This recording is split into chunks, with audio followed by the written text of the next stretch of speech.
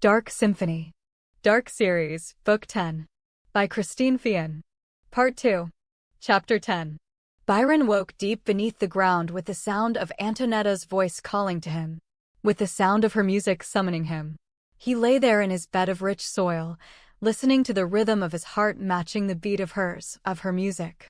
The earth around him hummed with life, the sounds of insects and the trickle of water, all adding to the melody she was creating just for him. "Why won't you answer me?" His heart leapt at the little catch in her voice. "I am here with you. Here is not where you were when I went to sleep. You left me alone. I woke up and you were gone. It did not occur to me you would have sex with me and get up and leave." He lay in the warm arms of the earth, listening to the nuances of her voice, paying particular attention to the shadows lurking in her mind. Peace swept over him. Antonietta was bound to him, belonged with him. She had ideas that didn't quite match his own, but the ties between them were already formed and pulling tighter with each connection. It was fortunate she awakened as he did. By binding them, her discomfort level, if unable to reach him, would have soared. His teeth gleamed white at the little bite in her voice. "Sex? You may have had sex with me, but I was making love to you with every breath in my body. You are the one who wants no emotion between us." He stretched, knowing she would feel his leisurely, tranquil movement. "I told you separation could be difficult. Are you feeling the effects?" There was a small silence. "Difficult? I didn't use that word. I didn't even think it. You can choose to sleep anywhere you like." Antonietta sounded regal, haughty, very much a Scarletti, and humming with anger. Byron's smile widened. The soil fell away from him, allowing him to float free, clean his body, and dress in immaculate clothing. "You are very accepting of our differences. Grazie, Antonietta, for your understanding." Again he felt her pull back, a silent withdrawal while she attempted to regroup. "What differences? You didn't mention differences when we went to bed last night. I've slept the day away and thought I'd wake up with you beside me. I hoped I'd wake up with you beside me. Do you grow horns in your sleep? Is that why you left, so I wouldn't see that you are not human?" It was that tiny spurt of humor that melted his heart. "I have never looked, but the possibilities are endless. You aren't married, are you?" Ouch! What a thing to ask me. "I am your life mate. I cannot be with another woman. I am afraid you are permanently stuck with me, horns and all." He reached for her in his mind, holding her to him. "I would much prefer to wake with you in my arms. I can bring you to my home this evening and you can share my bed here." She sensed a hidden trap. He could feel her moving through his mind, touching his thoughts. It took her a few moments before she realized what she was doing and how easy it was. She grew even quieter, withdrawing farther from him. "Well?" He prompted her, mocking male amusement brushing at her teasingly. "You're so charming, I guess I can't resist you." Deliberately she sighed.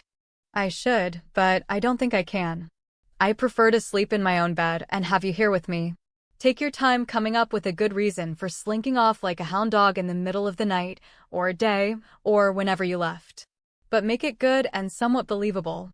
Byron laughed. He began to move, floating upward, finding the chimney and slowly, without effort, drifting steadily toward the night sky. "You want to stay in your own home where you feel you have the power. Do not think I do not understand that is what you are doing." Antonietta gasped. "You're flying. I feel it with you. You're flying through the air, aren't you? I want to do that. I am floating, gliding really. It is a pleasant sensation. Not nearly as pleasant as sharing your bed. Pretty words aren't going to get you out of trouble." "Sure they are." He was openly laughing, happy. "Are you on your way back to me? If so, you can take me flying tonight for your punishment for leaving me all alone in this great big bed. You are still lying in those silk sheets without a stitch on." The thought of her warm and soft and waiting there for him left him breathless. Just that she would want him with her. Just that she was thinking of him. "Do you, Antonietta? Do you think of me? Dream of me?" "Always. I have since the moment you came into our lives. You humble me. I will be there soon." Byron shot into the sky, wings spreading wide as he took the form of an owl and circled over the sea, enjoying the way the moon spilled light on the choppy surface. He needed to feed. He was not completely healed, as he couldn't afford to spend time in the healing earth when Antonietta was in danger. Even with Kelt guarding her, Byron was uneasy separated from her. She didn't have a clue what he was or what he intended. He was now used to the strange barriers in her mind and could easily maneuver around them. Antonietta wanted him, even accepted him, but she didn't think in terms of a future. Not ever. It didn't enter into her realm of possibilities. Spotting prey, Byron circled lower, a silent drop, eyes fixed on his quarry. As he settled to earth and reached for the man staring up at him with such shock, he smiled. Antonietta had a few surprises in store for her. Someone needed to shake up her tidy little world. He drank deeply, allowing the rush to hit him, allowed himself the feel, just for a moment, of absolute power. It would be easy to give in to the whispers calling to him if it weren't for her presence. Antonietta would call him back, as she had unknowingly with her music in the past. He wasn't as near to the edge as most of the hunters. Byron rarely had to kill, yet the pull to feel absolute power was strong, even with knowing right from wrong. "You're feeling very sad." Her voice startled him. He nearly dropped his prey. Antonietta sounded so close to him, so concerned. Quite gently, he closed the small, telltale pinpricks and eased the man to the ground. "A few moments ago you were so happy. What's wrong, Byron? I can come to you if you can't get here. Tell me where to meet you." Her voice, soft with concern, turned him inside out. "I am coming to you. I was just thinking of my kinsman, some sadly lost to us. Hurry. I'm waiting to see you." He took to the sky again, moving quickly toward the Scarletti Palazzo. The rounded turrets drilled through the wisps of fog and clouds, a massive castle of stone and secrets.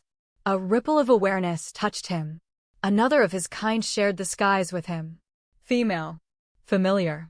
The owl came winging out from around the tower and rushed him, feathers nearly iridescent. Eleanor. His sister, gone from him many years. Byron dropped down into the middle of the maze, signaling to his sister to do the same.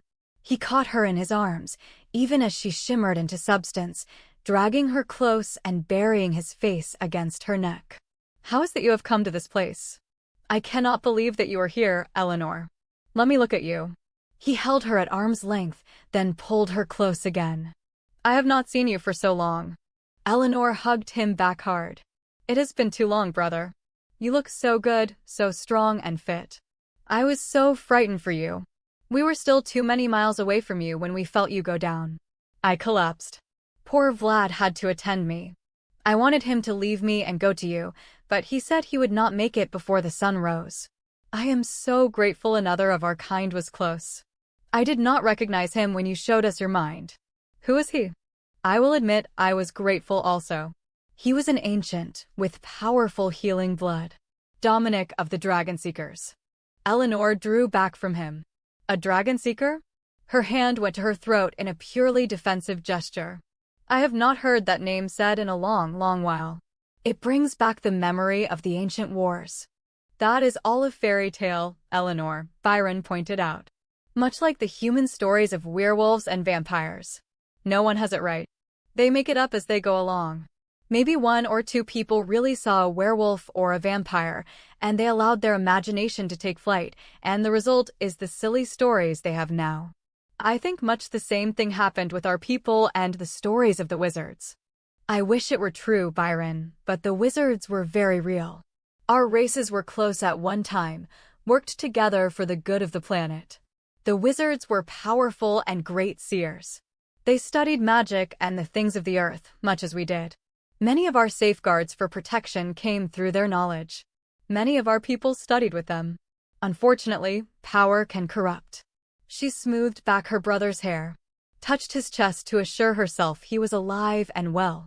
"I do not recall that Dominic had much to do with the wizards, but his sister did. She was incredibly talented." Eleanor's voice trailed off, and she stepped back to study him with her dark eyes. "You look fit, completely healed, and it is a miracle. You look quite different. More powerful maybe, yet happy. I have found her, Eleanor. At long last, I have found my life mate. She is here, at this palazzo, the concert pianist, Antonietta Scarletti. She is an amazing woman. Eleanor flung her arms around her brother's neck again. I am so happy for you. You must introduce us. Have you claimed her? Have you told our prince? When are you taking her home? There was a small silence while Byron hugged Eleanor a second time, grateful he could feel the flood of love for her. Grateful he could look at her and feel. Antonietta had given him that gift.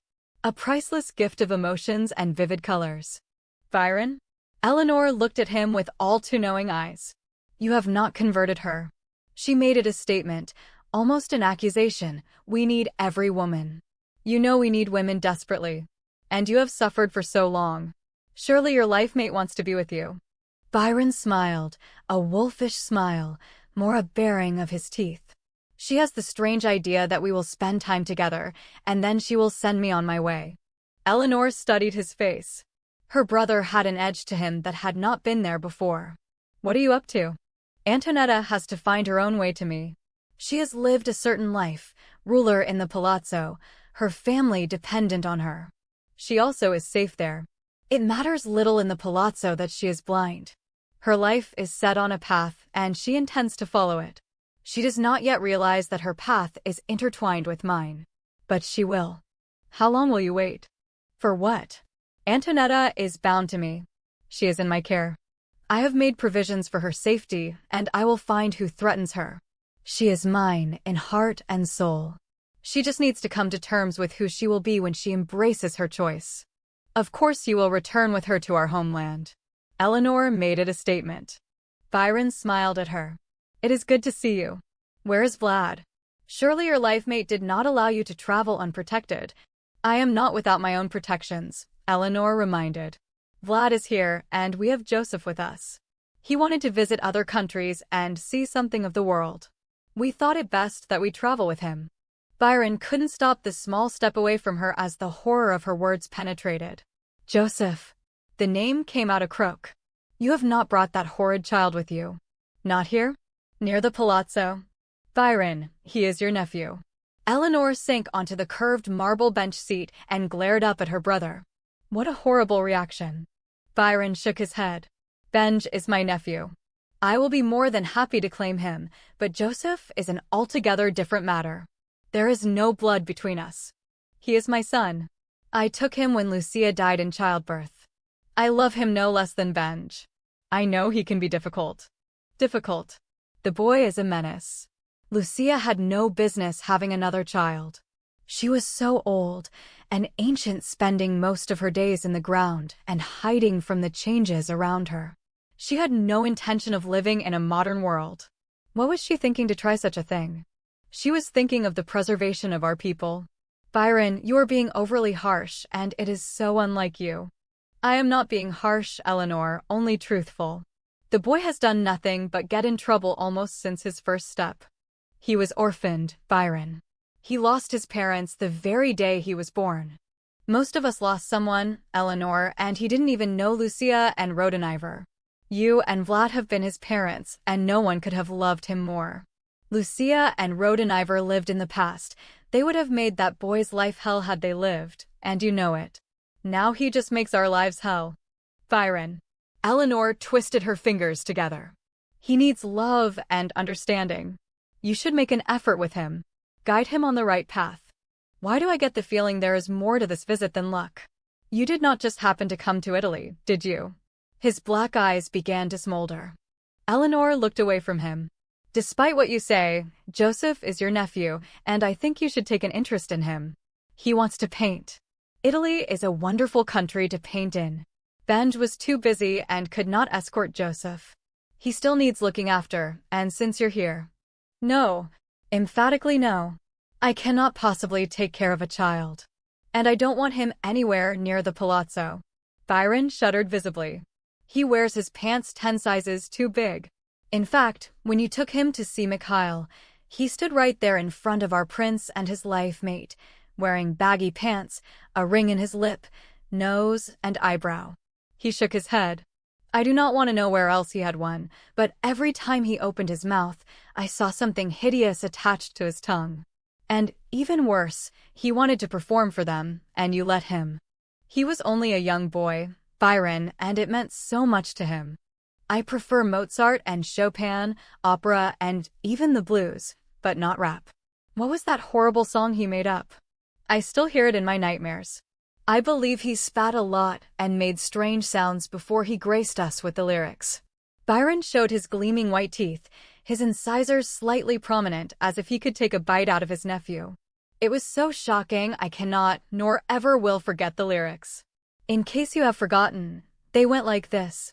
I'm the man, / the man you can't see, an invisible man, you ought to fear me, / fangs and cat's eyes, / your blood on my hands, / I come out at night when the moon rises high, I'm a blood-sucking fiend. A most fearsome sight. I particularly enjoyed watching the prince's face when he sang the blood-sucking fiend part and the refrain of I want to suck your blood, blood, blood. Byron found he wanted to laugh at the memory, as he couldn't those many years ago. The only good thing that came out of that was it made Jacques laugh. I had not seen him laugh in years. It was the only reason I forgave Joseph for such an obvious attempt to draw attention to himself. But Byron, he has such talent. Even then, and he was only a child, he was creative. There was a small silence. Eleanor was exasperated with him. He was only 15, and at that awful age. He is much older now. Do not give me that, sister dear. I heard he had taken to wearing all black, including a swirling black cape, and lying on graves in the cemetery with a group of his human friends. I heard he had so many rings in his bottom lip no one could look at him for fear of laughing. That is so unfair. Oh, for heaven's sake, all the children try things out. He was going through his goth period, at least that's what Vlad called it. That was years ago. He was only 17. You know, by our standards, he is still a mere fledgling. He is your nephew, Byron, and he wants to visit other countries. It would not hurt you to show an interest in him. He needs attention. I do not care if he is a mere fledgling. The prince's daughter was forced to take her life mate as a mere fledgling, and she rose to the occasion. Eleanor made a rude sound. And you know exactly what I thought of that. How dare the prince sacrifice his own daughter's childhood? It was an abomination. They deliberately tried to age her by sending her out on her own with only hidden guards to watch over her. She deserved a childhood. Mikhail has been around humans for so long, and Raven was human, so they have forgotten our children are young for a much longer time. 50 years, and they still do not have full power. We would have lost Grigory, our greatest healer, and ultimately Savannah. You know that, Eleanor. All of you women were up in arms, but in truth, the prince had no choice in the matter. No child can learn what they need in that short of time. She was lucky to be able to shapeshift or even protect herself. I can forgive Raven. She was born human and thinks in terms of human aging. But Mikhail was desperate to save his second-in-command. No female ever had the males brought in while she was a mere child. Mikhail arbitrarily decided to introduce the practice of bringing in the males when they reached the age of 18 in the hopes of finding life mates. His daughter just happened to be the first. 200 was the coming of age, not a baby of 18. It was appalling. It was no wonder Savannah panicked and fled the country. I know her father sent protection, as did Grigory, but in truth, they allowed her to be on her own to help age her. I do not know a single woman who did not protest such an abomination. It is no wonder our race is dying out when our prince does not treasure his own child above his friend. Byron sighed. Mikhail is hardly responsible for the extinction of our race. It was a long-standing argument he hoped Eleanor had gotten over. Next you will be accusing him of being responsible for the inability to feed our children naturally. Eleanor had the grace to look slightly ashamed. I have no idea why we can no longer produce the perfect food for our children. All of us have discussed it at great length, and Shay has done much research. There were tears in her voice. She wept for her people, for the mothers and babies who had lost so much. Byron put a hand on his sister's shoulder. I did not mean to make you feel such sorrow, Eleanor. Our males certainly do not blame our women for such a tragedy. He kissed the top of her head in silent apology. What happens to one of us happens to all. Every child saved, however we can manage to save them, every life mate found, every male saved, even at the expense of a childhood, is a step forward for our people. Savannah was far too young. We all know that, but she rose to the occasion. Perhaps it was her bloodline, perhaps she is simply an extraordinary woman, but Grigori will care for her and protect her and aid her in learning the things she must learn. Eleanor rubbed her forehead. I know he will, and I know he is needed. It is just that our children have suffered so much already. So many die. Such a simple thing, feeding and caring for a child, yet we, of the earth, cannot do this simple service for our children. We cannot afford to take anything more away from them. If they need a full 50 years to mature enough to allow them on their own, so be it. What is that to give to a child? You are right, of course, Eleanor. I have every belief that Shay and Grigori will find an answer that will allow our women to once again carry our children without the loss of so many. And with that, you will be able to feed them with your own bodies as you were meant to do. She took his hand. You remember that Celeste and Eric had a son when we had Benjamin, and he did not survive? They have tried again, and the child was lost to them. She is very distressed, and Eric has taken her away to try to help her get over the loss.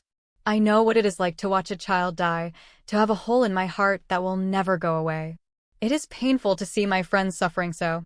Vlad's sister Deidre spends more and more time in the ground. I fear we will lose them if she becomes pregnant and does not succeed again. Teen has refused to try again, afraid, as I am, that she would choose to meet the dawn.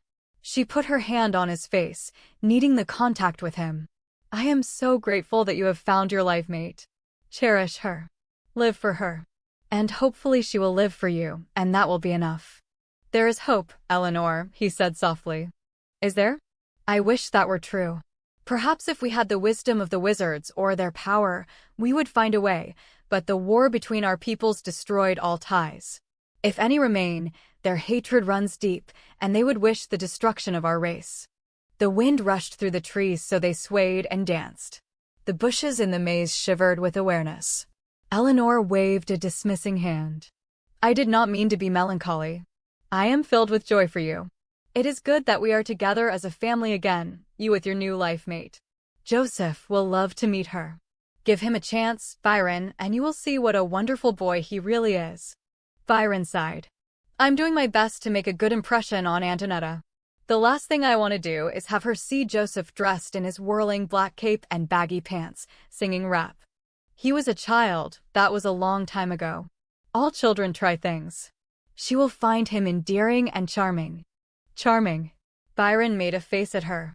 As I recall, he went from lying in cemeteries to slamming into other people in a pit during concerts where singers tried biting the heads off living creatures. Really, Eleanor, the boy needs discipline. I do not intend to be the one to deal with his problems. Certainly not now. I would cuff the boy a few times on his ears in the hopes he would behave like a rational being. Eleanor sighed heavily. Byron, he is no longer such a handful, and you are still thinking in human terms. You have been away so long. Am I? What about the makeup? He was definitely wearing makeup and dyeing his hair all sorts of colors. I do not see how that was keeping a low profile and blending in with society. Who told you that? I cannot believe someone told you. The old gossips. That was his androgynous period. And he was blending in with his own age group. All children have to find themselves, Byron. Eleanor was outraged on her son's behalf. Byron's long-suffering brother-in-law Vlad had told him in great frustration, but Byron believed discretion was the better part of valor. He didn't want Eleanor angry with her life mate. Byron forced a cajoling smile. The point is, at this time, I am trying to court my life mate, and I have no time to monitor a fledgling. We must meet her, Eleanor leapt on that. I cannot wait to see her. Byron took both of his sister's hands in his and drew her to her feet. You know I want to introduce you and Vlad to Antonietta, but the thought of Joseph going anywhere near her or her family is frightening. You face vampires, Byron. You can face your nephew. Byron sighed. There was no way to win, and he knew it. It didn't matter that he was a vampire hunter or a Carpathian male in full power. Eleanor was his sister, and like most Carpathian women, she was going to get her way. He might as well save himself the argument. I will be happy to introduce all of you to Antonietta, but you must give me a period of time to adjust to having Joseph around. He is not to do anything foolish. Of course he will not. Eleanor broke into another large smile. Have you fed this night? Yes, I am going to her. I will tell her that my family has arrived, and she will certainly invite you to her home. There is much going on. Someone is trying to kill both her and her grandfather. Eleanor hissed, a long, slow sound of disapproval, her dark eyes flashing dangerously. Take her and leave this place immediately, Byron. What are you thinking? He burst out laughing. You are such a contradiction, Eleanor. Savannah's rights were stepped on, and you are up in arms, but my life mate has no say in what she does or where she goes. If anything happens to her, it happens to you, Eleanor pointed out. Is that not the same with Gregory and Savannah? She bared her teeth at him. Gregory is not my little brother. Go to your life mate before I box your ears for your impertinence. Save your earboxing for that nephew of mine. He leaned down and kissed the tip of her nose. Do you have a place you are staying? We rented a villa. Joseph wanted to experience the flavor of life, as he puts it. Vlad found one we could use and still be safe. You are more than welcome to stay with us. Joseph would be thrilled. He already has his paint set up on the balcony, and he looks stylish in his beret. What of you? Where are you staying? Below the earth. You must seem a respectably human, Byron. I will see to it that we find you a place of your own. Do not worry, I will find something very suitable so you will be able to take your life mate to a safe residence. Grazie. I did not think of that. Let me know the location when you find one. I will send word to you after I have talked with Antonietta. I have seen no evidence of vampires in the area, but that does not mean they are not among us. Be careful, Eleanor. You too. It is so good to see you. Reluctantly, she allowed his hand to slip from hers. Do not delay too long in taking your life mate to our world, Byron. You belong in our homeland, you know. You always have. You are the one who imposed a sentence on yourself, leaving our people, fighting the vampires when you are a true, gifted artisan. I long to feel the gold and silver in my hands, to find the perfect gemstones in the sacred caverns. Byron smiled at her, shadows in his eyes. There are times I find myself fashioning jewels in my mind when I should be doing much more important things. Now that I have found Antonietta, I long to make her something beautiful. Every craftsman is highly prized by our people, Byron, Eleanor reminded. Especially a master at finding the gemstones. It is a world like no other. No one can understand such a thing unless they are born to the craft. Emotions bring back needs I wish I did not have. Your craft will always need you, Byron. You are a master such as our people have not seen in centuries. The prince has often commented to me that only you could design the perfect gift for Raven. He will not ask another. He is so certain I will return. I'll hope it is so. Few brothers were luckier than I in having such a sister. I will see you later. Byron's solid form dissolved into droplets, and he streamed away from the labyrinth and toward the massive palazzo. He circled above the towers and turrets, slipped through the sculptures of winged gargoyles, and dropped toward the second story and a window nearly always left open a few inches. Far below him, he caught a glimpse of movement on a narrow, twisting path leading up the mountain, away from the palazzo and away from the city. Ordinarily, he might not have paid attention, but there was something furtive about the way Franco Scarletti's wife, Marita, was moving along the path. She was deliberately keeping to the tree line, rather than walking along the open trail. He could see she didn't want anyone from the palazzo to spot her. Byron circled back, floating almost lazily in the clouds. He kept the woman in his sight as she slipped in and out of the trees. He could see her head continually turning left and right, eyes shifting restlessly, her body hunched. She was carrying a small package, plain brown wrapper tied with a single string. She took the more difficult climb, winding steadily away from the city and the cliffs, moving inland, moving ever upward. Byron caught the scent of the cat. The smell was wild and pungent and evil. At once his lazy facade disappeared entirely, and he was on the alert, streaking through the skies toward the groves of trees near the top of the mountain. Lines and lines of trees dotted the hillside. He swirled around the trunks. The odor was strong in the grove. A large cat had spent some time rubbing against the bark, stretching out in the branches. The wind shifted, whispering to Byron, bringing with it the scent of freshly spilled blood. The coppery scent permeated the air, rose on the wind. Marita screamed. The sound sent birds scattering from night perches into the air so that for a moment the flutter of wings was loud. Bats wheeled and dipped, performing their acrobatics. Byron moved with them, taking their shape to blend in, hunting for the cat. Knowing it was aware of him. Knowing it was hunting, too. Merita's scream was cut off abruptly, forcing Byron to turn away from the search to ensure she was not being attacked. She lay crumpled on the ground. The leaves on the trees were smeared with a black, shiny substance. It dripped from the leaves to the ground just beside Merita's still body. Byron dropped to earth, taking care to be light and airy, not wanting to leave prints behind. The torn, bloody body of a man hung in the fork of the tree branch much like cached meat. The moon revealed the trunk, black with blood. Merita lay at the bottom of the tree. Byron bent over her to check to see if she were injured. She appeared to be breathing without difficulty. The package had fallen from her limp hand, so he pushed it into his coat pocket without a single qualm. The last thing he wanted to do was pack the woman down the mountain in the way of humans and waste time with hysterics. Merita was capable of sending the entire palazzo and the nearby city into a full-blown panic. Byron examined the victim. He appeared to be in his late 30s. He had seen it coming, died hard, been torn open by a wild animal, and partially devoured. The death had been only an hour or so earlier. Merita had stepped in a puddle of blood, slipped, and fallen into another puddle. Apparently, the fright had been too much for her. The cat had been close, very close, and had sensed a predator coming near. It was gone, out of the area. He might have been able to track the jaguar, but he couldn't leave Merita to wake up in the midst of all the blood. With a little sigh, he plucked her out of the mess and started down the mountain with her. Almost at once Merita began to stir, moaning in fear and abject misery. Byron hastily put her on the ground, stepped back to give her room, and stood waiting. She thrashed for a moment, sat up straight, looked down at her blood-stained clothing, and screamed shrilly. Byron waited, but she didn't stop. Her eyes rolled back in her head, and she began to slump again. Merita. He said her name sharply, burying a compulsion. You are safe here with me. Nothing can harm you. She blinked rapidly, her hands fluttering wildly. Did you see it? The body? It was horrible. She shuddered. Utterly horrible. Allow me to escort you home, and we can inform the authorities. He held out his hand to her to help her up. Merita obeyed the compulsion in his voice, placing her hand in his.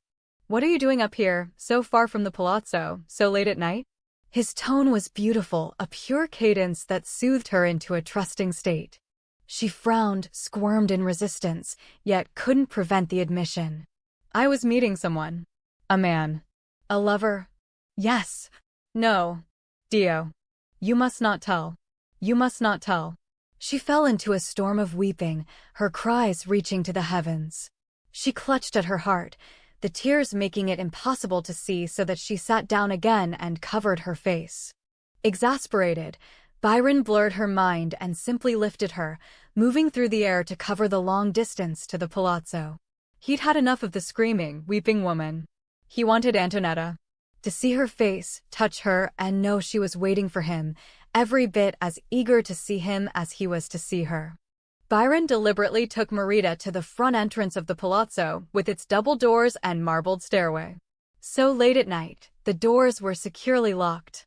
He used the knocker ruthlessly.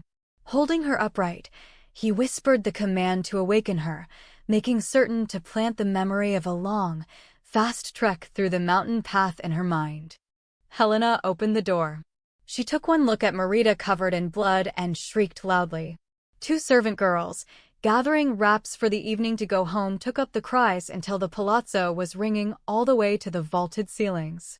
Merita burst into tears again, wailing to the dead and everyone else in hearing distance.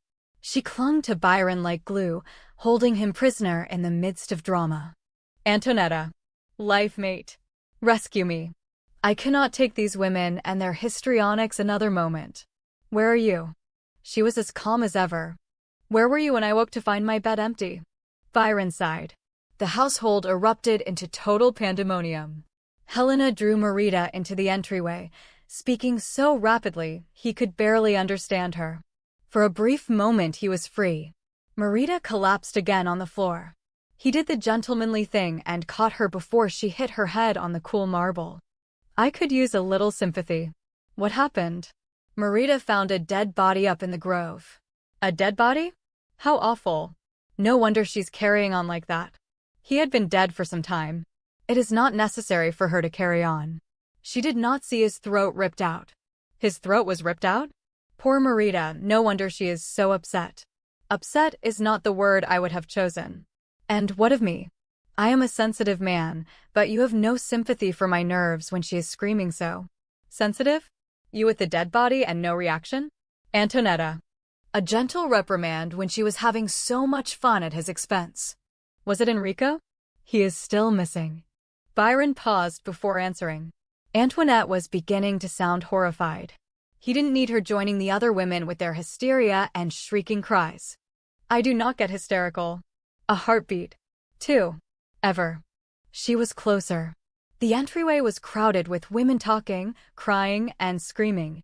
Byron thought he might break into a sweat if he wasn't rescued soon.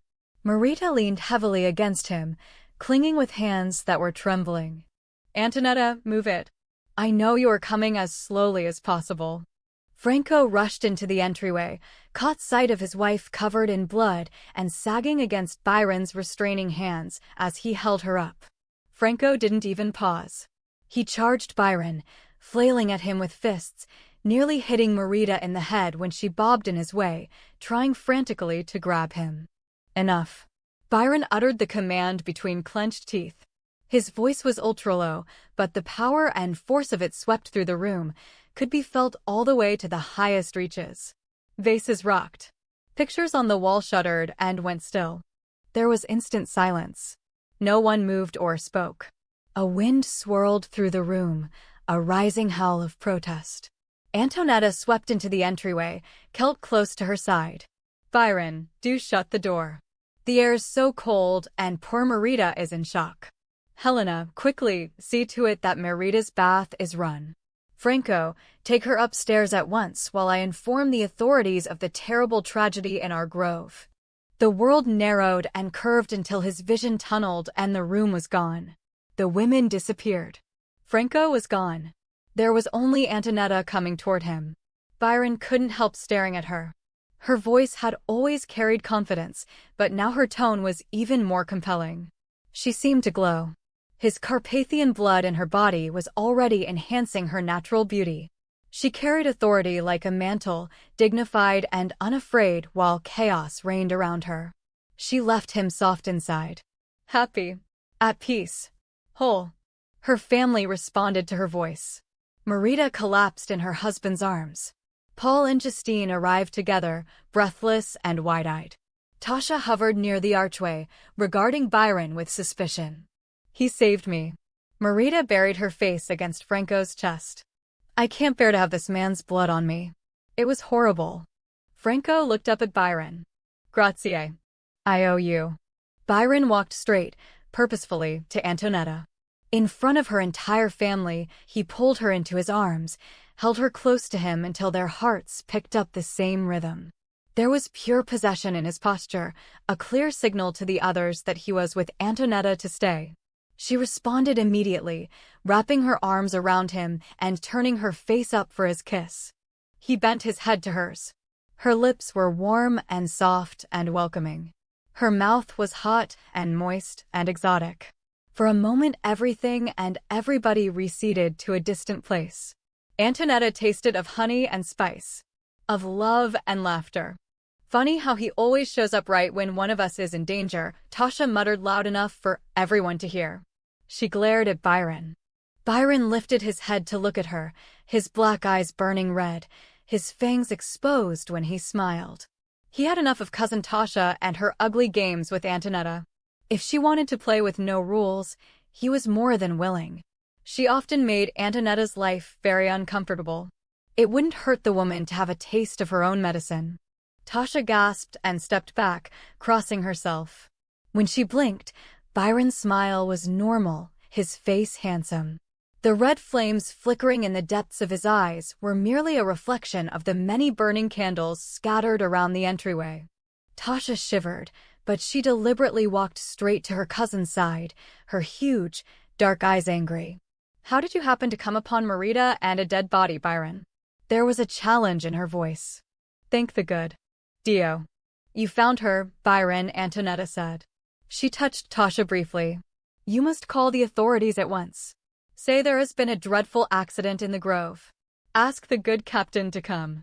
Tell him our people are already used to his presence, and with everyone so nervous, I would appreciate it if he were to come personally. I sense her uneasiness." "What are you doing to her?" "What am I doing to her? She practically accused me of assaulting Merida." Antonietta made a small gesture of acceptance. That is just her way, to strike out when she is upset or afraid. Byron set his teeth. "Cousin Tasha needs manners." Tasha nearly leapt for the phone, forgetting her determination to save Antonietta from her own folly in the hopes of seeing the handsome captain. "Of course, Antonietta. Paul, go too." No. And let him know what is happening.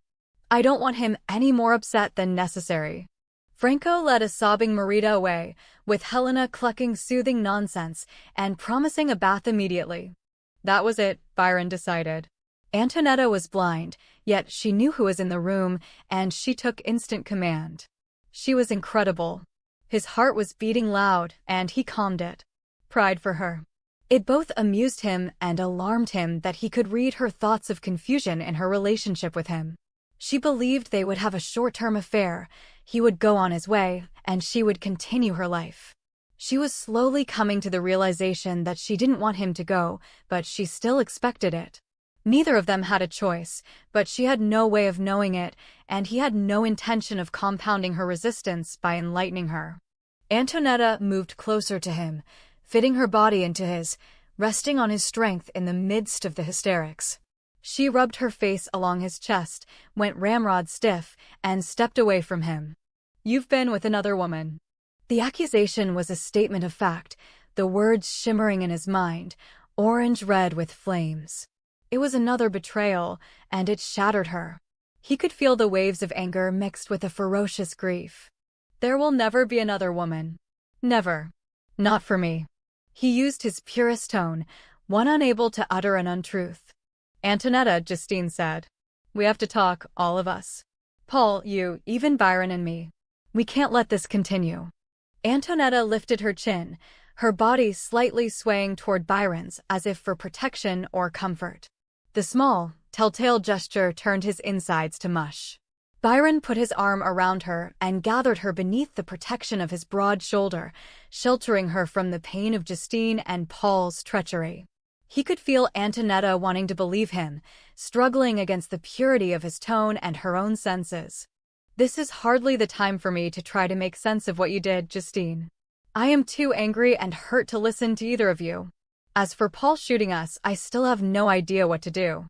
I suggest he stay out of the way of the authorities when they arrive." There was that faint haughty note in her voice that Byron was beginning to recognize as more of a defense than an offense. "I still can smell her on you." He bent and kissed the tip of her nose. "My sister has arrived from my homeland. She has taken a villa with her life mate and son near the city overlooking the sea. I believe we discussed Joseph and his peculiarities. He wishes to paint, so they are allowing him the opportunity." The suspicion in her mind cleared at once. Antonietta flung her arms around his neck. "I'm sorry. I don't know why I doubted you. Betrayal is a way of life in your family, Antonietta. It is not in mine. I say that only to reassure you. It is a natural conclusion when you wake alone, and I return with the scent of another woman on me." Justine planted her body firmly in front of Antonietta even as Paul hurried off to his grandfather's room, carefully avoiding Byron's gaze. "Antonietta, I made a terrible mistake, but you can't just throw away 13 years of friendship. You know you're my family. My only family. This is painful." Byron's hand came up to massage the sudden tension from the nape of Antonietta's neck. His fingers were gentle, his mind soothing so that she was able to keep from shaking with anger and hurt. Antonietta was silent a moment. "I'm glad it's painful for you, Justine." "It should be. It's painful for me to know you would betray everything we had simply because you're sleeping with my cousin. I can't imagine the man I am with asking me to do such a thing, and if he did, I can't imagine complying or staying with him. Paul uses people. He's very good at it, but then you knew that going into the affair. Justine turned a dull red, her eyes avoiding Byron. Her lips quivered for a moment, but then her chin went up, and she turned abruptly on her heel and swept away. Byron watched her go, noted that her back was ramrod stiff and her hands were clenched into tight fists. "What are you going to do about her?" Byron asked. His hand moved from her nape to the small of her back, continuing the soothing massage. "I have no idea. I should fire her, tell her to pack her bags and go, but I don't know if that's hurt talking or good business sense. Justine is just as entitled as everyone else to her mistakes." Treachery. The word hissed through his mind, a clear, scorching burn that left black smoke and a bad taste behind. Byron liked none of it, but Antonietta's sense of loyalty and responsibility to her family and friends was enormous. He tried hard to understand why she loved them so much, why it was so important to her to help them. He wanted to see the things in her family she saw. He wanted to care for them as she did. Don Giovanni had earned his respect and loyalty. He doubted the others ever could, but he was determined to give them every chance. "I wish you could grow to love my family," Byron, Antonietta said. He could share her mind and view them the way she did, but Byron wanted nothing to inhibit his senses when it came to her family. "We will work it out." "Is your sister really here, Byron?"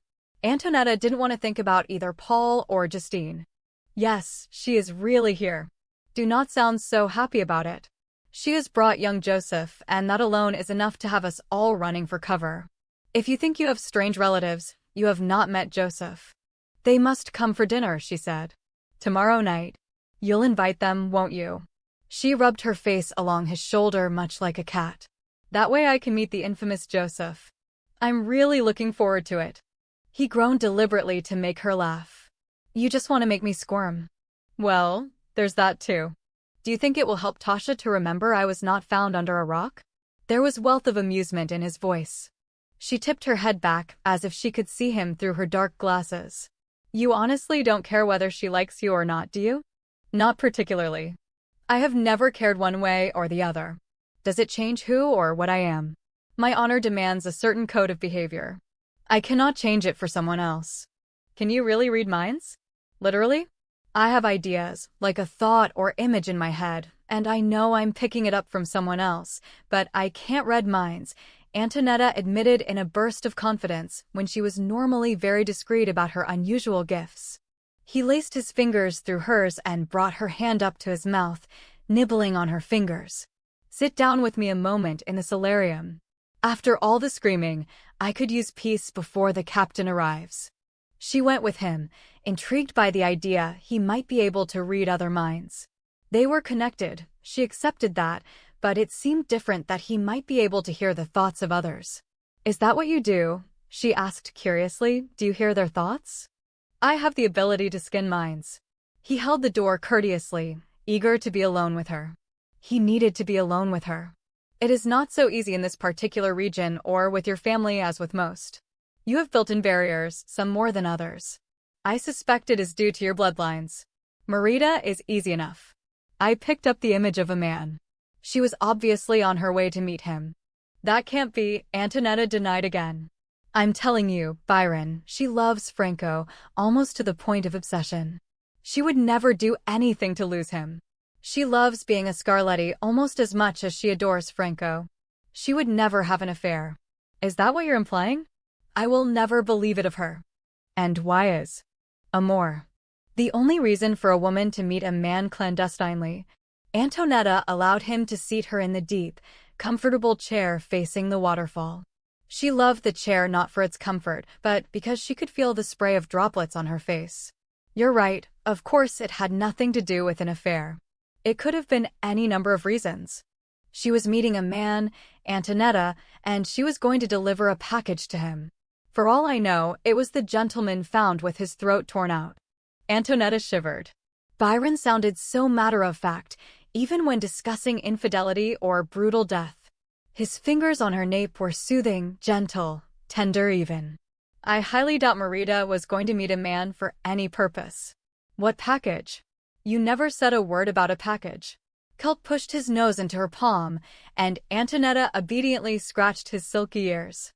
In all the excitement, Marita forgot she was carrying a package, but I am willing to bet she will remember when her head clears of fear and distaste.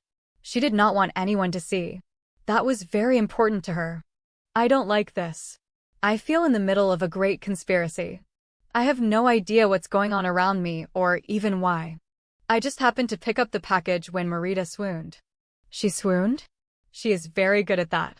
Tasha is jealous and wants to be able to drop gracefully to the floor at a moment's notice. I doubt if anything is capable of making me swoon. He leaned into her, kissed her hard, possessively. I can make you swoon if you wish it. She loved the way he sounded. Mischievous. Laughter in his mind. In his heart. He had a way of making her world right again. I seriously doubt it. I will take that as a challenge. Did you open the package? She had to ignore him. It was the only sensible thing to do when little flames licked over her skin at the heat in his voice. I waited for you. He pulled the brown wrapper from inside his coat and turned it over so that the paper rustled with invitation. Would you like me to open it? Have you looked into Paul's mind, Byron? Her voice was suddenly tight. She caught at him. Did he try to kill me? I love Paul. I'm not certain I can bear his wanting to murder me. Or worse, if he wanted to harm. No. For a moment, a black violence swirled in his belly, a reaction to her pain. His hand caught her chin. I would take you away from this place and these people. We would love and live and never look back if you simply said the word to me. She heard the words in her head, felt them in her soul. Byron was magical to her. If she was asked to explain it, she couldn't, but she longed to be with him. Not for a few stolen moments, but always. In his arms. Listening to his voice, laughing at his antics. His sense of humor appealed to her. He appealed to her on every level. This is my home. There was a trace of regret in her voice. I love my family. I worked hard for my career. Would you be happy here with me? His gut lurched. The doubt in her tone had him tossing the package aside and pulling her right out of the chair and into his arms. I can be happy anywhere, Antonietta, as long as I am with you. He pulled her to her feet, into his arms. I don't know what you are, do I? Does it matter? Will you love me anyway? Can you? Does it matter that I am not jaguar? Or human? Can you share my mind and know I am of the earth, a Carpathian male, with honor and integrity? Can you not see what I stand for? His fingertips brushed her face, down her arms to slide up inside her white lace blouse. Her skin was warm and inviting. A lush temptation far too exotic for him to ignore. He cupped her breast, took the weight in his palm, his thumb sliding in a caress over her nipple. Kelt, a little privacy would be nice. The borzoi shifted positions, patting a few feet away and dropping down to curl up, no doubt thinking him crazy. Can anyone see us?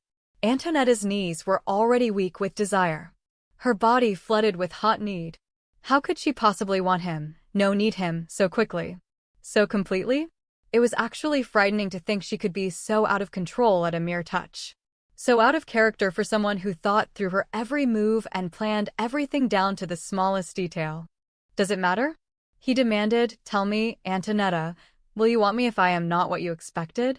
She pushed her breast deeper into his palm, savoring the way her entire body responded to the friction. Behind her dark glasses, her lashes drifted down. You aren't at all what I expected. This terrible hunger I have for you isn't at all what I expected. You make me feel desperate. I am feeling a bit desperate myself. You're distracting me from the package. We would not want to forget the package. He leaned down to brush a kiss on the top of her head. His fingers massaged her body. I cannot take my hands off of you. I am trying. But it is not working. Antonietta found it fascinating the way her body tightened and clenched in reaction to the stroking caress of his fingers. She wanted him right there. Right at that moment, in the solarium with its glass walls and hanging plants. With the waterfall in the background and her body wrapped around his. You are not helping, he said, confirming he could easily read her mind. Someone could see us, Byron, walk right in, couldn't they?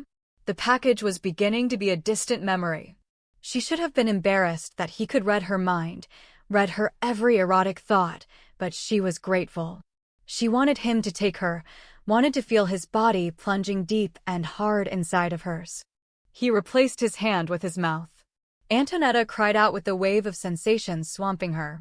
Her arms circled his head to cradle him to her breast. Ravenous hunger rose to swamp her. Her legs shook. Byron? What's happening to me? I'm not like this. She was always cool and confident and in control in her dealings with lovers.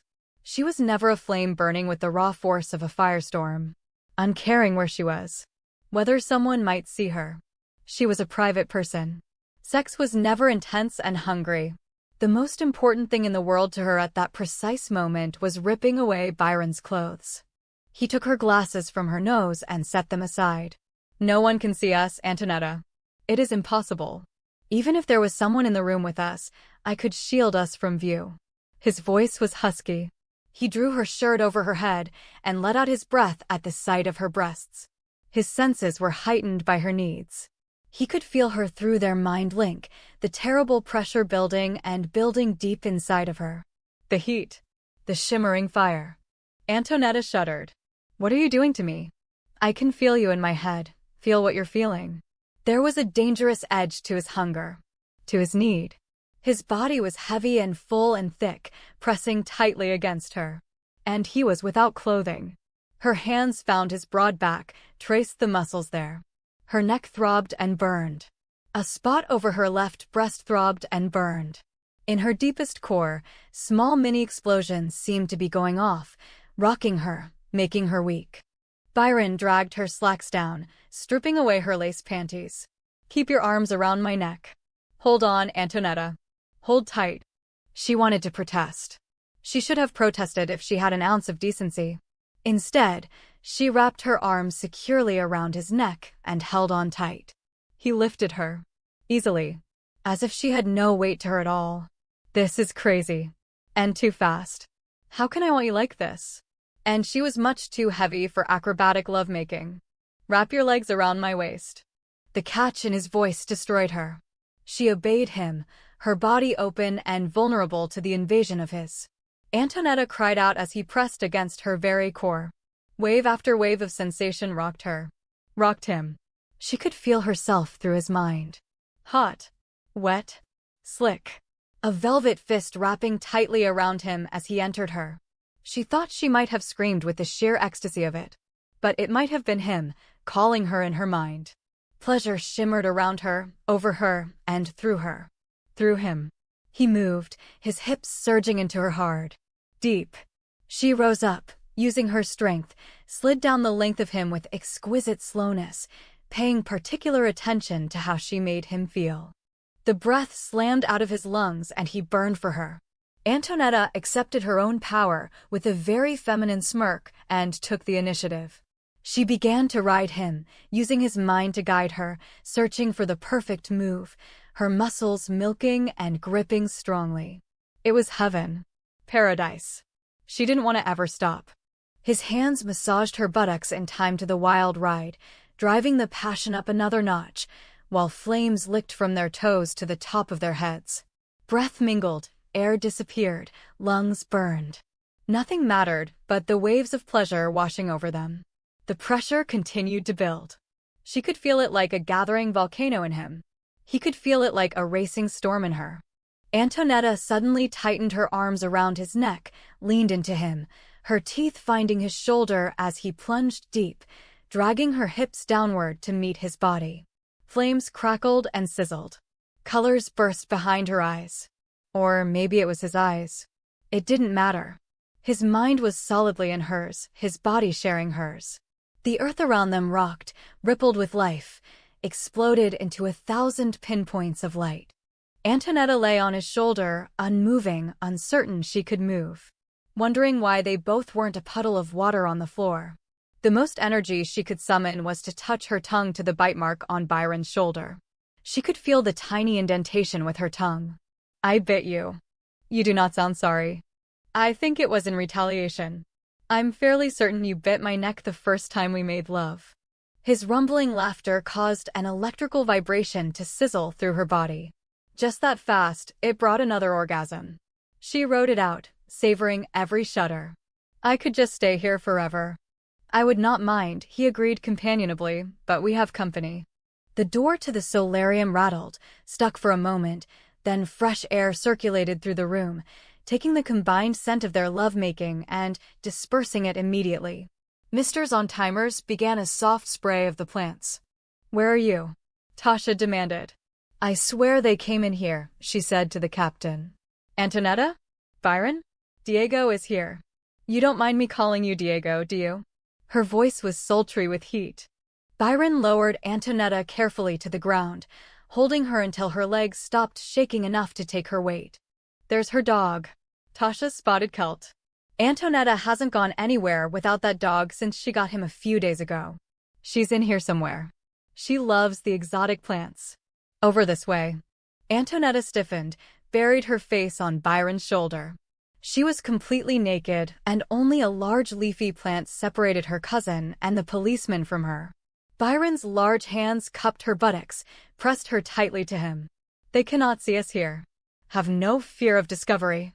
He reluctantly let her go to drag her shirt over her head and settle her dark glasses back on her nose. Antonietta stood in silence and darkness while he retrieved her slacks. She jumped when his hand slipped between her legs, his finger pushing inside of her. I want to be alone with you, cara mia. I hate that we can never be alone. His fingers stroked deep.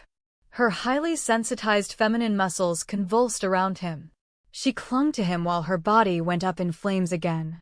Byron's hair brushed her face as he leaned close to help her into her slacks. You're my life mate, always in my care. He was fully clothed. I don't think I can breathe. Carry me upstairs. Let's run away together. His mouth settled over hers, a long, leisurely kiss. What in the world is this? Tasha picked up the package lying in the middle of the floor.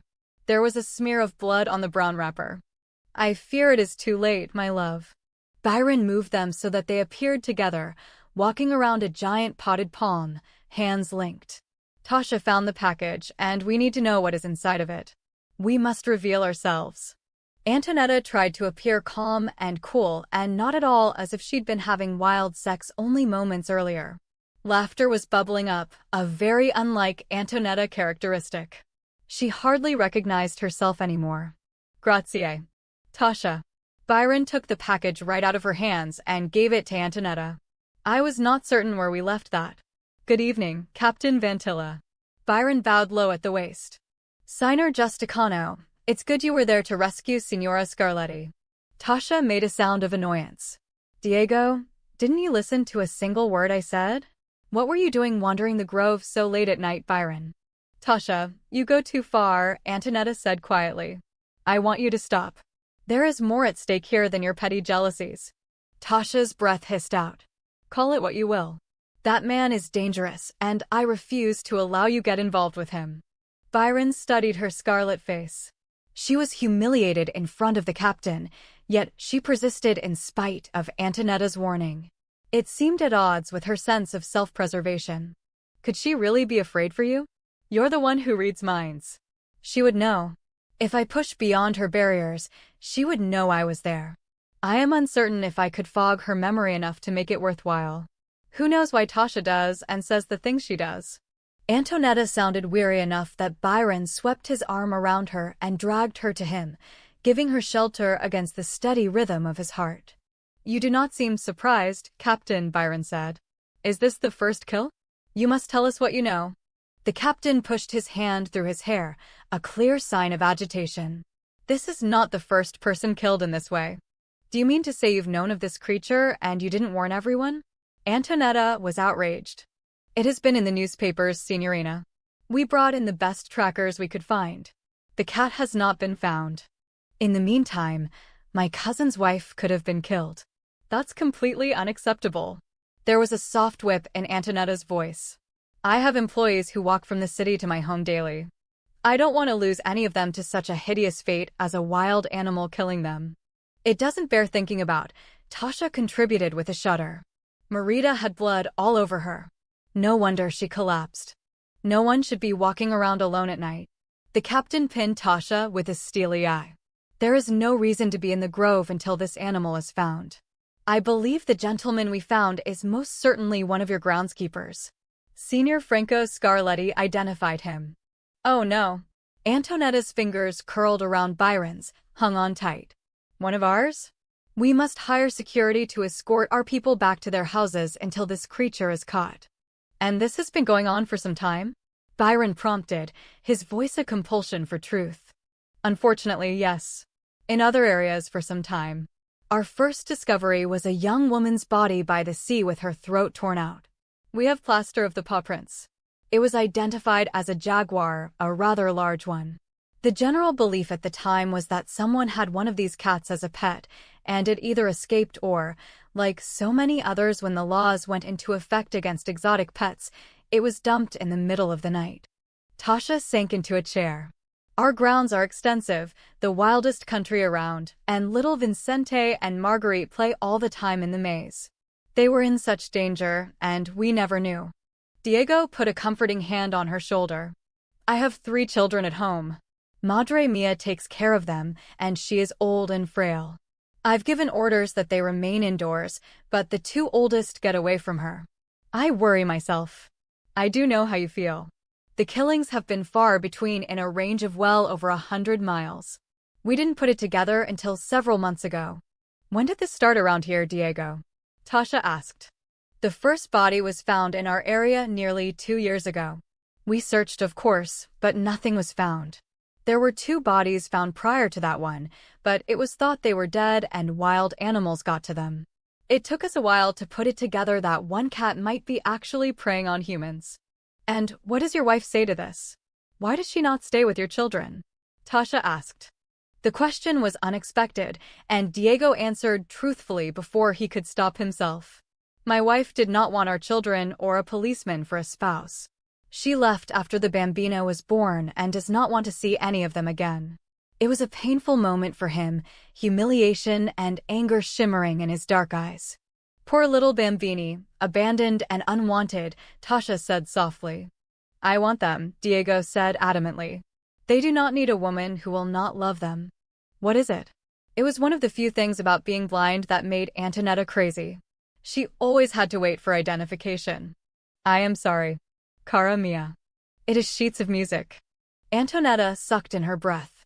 Finally, they were in the privacy of her sitting room with the doors firmly locked.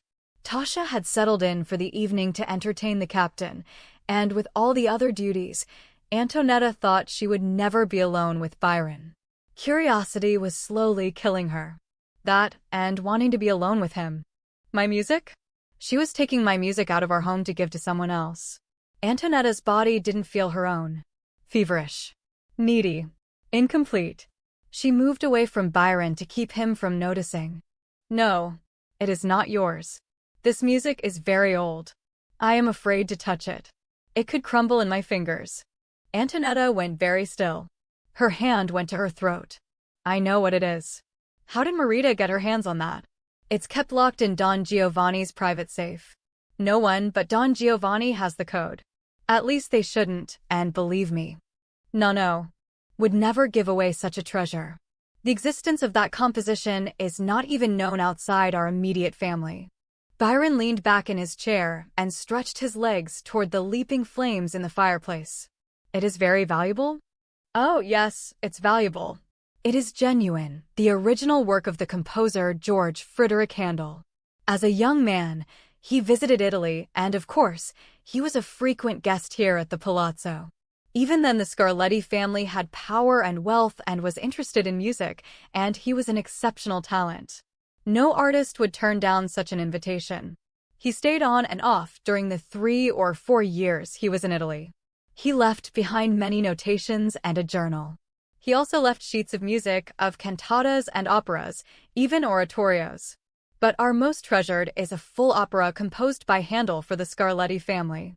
He was not happy with it. He said it lacked the fire of Italy, and he did not want it kept. Our family agreed it would never be for public use then or in the future.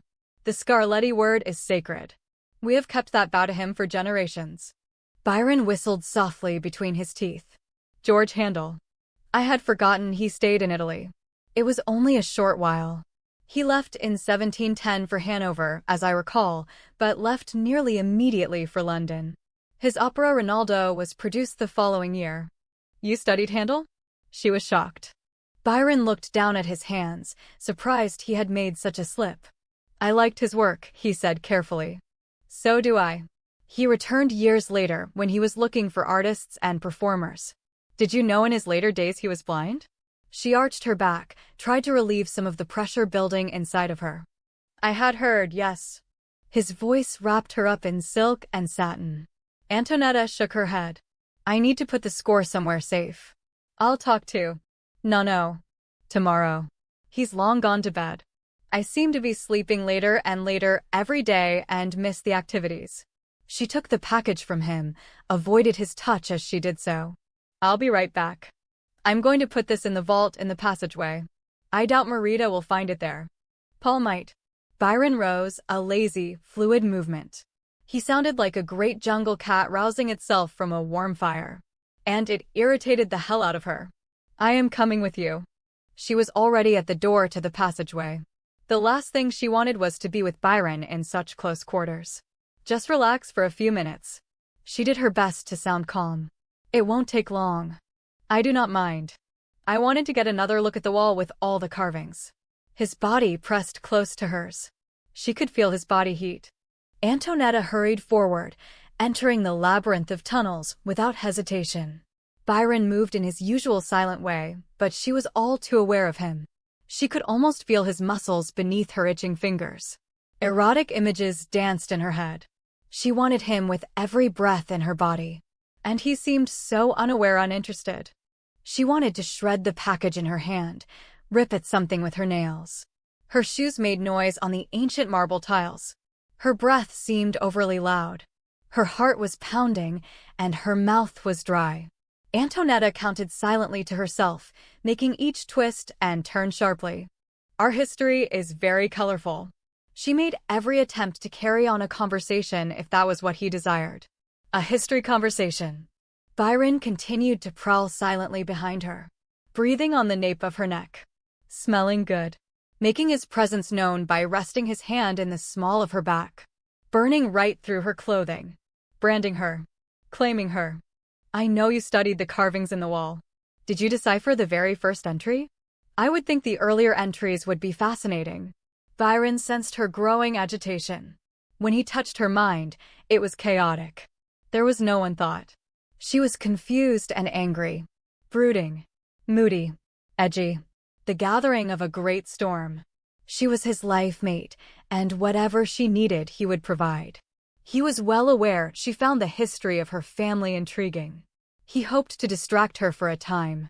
Antonietta clutched the package tighter to her. I spent some time studying the first bride's entry. She wasn't alone. Her husband did his share of carving also. I think it was his idea. I think he wanted his family to know the gifts he secured for them. He was very intrigued with the idea of shapeshifting. The earlier carvings are nearly all of shapeshifters. Women and even a few men changing to the jaguar. The earlier etchings are crude, of course, but they're detailed. I think they reveal more of the secrets than the later carvings. She made herself breathe in the oppressive heat of the passageway. If only his breath didn't tease the hair on the back of her neck, she might be able to think straight. In the later, more modern days, was there any evidence of shapeshifting? She rubbed at her itching skin and stopped directly in front of what appeared to be a solid wall. Byron reached past her to run his palm over the smooth surface. Her fingers brushed his, caught, and instinctively guided his to the 3 shallow depressions guarding secrets. It was an admission of trust, and he knew it even before she did. The wall slid noiselessly away to reveal the air-sealed vault. Obviously, she knew the sequence of numbers on the keypad. She punched several buttons carefully. The door to the vault opened. There was no light. The passageway was pitch black, but Antonietta didn't need light.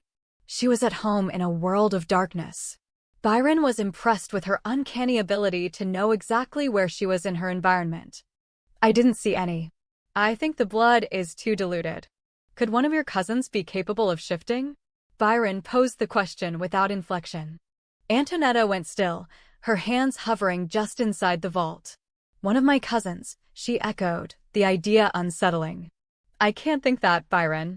That one of them would be this creature tearing the throats out of innocent people. It sickens me to even imagine such a possibility. The smell of the cat was inside the palazzo. It permeated your grandfather's rooms. You say the sheets of music were kept in Don Giovanni's private safe. If a shifter was looking for them. She thrust the precious music into the vault and slammed it closed. I don't want to think a member of my family is capable of such cold-blooded murder. In the body of a wild predator, it can be very difficult to control the urges. It is said that some shifters do not even recognize their human side. And some animals are much more difficult to control than others. Antonietta bent forward to lean her forehead against the vault in guilt. I wanted to play the music. The confession came out in a little rush. If I hear music, no matter how difficult or intricate, I can play it, but I can't see it. I had to ask Justine to read it to me. You can imagine how difficult it was for us to decipher the entire score between us, how long it took us. Don Giovanni knew, of course. He gave it to me, but I was to guard it so carefully. Each night I returned it to his room, but anyone could have seen Justine and me working together on it. The action of bending forward brought her buttocks in direct contact with Byron's body. He pressed against her, hard and thick and very male. Antonietta could have cried in frustration. Her skin crawled with need. Her body felt tight and alien to her. She straightened immediately to break the contact, pushing away from him to begin the walk down to the history room. She was aware of her own body. The swaying of her hips, the ache in her breasts. It was insanity that she lacked control. Antonietta, when I touch your mind, you are confused and distraught. I would help you if you allow me access. Byron was going to push past that barrier if she didn't enlighten him soon. He couldn't take her being so upset. They had already exchanged blood twice. The Carpathian blood was definitely enhancing her senses, changing her, but he had no idea with her differences, what other changes the blood might cause. I prefer to work out my own problems, she said. I'm sorry if I sound abrupt. Everything feels like it's crashing down on me. In a partnership. Kara. One shares troubles. I'm not used to a partnership yet. Antonietta softened her voice, not wanting to hurt him. I'm trying, Byron. I really am. I've never had these feelings, and I've never felt so intense about everything. It's unsettling. And I have never been so aware of a man before. Byron caught that very feminine thought. She still didn't accept the power and force of the bond between them. It was unlike anything she'd ever experienced. She was both intimidated and a bit frightened, two emotions Antonietta Scarletti was unfamiliar with. He followed her in silence to the history room. The door slid aside, and the light automatically leapt to life, displaying the rows and rows, floor to ceiling, of pictures and words and symbols carved into the wall, much like the Egyptian hieroglyphics. Antonietta pressed her palm over one of the etchings. Can you imagine the time it took to do this? And it will be here for all time unless the palazzo is destroyed. Someday, perhaps 100 years from now, another Scarletti will stand in this room and see what went before them. Byron began reading, totally absorbed in the unfolding drama before him. Bride after bride was selected from the small village of Jaguar people. There were a few gaps, and as the generations lost touch with what the original Scarlet is intended, the brides from the village became fewer, until the bloodline was once again diluted. Many of the brides were unhappy with their husbands and the jealousies and intrigues that prevailed in the palazzo through the centuries. Some loved their husbands very much. Many had gifts of healing and telepathy. The latter stories seemed to indicate telepathy was common among the Scarlettis. This is fascinating, Antonietta. I used to come here often when I was younger. I could read the wall and most of the diaries myself, even though I couldn't see, and it made me feel independent. Of course I can read Braille, but most business documents are not put into Braille for me, so I rely on Justine to read them to me. And Justine had betrayed her. How could she ever trust her with such important and private information again? Byron rested his hand over Antonietta's, linking them, merging his mind with hers to feel the heart-wrenching sorrow. She no longer trusted her judgment. No longer trusted the sixth sense she used in her relationships with people. Justine had done more damage than he had first believed. And now you cannot rely on her. On anyone. The words shimmered unbidden in her mind. She wiped them away quickly. I'm not feeling sorry for myself, Byron. I learned a long time ago to pick up the pieces and move on. I just feel like I'm in quicksand, and every step I take, everywhere I turn, I'm being pulled down. I want solid ground. He pulled her palm to his heart. Right here, Antonietta. I am right here. She tugged to get her hand free. How much do I know of you? You want complete trust. You want me to change my entire life for you. Byron kept possession of her hand. The jaguar in her was close. Wary. Wanting to run. The woman in her was feeling exactly the same way. Hunted. Under siege.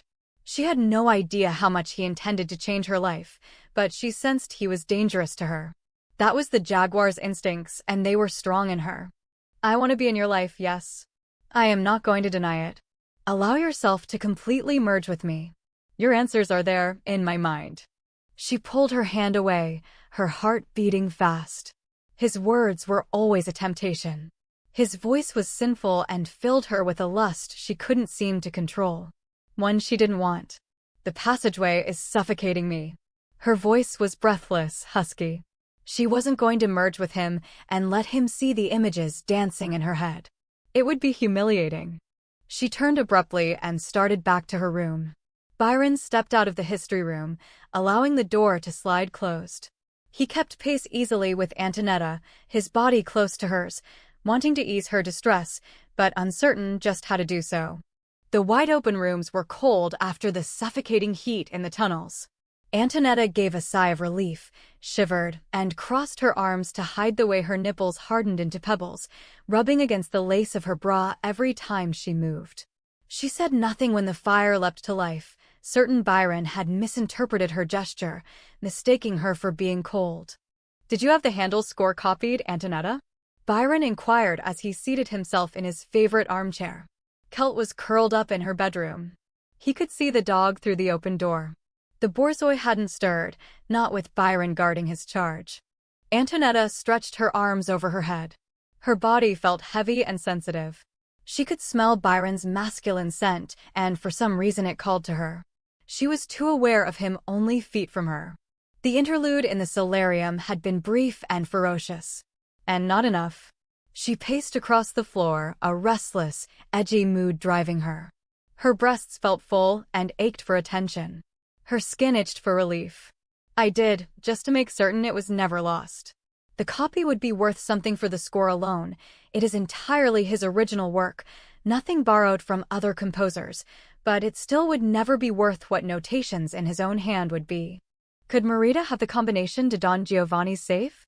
No, he would never give it to either her or Franco. I know. No. He is not a trusting man, especially since Franco sold information to the Demonescene family. The fire crackled.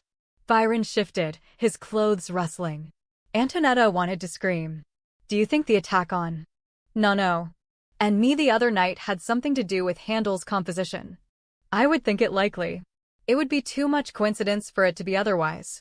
Those men were searching for something, and they spent a great deal of time in Don Giovanni's rooms. Byron's voice was killing her, stroking her skin like velvet, like 1,000 tongues. She didn't think she could stand it much longer. She tried to force her body under control. She was going to have to send him home and get distance between them. Miles would help. Oceans maybe. The opera is not common knowledge, even among family members. Franco could have told Marita, but I've never heard of him even asking about it. Someone must have seen it when I was so insistent on playing it. With restless abandon, she pulled the pins from her hair so that it tumbled down her back, a wild display mirroring her bizarre emotions. It's hot in here, we shouldn't have a fire. Come here, Antonietta. Byron said it softly, but she heard the command in his voice. It set her teeth on edge. Why? I say it's hot, and you want me to come to you.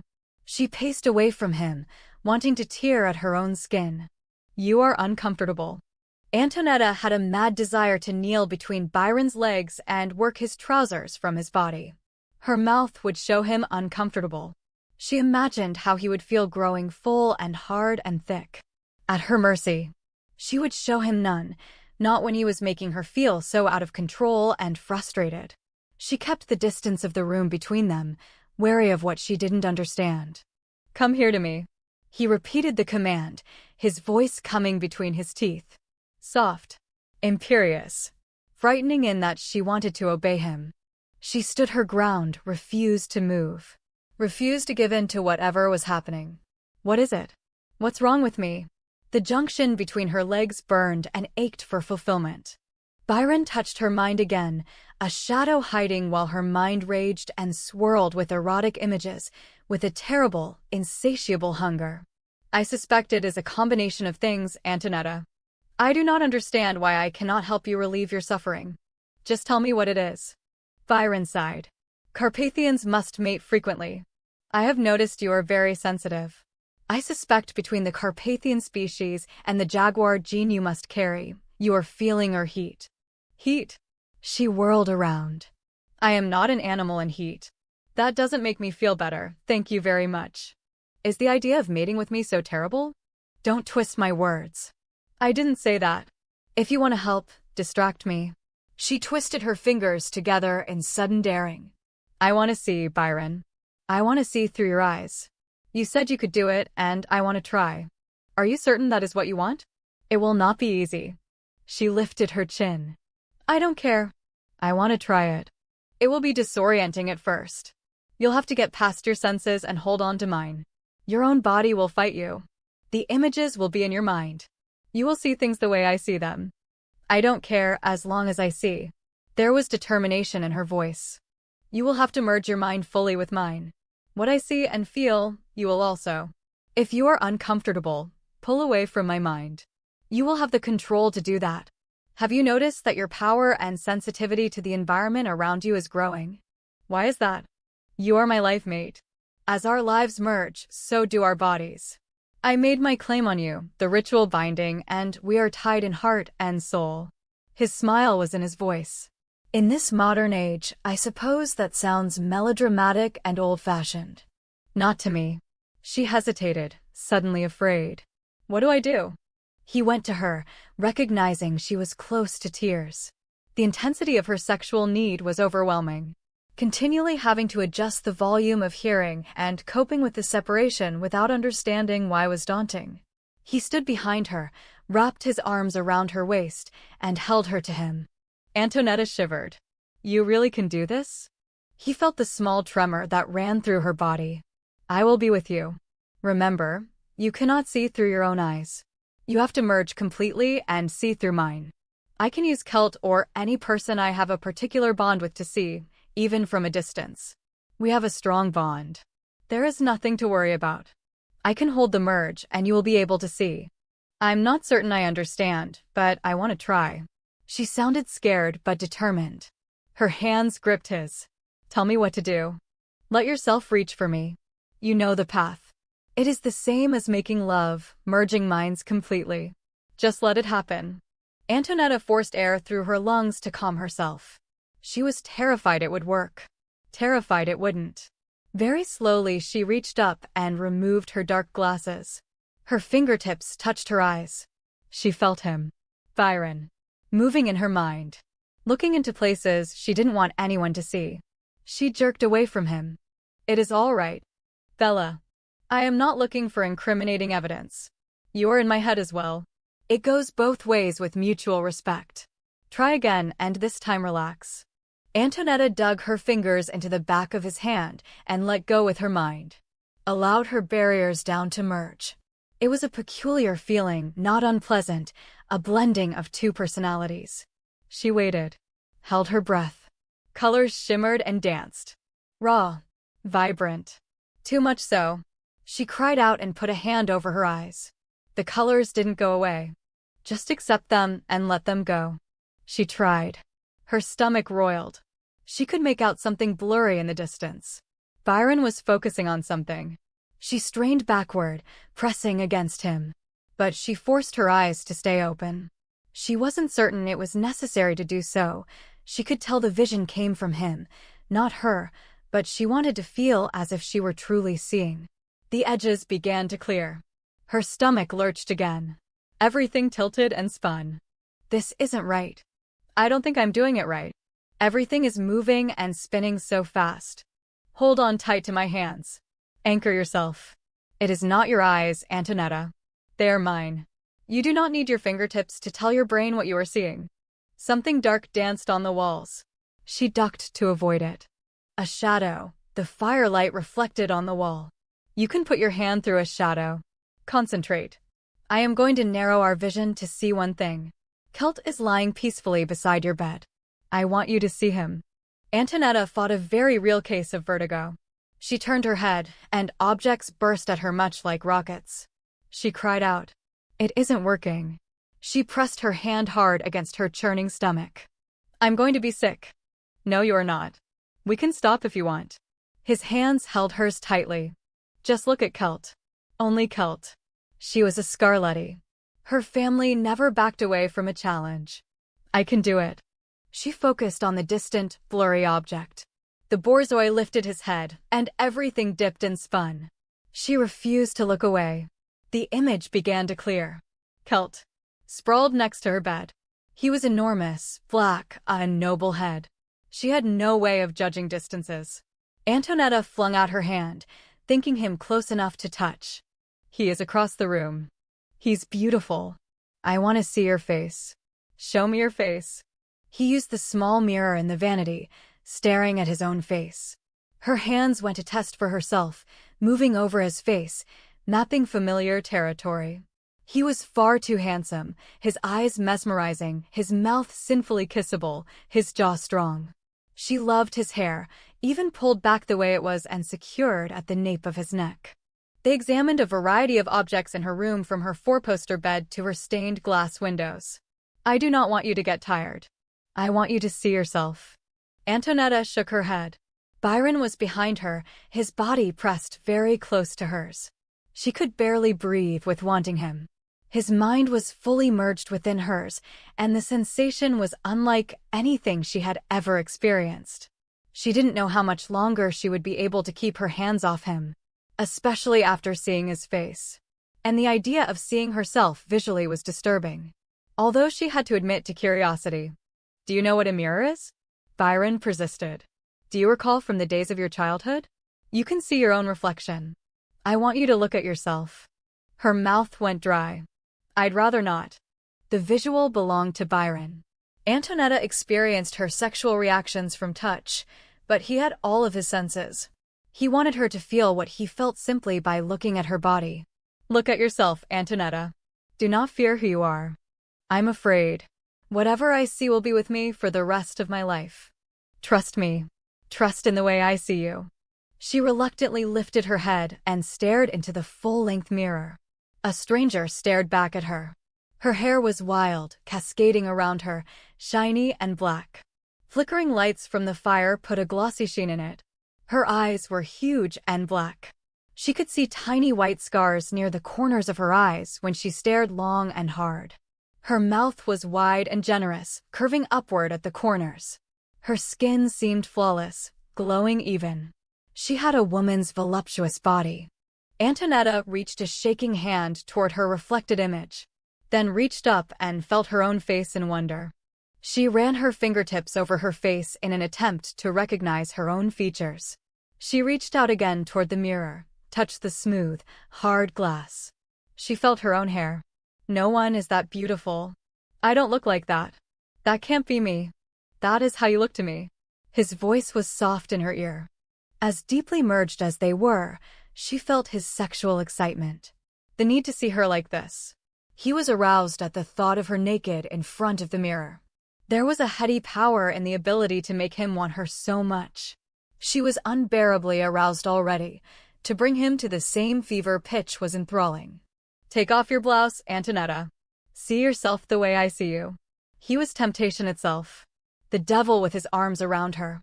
She could see him in the mirror, his black hair shining in the firelight, his features hard and angular. His eyes burned over her reflection, stamped with possession and promise. Antonietta caught the hem of her shirt and pulled it over her head, and for a moment, the image in front of her wavered. She felt Byron's breath leave his body. Her full breasts were encased in lace. It was an odd thing to be looking at herself, seeing and feeling through the eyes of a man. He was violently aroused.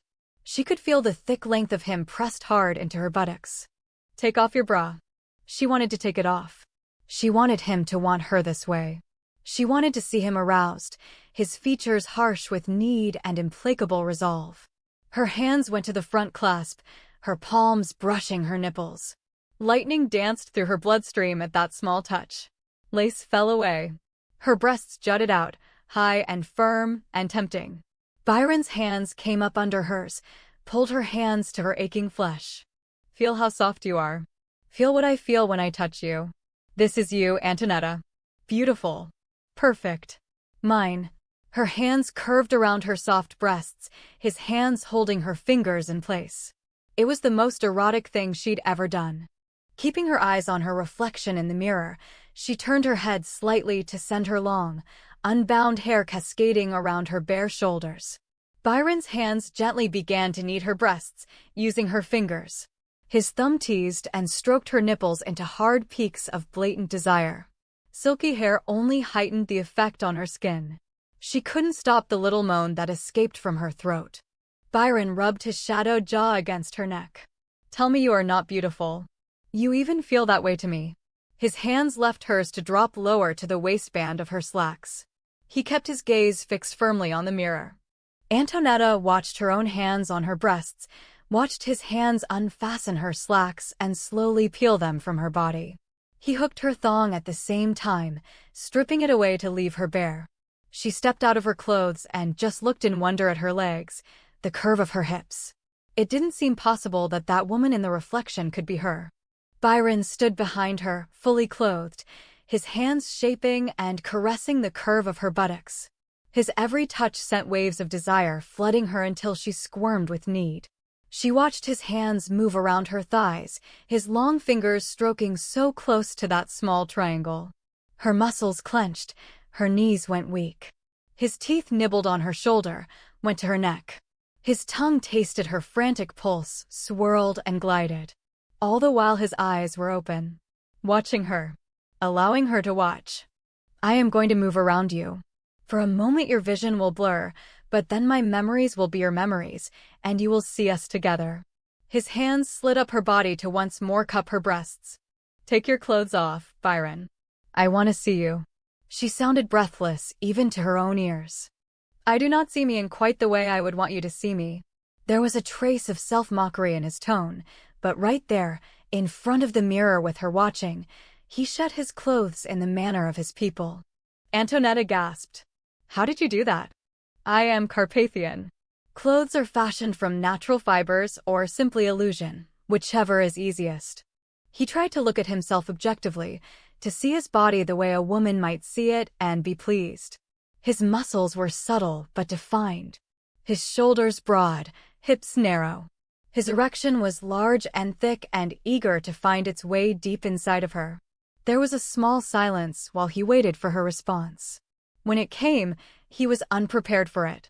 The flood of sexual excitement. The pouring of heat into her body, into her mind. The pleasure at seeing his naked body. He stepped to her side, careful to keep looking at his own reflection. His fingers were long, the hands of an artist. He never noticed it before, but against her skin, he could see the shape and size. You're beautiful, Byron. She watched her arm go up, her fingers twisting in his long, black hair. I can't believe I'm really seeing us. I don't want it to end yet. I'm moving around in front of you. Keep your eyes on the mirror and your mind firmly merged with mine. Expect the blurring and distortion, but it will not last. He moved around in front of her, watching himself over his shoulder. He saw the firm muscle of his buttocks flex and contract, felt her surge of damp heat and heightened pleasure. His gaze dropped to her breasts. Antonietta swayed, closed her eyes, but she couldn't block out the strange, dizzy feeling assaulting her. Shadows and edges blended. She wanted to cry out a protest. His tongue lapped at her nipple. Once. Twice. He drew her breast into his mouth, suckling strongly, teasing her nipple with his tongue. Her body nearly convulsed, and she wrapped her arms around his head and stared at the gray and black shadows in the mirrors while wave after wave of sensation swamped her. She saw them together, the images so clear in his mind. Byron feeding at her breast, devouring her body, ravenous for her and making no apologies. His hands moved over her, his fingers splayed wide to take in every bit of skin he could find. He stroked and caressed her, his hands cupping her breasts, then her buttocks, then gliding over her stomach to nestle his fingers in the tight, black curls. "I don't care if I am a cat in heat," she said, widening her stance for him an invitation. He spent time lavishing attention on her breasts while liquid heat trickled on the inside of her thigh, until she was hot and wet and couldn't stop moving her hips in sheer frustration. When his mouth left her breast, she cried out a protest, but then watched, fascinated, as his mouth drifted, feathered down her body to her waist, lower still to her navel. He stayed there a few moments, his tongue lapping gently, his hand cupping the heat between her thighs. "I can hardly breathe." She wanted him so much. Her hands moved constantly, finding every defined muscle, wanting to touch him even while her mind saw them together. "I'm burning up, Byron." She watched as he knelt in front of her and, without haste, wrapped his arms around her hips, forcing her body to him. Her mind nearly exploded with scent and taste and sensation rocketing through their merged senses, their merged brains. She heard her own small scream as his tongue stabbed deep, pushed inside of her. Antonietta caught 2 fistfuls of hair, held him to her, pushed her hips into him, tears running down her face. Their shared intimacy amplified her sexual need tenfold. She felt his heavy fullness, the gathering pressure that threatened to blow the top of his head off. She felt his possessive nature, the implacable resolve to hold her to him, to bind her for all eternity. 2 halves of the same whole. His hunger for her, his need of her, his need to convert her, fully bring her over. She tried to hold on to that strange thought, but her body imploded, a vicious, wild orgasm that took her into another dimension. Her vision was gone as he swept her into his arms, carried her across the floor into her bedroom. Antonietta gasped for breath, her muscles convulsing as he thrust into her. He filled her completely, driving deep, his hands gripping her hips, holding her still while he surged forward relentlessly, mercilessly, demanding she take every inch of him. Skin to skin, heart to heart. He took her body and gave her his as if he were possessed, craving her, never getting enough, as if it could never be enough. Antonietta didn't want to relinquish her hold on his mind. He was everywhere, in her, surrounding her, a part of her. When she was alone, in her wildest dreams, with her fingers on the keys of her piano, she allowed the intensity of her passion to pour through her, to envision such a joining between man and woman. Whatever strange needs her body had plagued her with throughout the evening, all the suffering was worth it for the time she spent in his arms.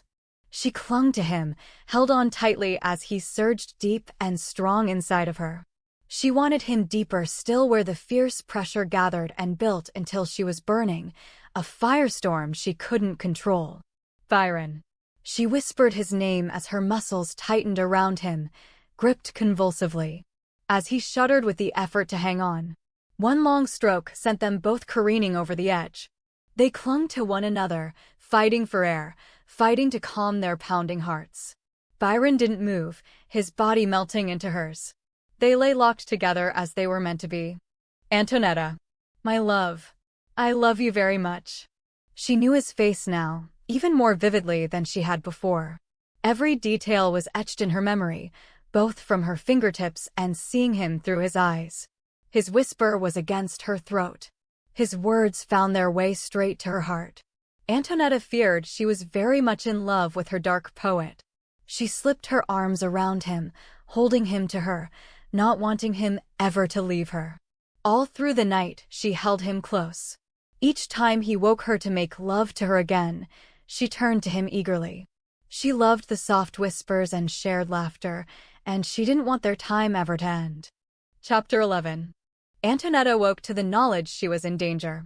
Tiny beads of sweat formed on her body, her heart pounded in terror. She fumbled at the nightstand for her dark glasses to cover her eyes even as her mind reached for Byron.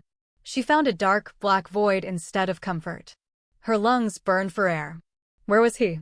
And what manner of monster prowled just outside her windows, seeking a way in? Byron. She called his name sharply, imperiously. Where the hell is my white knight when I'm in danger? Wake up. Predatory eyes watched her with a single, focused purpose. Antonietta could feel the burning malice in the stare. With a slow, unhurried movement, she sat up and swung her legs over the side of the bed. Drawing the sheet up to her chin, her hand went out instinctively to the dog. The borzoi remained absolutely silent, but she could feel the tension vibrating in the animal's body. Celt was on the alert, his posture that of a hunter. It was night. Antonietta didn't know how she knew, but it was definitely night. Once again she had slept away the day. Something terrible and dangerous prowled outside on her balcony, looking for a way into her home. A dark malevolence poured into her room. I am with you. Stay connected to Celt. Byron sounded calm. Something heavy thudded against the stained glass. Pushing relentlessly, steadily, scratching to get in. The dog bounded to the window, a ferocious protector rushing with teeth bared and ready. The breathing coming from behind the thick walls was a terrible thing to hear. It sounded like air rushing through a tunnel. The footfalls should have been silent, but Antonietta could hear the soft padding across the balcony, the nails scraping on her windowsill. It's at the window, trying to get in. I can't hold Celt back. He's pacing between the windows. I'm afraid, Byron. Antonietta pulled on her robe. She smelled the pungent odor of the large, heavy cat and wanted to gag. It wants me. Not just anyone, but me. I'm not being hysterical. I can feel it reaching for me. Her body itched beneath the skin, much like it had when she had been so terrified as a child, knowing a bomb was on her parents' yacht. Her senses sharpened even more. There was clarity in her mind and a tunnel narrowing to take in and amplify every sound. Colors shimmered, reds and yellows, brilliant and vivid and blinding. Antonietta couldn't shut them out.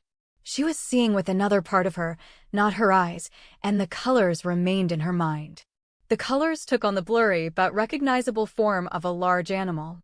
Bright splashes of red at its chest and abdomen, surrounded by shades of orange fading to a perimeter of glowing yellow. She watched a paw print, pale yellow fade to blue and disappear, and realized she was seeing body heat. Thermal images as the animal went from window to window, pawing and scratching and digging to get in. I have it now. Jaguar. Large one. Celt is tracking its movements. Get out of the room. Go downstairs into Franco's wing and remain with him until I reach you. I am on my way. Antonietta didn't need to be told. The sheer malevolence coming from outside the thick walls of the palazzo was alarming. She could feel black hatred. A need to rend and kill. Celt, come with me. She yanked open the door. The cat yelled. A nasty note that climbed to a high-pitched scream of rage. Sensing she was getting away, it slammed its body against the stained glass nearest the door. She heard the terrible thud as the heavy body rammed the glass and led in a determined effort to gain entrance. There was the ominous sound of something cracking. Celt growled low in his throat. Antonietta heard a crunch as the borzoi closed its great jaws over something she was afraid to identify. She felt, more than heard, the dog shake its head savagely. Get out of there. He will hold the cat at the window. Close the door behind you. I won't leave Celt alone in here. The jaguar is evil. I feel it. She wanted to drag the dog out, but no amount of coaxing or commanding could call him from the window. Do as I command. Byron used a soft voice, pitched low, one that cut deep into her mind and forced obedience when her entire nature insisted she couldn't leave her dog behind to face evil. Byron exploded out of the earth, a black vapor cloud streaming relentlessly through the sky. One part of his mind followed Antonietta's progress through the palazzo, down the sweeping stairs and through the long rows of rooms toward the wing where Franco and Marita resided. Another part of him stayed connected with Celt. The borzoi locked on to the muzzle of the cat, slashed and crunched and let go, springing back. The jaguar retreated with a hideous screech of pain. The dog tracked the cat across to the far window. Outside, on the balcony, The jaguar leapt to the roof, scrambled for purchase, and jumped up to the battlements, running across the narrow ledge to reach the tower. Celt lost sight of the cat. The borzoi tracked back and forth between the windows several times. Go to her. I will hunt. Byron knew he was too late. The cat had a head start. Apparently some internal warning system had alerted the creature that a predator was stalking. Byron could only hope for a lead, a small mistake to give him an idea where the jaguar's lair was. The scent and trail would be fresh. He had no choice but to uncover the newest danger to Antonietta. Why did they all want her dead? The borzoi easily opened the door to Antonietta's quarters and unerringly followed her scent through the palazzo, bringing a measure of relief to Byron. He turned his full attention to hunting the jaguar. The cat had to have a lair somewhere unless it was a member of Antonietta's family. If that were the case, it might double back and enter the palazzo in human form. If it is one of my cousins as you so clearly suspect, why wouldn't they simply shift inside the palazzo and attack me from within? And don't think you're going to get away with sending me from my room without Celt. We're going to have a long discussion about boundaries. He ignored her comment, focusing on her intentions. What are you thinking, Antonietta? Do not dare to search the palazzo. Don't you see? If the cat is out there and my cousins are all in their rooms, it can't be one of them. I'm going to check on Franco and Marita, and if they're here, I'll check on Paul and Tasha. Byron swore eloquently in several languages. You will do no such thing. Where is that dog? Why is he not with you? He's here, and stop fussing at me. Antonietta knocked on her cousin's door. Although dark, it was early enough in the evening that everyone should be up. Byron, for heaven's sake, did you invite your family to the palazzo for dinner tonight? How could she have forgotten? She had told Helena the night before, but hadn't checked with her to see if everything was going smoothly. As soon as you asked me. Do not worry. I can easily uninvite them. For all of our sakes, it may be best. I would rather your family not be exposed to young Joseph. No, don't you dare uninvite them. I'm not going to allow a wild animal to scare me away from my chance at meeting your family. Franco opened the door, startling her. Have you come to see Marguerite? She's better today. I brought her a computer, and I think it is the perfect idea to entertain her. He kissed his cousin's cheek as he drew her inside. She'll love to see your dog. Both children are already wild about him. Where's Marita? Antonietta asked as she waved to Vincente and crossed the room to kiss Marguerite. Celt pushed his nose against the child in a display of affection. She's probably out looking for computer educational software, Franco said. She's been agitated ever since she stumbled upon that. He glanced down at his daughter. You know, she's been upset. It was a frightening experience for her. And she's so sensitive and highly strung. Volatile. The word was in her mind before she could censor it. She heard the echo of Byron's instant agreement. I forgot to let you know Byron's family is in the area, and I've invited them to dinner this evening. If you're able, I would very much like you and your family to join us. She caught Marguerite's hand. How are you feeling? Cara. Does it hurt much? Marguerite shook her head. Byron comes in at night and does something when I'm crying, and then my leg doesn't hurt anymore. It works better than the medicine that makes me sleepy. I didn't know that, Franco said. You're asleep, Marguerite pointed out with childlike candor. Byron is even more skilled than I when it comes to taking away pain, Antonietta explained. I have to see to the details of tonight's dinner, but I wanted to make certain you knew we were having company. Franco laughed. The staff might take you seriously if you weren't in your bathrobe, Antonietta. More and more you are sleeping the day away. You artists enjoy keeping strange hours. So true. She kissed him lightly. But you love us anyway. Yes, I do. Thank Byron for helping Marguerite. And we will be at your dinner party, giving you full Scarletti support. Have no worries. Can Celt stay with me? Marguerite asked. Deep inside of her, she could feel Byron still and waiting. He didn't protest. He didn't object, but she felt him hold his breath. His concern made her feel cherished. I'll ask him if he'd like to visit a little later, Antonietta promised the child. I need him just a bit longer. Her hand dropped to caress the dog's silky ears. The borzoi did give her more independence. She would never have entered Franco's quarters without taking him, afraid the furniture was moved in one of Merita's frenzied decorating schemes, or that the children had left their toys out. Kelt simply steered her around all objects without seeming to do so. The cat's scent is fresh in the grove. I see tracks around the garden area and the back courtyard in particular. The animal was trying to gain entry through the French doors. There is a distinct print on the door down near the bottom, as if he tried to pry it open. There are scratch marks up high on the frame. Antonietta made her way through the long hallway separating Franco's suite of rooms from Tasha's. The sound of weeping made Antonietta frown and quickly knock on her cousin's door. Tasha could cut someone in two with her tongue, but she rarely cried. There was instant silence. The rustle of clothes. Antonietta tried the door. It was locked. Tasha. What's wrong? Nothing, Tony, go away. I certainly will not. Open this door, or I'll get the master key. Alarm spread rapidly. Tasha would never lock herself in her room. Is anyone with you? Just Kelt. What's wrong, Tasha? You're scaring me. Byron could feel Antonietta's anxiety escalating. He stayed a shadow in her mind, even as he crisscrossed the grounds for evidence of the jaguar. The cats were known for their stealth and ability to keep hidden. This one, he was certain, was far more cunning than most. The door opened slowly. Tasha stepped back to allow her cousin entry and then shut the door firmly and locked it. Watch the chair, Tony. Just a minute, let me push it back in. I didn't think about it being in the way. Antonietta, sensitive to every nuance, heard the tremor in Tasha's voice, even though it was evident she made every effort to cover it up.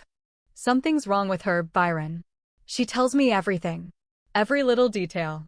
This is totally unlike her. Direct Kelt to look at her. Byron focused, using the images from the animal. Tasha's face was swollen and wet with tears. He looked closer. Dark anger swirled in his belly. Use your fingertips, my love. Someone has struck her. Her eye is swollen, and the left side of her face discolored. Antonietta caught her cousin's hand, drew her close. Who dared to do this to you? Her fingertips barely skimmed, careful of inflicting more pain. You should have come to me immediately. I would have helped you. I was too humiliated. Tasha burst into another storm of weeping. I didn't want anyone to see me to know. And you were still in bed with that man. She added the last accusingly. Christopher did this? He came to visit today, as he does every day, with his demands. He doesn't like my clothes. He wants my hair differently. I don't know enough about art. The list of my shortcomings goes on, and he doesn't even know about the most damning of all. A sob escaped. Tasha wrapped her arms around Antonietta and cried into her shoulder as if her heart were breaking. Antonietta held her. Even Kelt pushed against Tasha's legs in an attempt to comfort her. You did tell that man to go to hell, I hope. That's why he hit me. He was furious when I gave him back his ring. He said he refused to allow me to break the engagement. He said horrible things to me. Lifting her head, she pulled Antonietta's hand to her hip.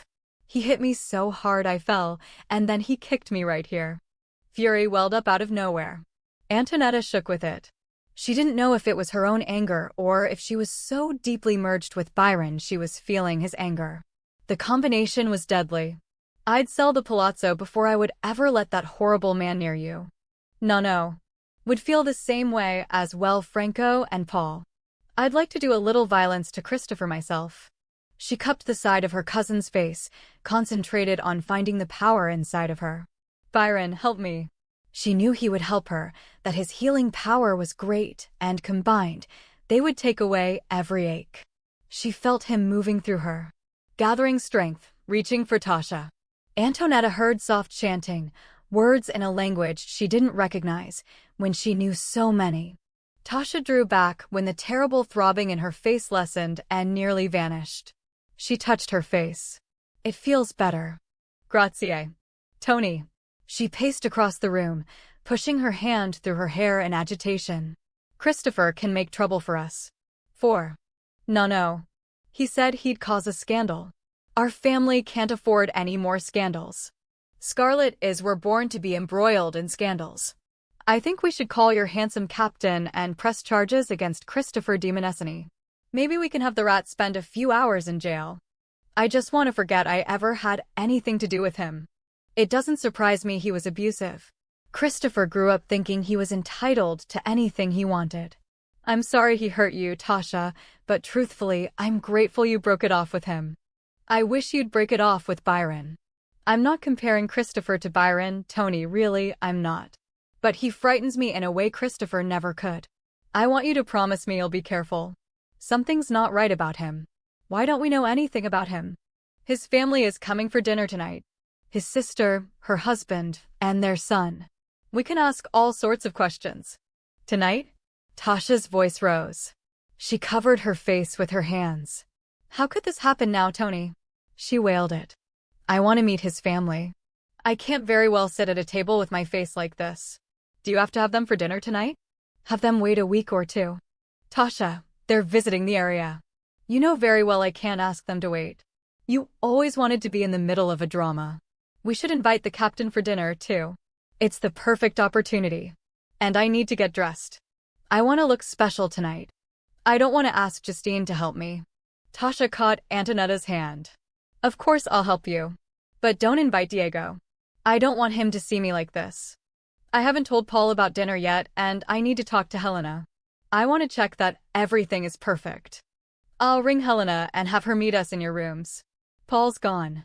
He left right after Christopher arrived. A chill went down Antonietta's spine.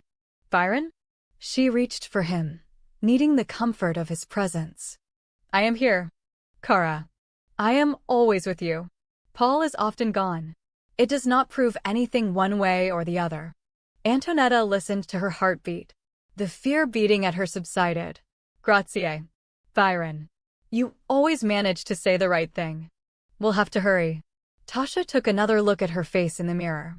It doesn't hurt very much anymore, but it sure looks awful. Come on before I change my mind. Let's go find you the perfect outfit. Antonietta hurried through the palazzo and up the stairs, Kelt at her side and Tasha leading the way. Helena was waiting at her door, doing her best to hide her exasperation with Antonietta's interference. I'm certain everything is fine, Signorina. Fine then, Tasha snapped. She was just checking, Helena. Go do whatever it is you do. That was rude, Antonietta said as the housekeeper hurried away. She was rude. She should know you never fuss. This must be important to you, or you wouldn't be so concerned. I am not fussing. Yes, you are. Chapter 12. Antonietta opened her door warily, allowing Kelt to go ahead of her. When the borzoi didn't give the alarm, she entered with more confidence. No one asked you. His soft laughter poured over her. Tony, the window. Tasha rushed to one of the large plates of stained glass. It was pushed inward. What happened? That cat tried to get in. Byron's out looking for it now. How frightening. Did you call Diego? No, I didn't even think about calling the authorities. I ran out of the room. We'll have to get this repaired. In the meantime, maybe we should have bars put up for safety. Tasha threw open the doors to the wardrobe. Something feminine, but not too sexy. You are sexy in anything you wear. Not tonight. She knew she wasn't really dressing for Byron's family. She was dressing for him. She wanted to look feminine and beautiful. She wanted to look the way the woman in the mirror had looked. Your long skirt, the royal blue silk with the little blouse and pearl buttons, Tasha decided. It's the perfect image. Pianist, businesswoman, and yet ultra-feminine. Long skirt, Byron. Not sexy at all. At dinner tonight, I will be thinking of that little lace bra that does not cover a thing, and the thing. That wonderful little thing that preys on my mind my every waking minute. You worry me. But it worries me even more that I like the way you think. Did you find the jaguar? Paul isn't here, but Tasha and Franco both are. The cat has been prowling around the cove and down near the caves where the entrance to the tunnel is. The trail led away from the palazzo and back again. The water has removed all traces of the scent. Hurry now and dress. Your housekeeper, by the way, is taking her ire out on the chef. Chapter 13. The jaguar had deliberately used the water to confuse the scent. Byron could not find a clear trail leading from the cove. Many human scents were mingled together, impossible to pick out any that might have been a shifter. He masked his presence and soared upward to Antonietta's balcony, sending a quick reassurance to Celt so the borzoi wouldn't go on guard and alert the women. The damage to one window was enormous. The jaguar had tried to force its way into the room. It had definitely wanted to attack Antonietta. Byron gripped the balustrade tightly. Antonietta was out of time. He could no longer afford to wait when such an enemy was stalking her. She had to be with him. What is it? You're so sad. Come to me and stop thinking about things that make you sad. Nothing happened to me, and nothing will. You gave me Celt, remember? Her voice filled him with happiness, yet tore at his heart. He had to find a way to make her understand. He wanted her to choose his life. To love him enough to choose him. Her family and her music were her world. There had to be a way to give her everything and still share in and protect her life. Byron, what is it? I share my troubles with you. Share with me. Hurt had crept into her thoughts. Byron straightened. Later. After you meet my family. We will have plenty of time to talk. I'm coming. He used the cracks in the window to seep through, mist pouring into her bedroom, and then under the door to gain the hallway so when she stepped out, he was waiting. He even remembered to dress in a suit for her. Tasha turned her face away and for once said nothing to him. He could see the color sweep under her skin as she squeezed Antonietta's hand and then rushed away. He simply stood there, staring at his life mate. In that moment he knew he would always feel that first moment of wonder each time he saw her. Of joy at her existence. She stood there dressed in some blue creation that clung to her curves and swirled and moved as if alive when she walked. He was speechless, unable for a moment to think. Is the chef really upset? He cleared his throat, feasting his eyes on her. She obviously had no idea how she affected him, and that might be a good thing. Listen, you can hear him arguing with the housekeeper and his assistant. Antonietta found she could. She simply had to want to hear it. An argument was raging in the kitchen. She sighed. Nothing is ever easy, is it? Byron took her hand. Celt fell in beside her. They made their way downstairs to the large kitchen. Several workers were chopping and cutting, and the smell of bread and broth permeated the room. Everyone fell silent when they entered. Antonietta forced a smile. Surely there is no problem here. We have very little time to pull this dinner off. Our guests will be arriving any minute, and everything must be perfect. I sent the revised menu and asked for the Irish lace tablecloth and our best china. The palazzo must be spotless. If you have to ask the maids to work overtime, please tell them they will be compensated accordingly. For a moment she hesitated, so used to having Justine at her side taking care of details, she was unsure how to proceed. In truth, she rarely went beyond giving Helena orders. Helena's face flushed a dull red. I'm capable of attending to these matters, Signorina. Her voice was stiff.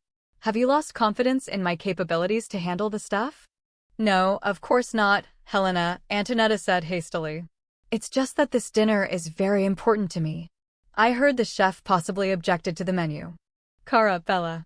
Truly, my family will be happy with whatever you choose to serve. It matters little to them. They're coming to meet you. Byron rested his hand on Antonietta's shoulder, searching for a way to ease her nervousness at the idea of meeting his family. They're so happy I found you. And they will welcome you into our family. Eleanor was so pleased when she heard we were bound. It matters to me. She was clearly distracted and not paying attention to him. Byron slid his hand down her arm until their fingers tangled, intertwined. Signorina, Helena shifted her weight nervously from one foot to the other. The Irish lace has gone missing. Earlier I told the maids to put the cloth on the formal dining table, and they reported it as gone. The Medici lace is quite beautiful. Gone? What is wrong with everyone? How could the Irish lace be gone? It was my mother's. Byron tugged until she was beneath his shoulder. She was acting out of character, fussing at her staff because she was nervous about meeting his family. And he saw immediately the importance of the tablecloth to her. I'm sorry, Signorina, I understand, and I'll try to have it found, but if we can't, there must be something else. Helena sounded a bit desperate. I want everything to be perfect, Helena. I can't have Byron's family show up for dinner and not have the Irish lace tablecloth. I'm sorry, Signorina Antonietta, I'll check the laundry at once. The housekeeper signaled to the chef and his assistant frantically. "This family, your special guests," Esteban said suddenly, "are they business associates or friends?" "Perhaps both?" Alfredo broke into a torrent of rage, waving his arms and clipping Esteban sharply about the ears. "You never ask such a thing from the Signorina." Antonietta heard the dull thud of his fist making contact, and she winced. "Alfredo," she reprimanded sharply. "I don't believe in striking another person. Please keep your hands to yourself in my home. Surely you know I don't allow my people to be treated in such a manner." "I thought it would make a difference in the menu, Alfredo," Esteban apologized. "Forgive me, Signorina." "There is nothing to forgive, Esteban." Antonietta put her hands on her hips. "Can you pull this dinner together for me, Alfredo? Yes or no?" There was a distinct challenge in her voice. Byron also heard a hint of desperation. The dinner didn't matter at all to his family, but it did to Antonietta.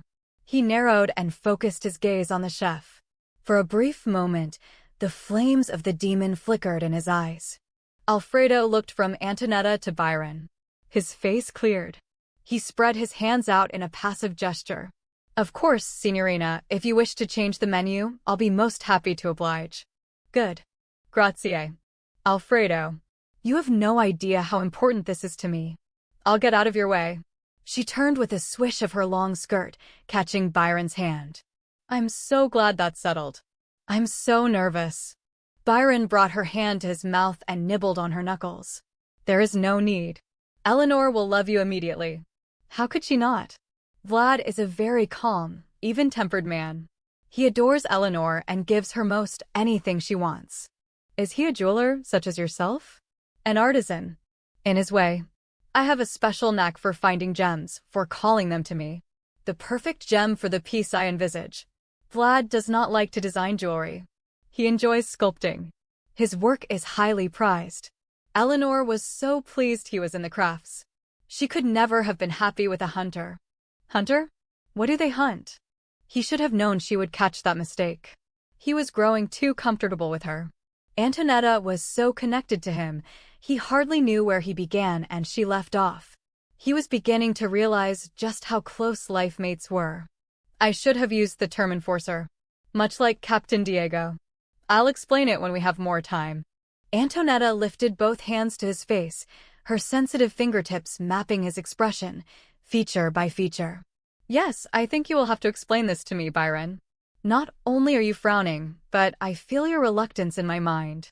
We have a lot to talk about, don't we? Things like boundaries." He winced. "I was looking out for your safety." "That's not what I want to hear. Our mind link is becoming a nuisance. Only when you try to hide things from me." "I can't wait to meet your family," Antonietta said. "Especially your sister. She can tell me wonderful stories of your childhood. She can tell me whether you will ever understand the term boundary or not." He groaned. "Eleanor is prone to making things up." Antonietta laughed. "You're lying to me. She probably doesn't need to make things up. I can't wait to find out what you were like as a child. Antonietta, I would hate to have to throw you over my shoulder in front of our two families and carry you upstairs. One mention of my childhood, and that is bound to happen." Joy swirled in her. How had she ever managed without the excitement of sharing?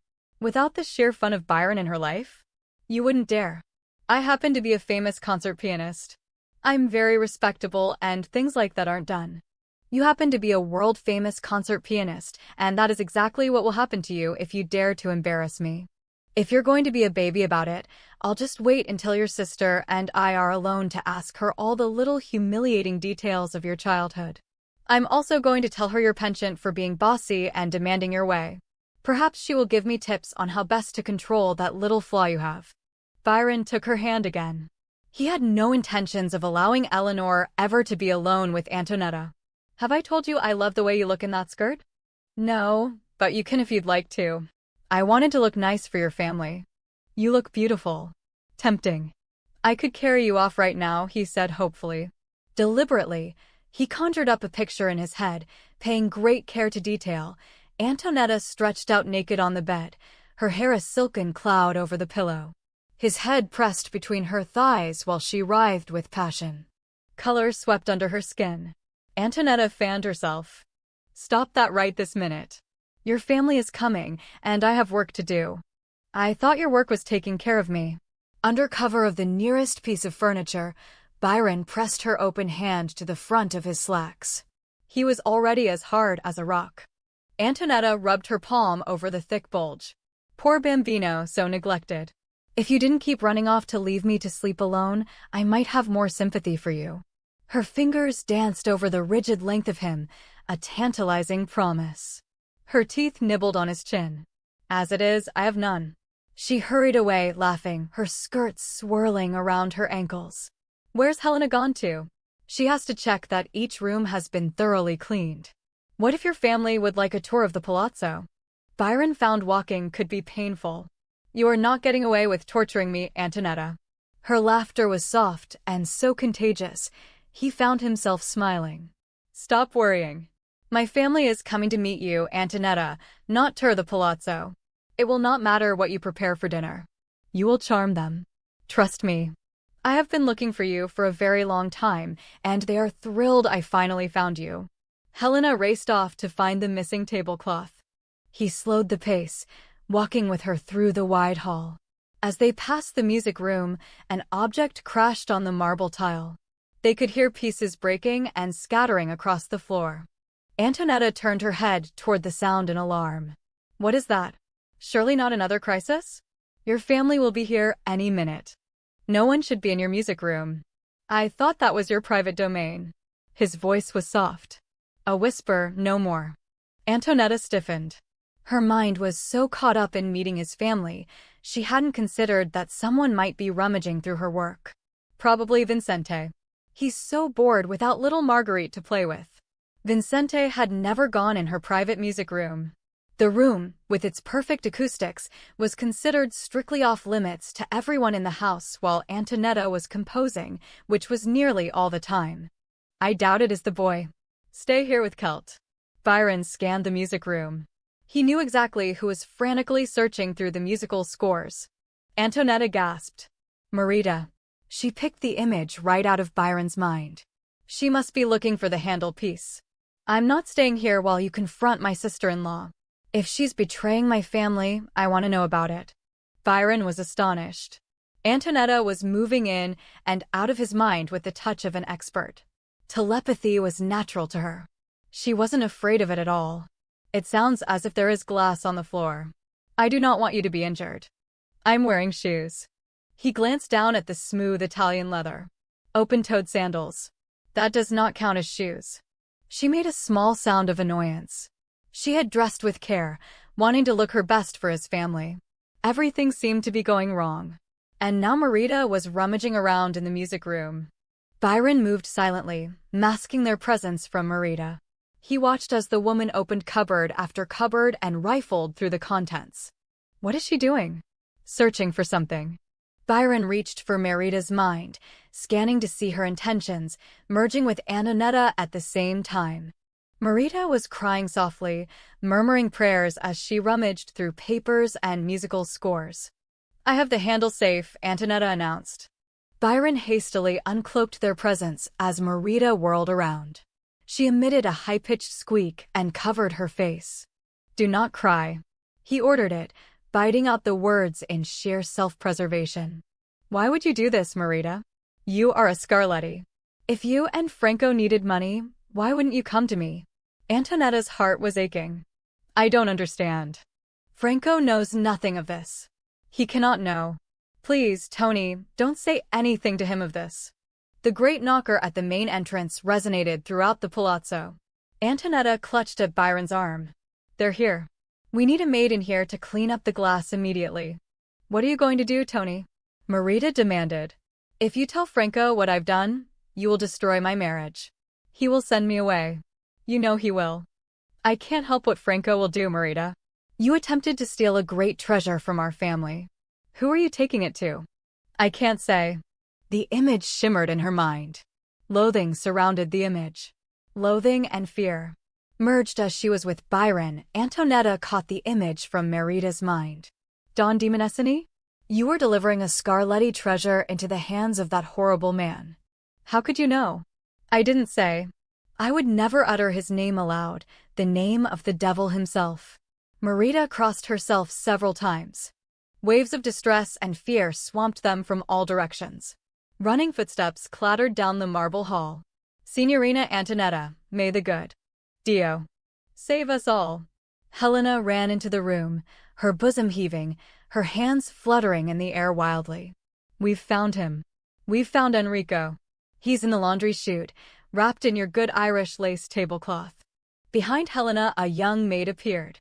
I've shown Vlad and Eleanor Drake and their son, Joseph, into the conservatory, Signorina Antonietta. The silence was deafening. Byron wrapped a comforting arm around Antonietta. I take it Enrico is no longer alive. He had a sudden urge to laugh at the ridiculous situation, but was certain Antonietta wouldn't appreciate his sense of humor. Dead as can be, Helena admitted, pressing a hand to her mouth. The maids went looking for the missing tablecloth, and the smell was so bad. Antonietta held up her hand. Spare us, please, Helena. This can't be happening, Byron. I can't have your family for dinner with a dead body in the laundry chute. What am I going to do? Poor Enrico. He's very large. I can't imagine how he got in there. He's stuck, Helena reported. I have no idea how we're going to get him out. I will speak to my sister and her husband, Antonietta. I am certain they will understand.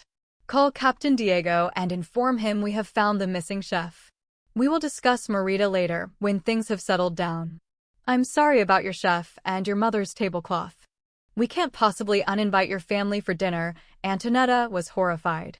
Poor Enrico. He kept to himself, but he was a fixture here. Marita gasped aloud when Franco walked in, dressed in a charcoal gray suit. Gossip travels fast here in the palazzo. Tasha is informing the authorities and asking them to be discreet and use the servants' entrance. No. Is entertaining your guests in the conservatory, and you know he can be very charming. Franco squeezed his cousin's shoulder in sympathy. We can pull this off, Tony. Don't panic.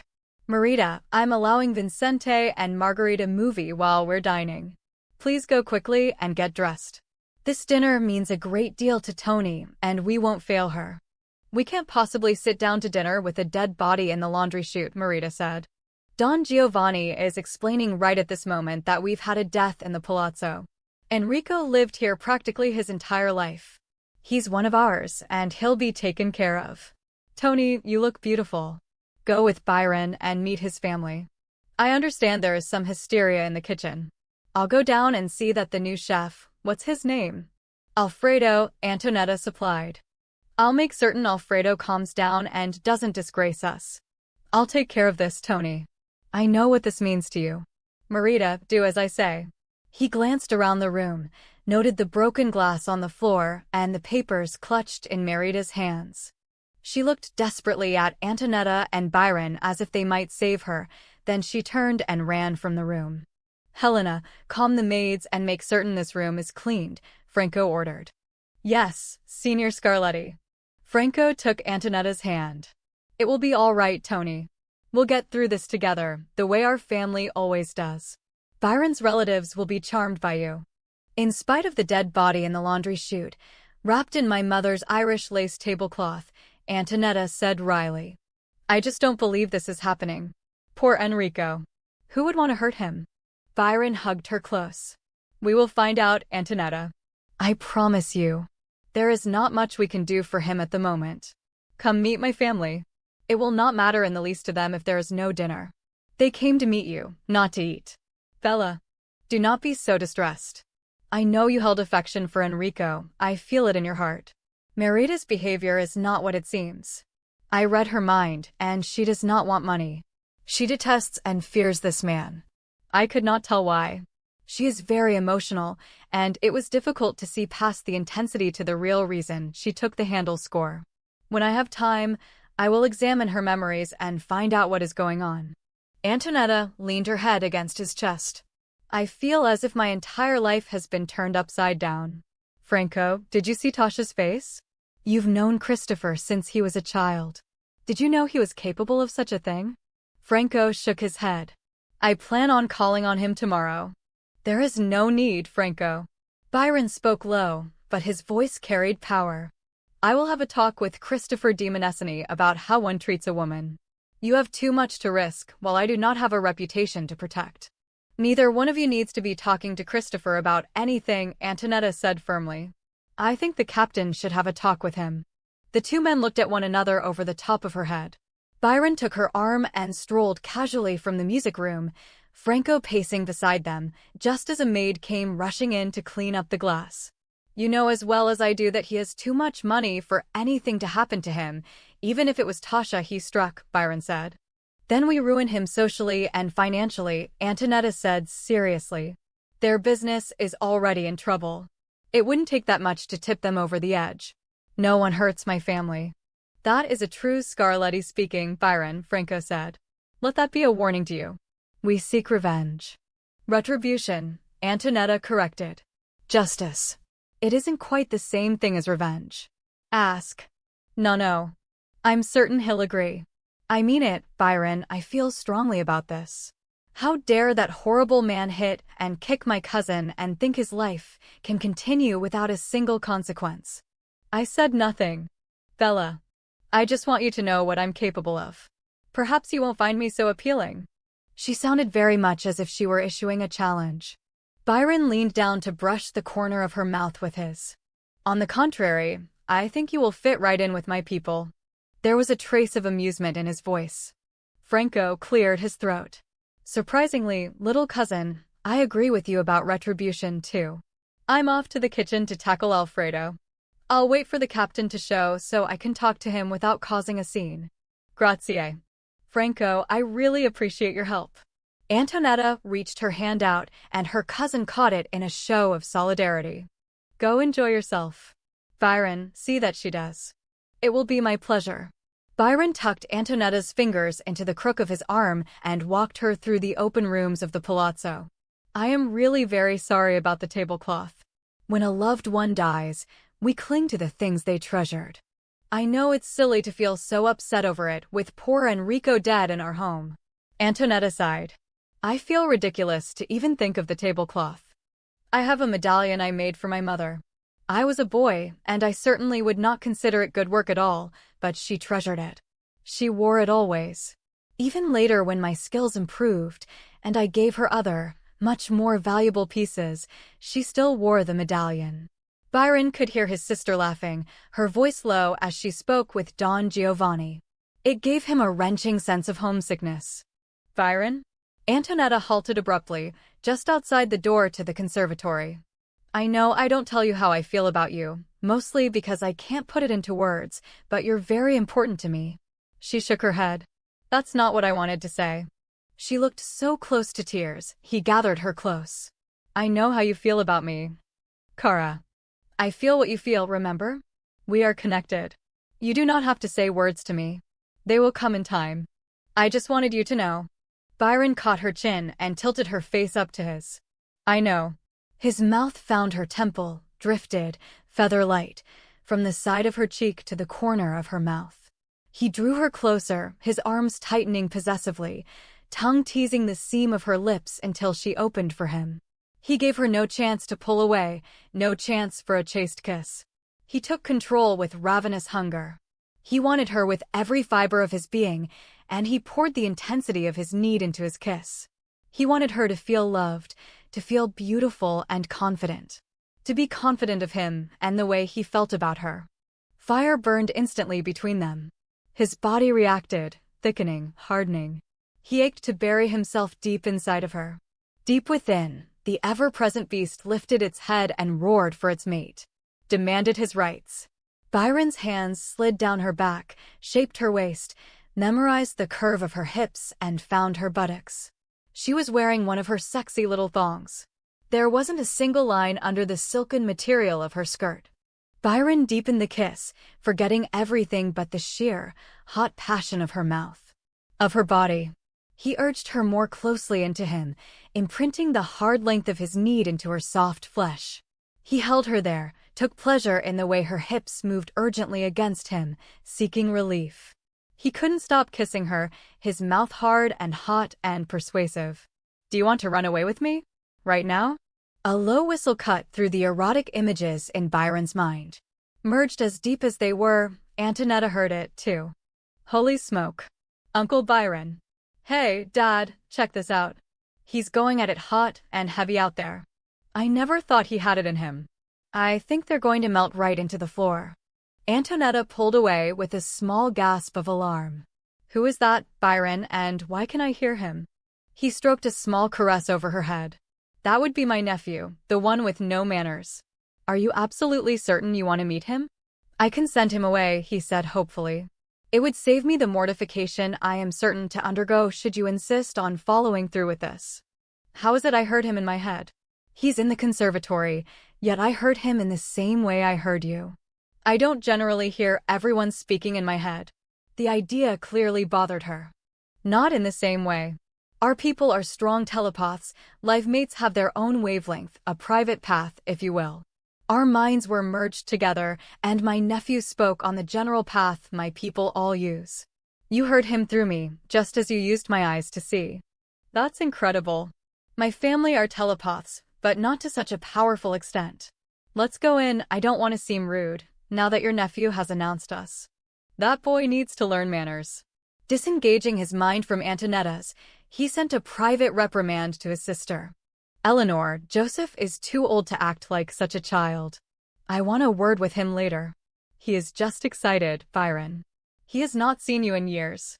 "Eleanor, he spoke so a human could hear him. He endangered our people by such an act. That cannot be tolerated, and you know it." "You're muttering under your breath," Antonietta said. Her fingertips touched his lips. "And you're frowning. After meeting my nephew, you will be frowning, too," he predicted.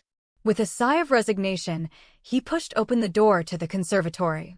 His fingers twined with hers, clung and held on. "You're turning into a big baby," she said. "Here she is, my granddaughter, Antonietta." Don Giovanni rose quickly. "Antonietta, our guests have arrived." "Byron, how good to see you. Your sister is lovely." "Grazie." "Don Giovanni," Eleanor said. She hugged her brother and touched Antoinette's hand. "You have no idea how much it means to me to finally meet you. My sister Eleanor, her husband Vlad, and my nephew Joseph." Byron introduced. "This is Antonietta Scarletti." Byron's tension communicated itself to Antonietta.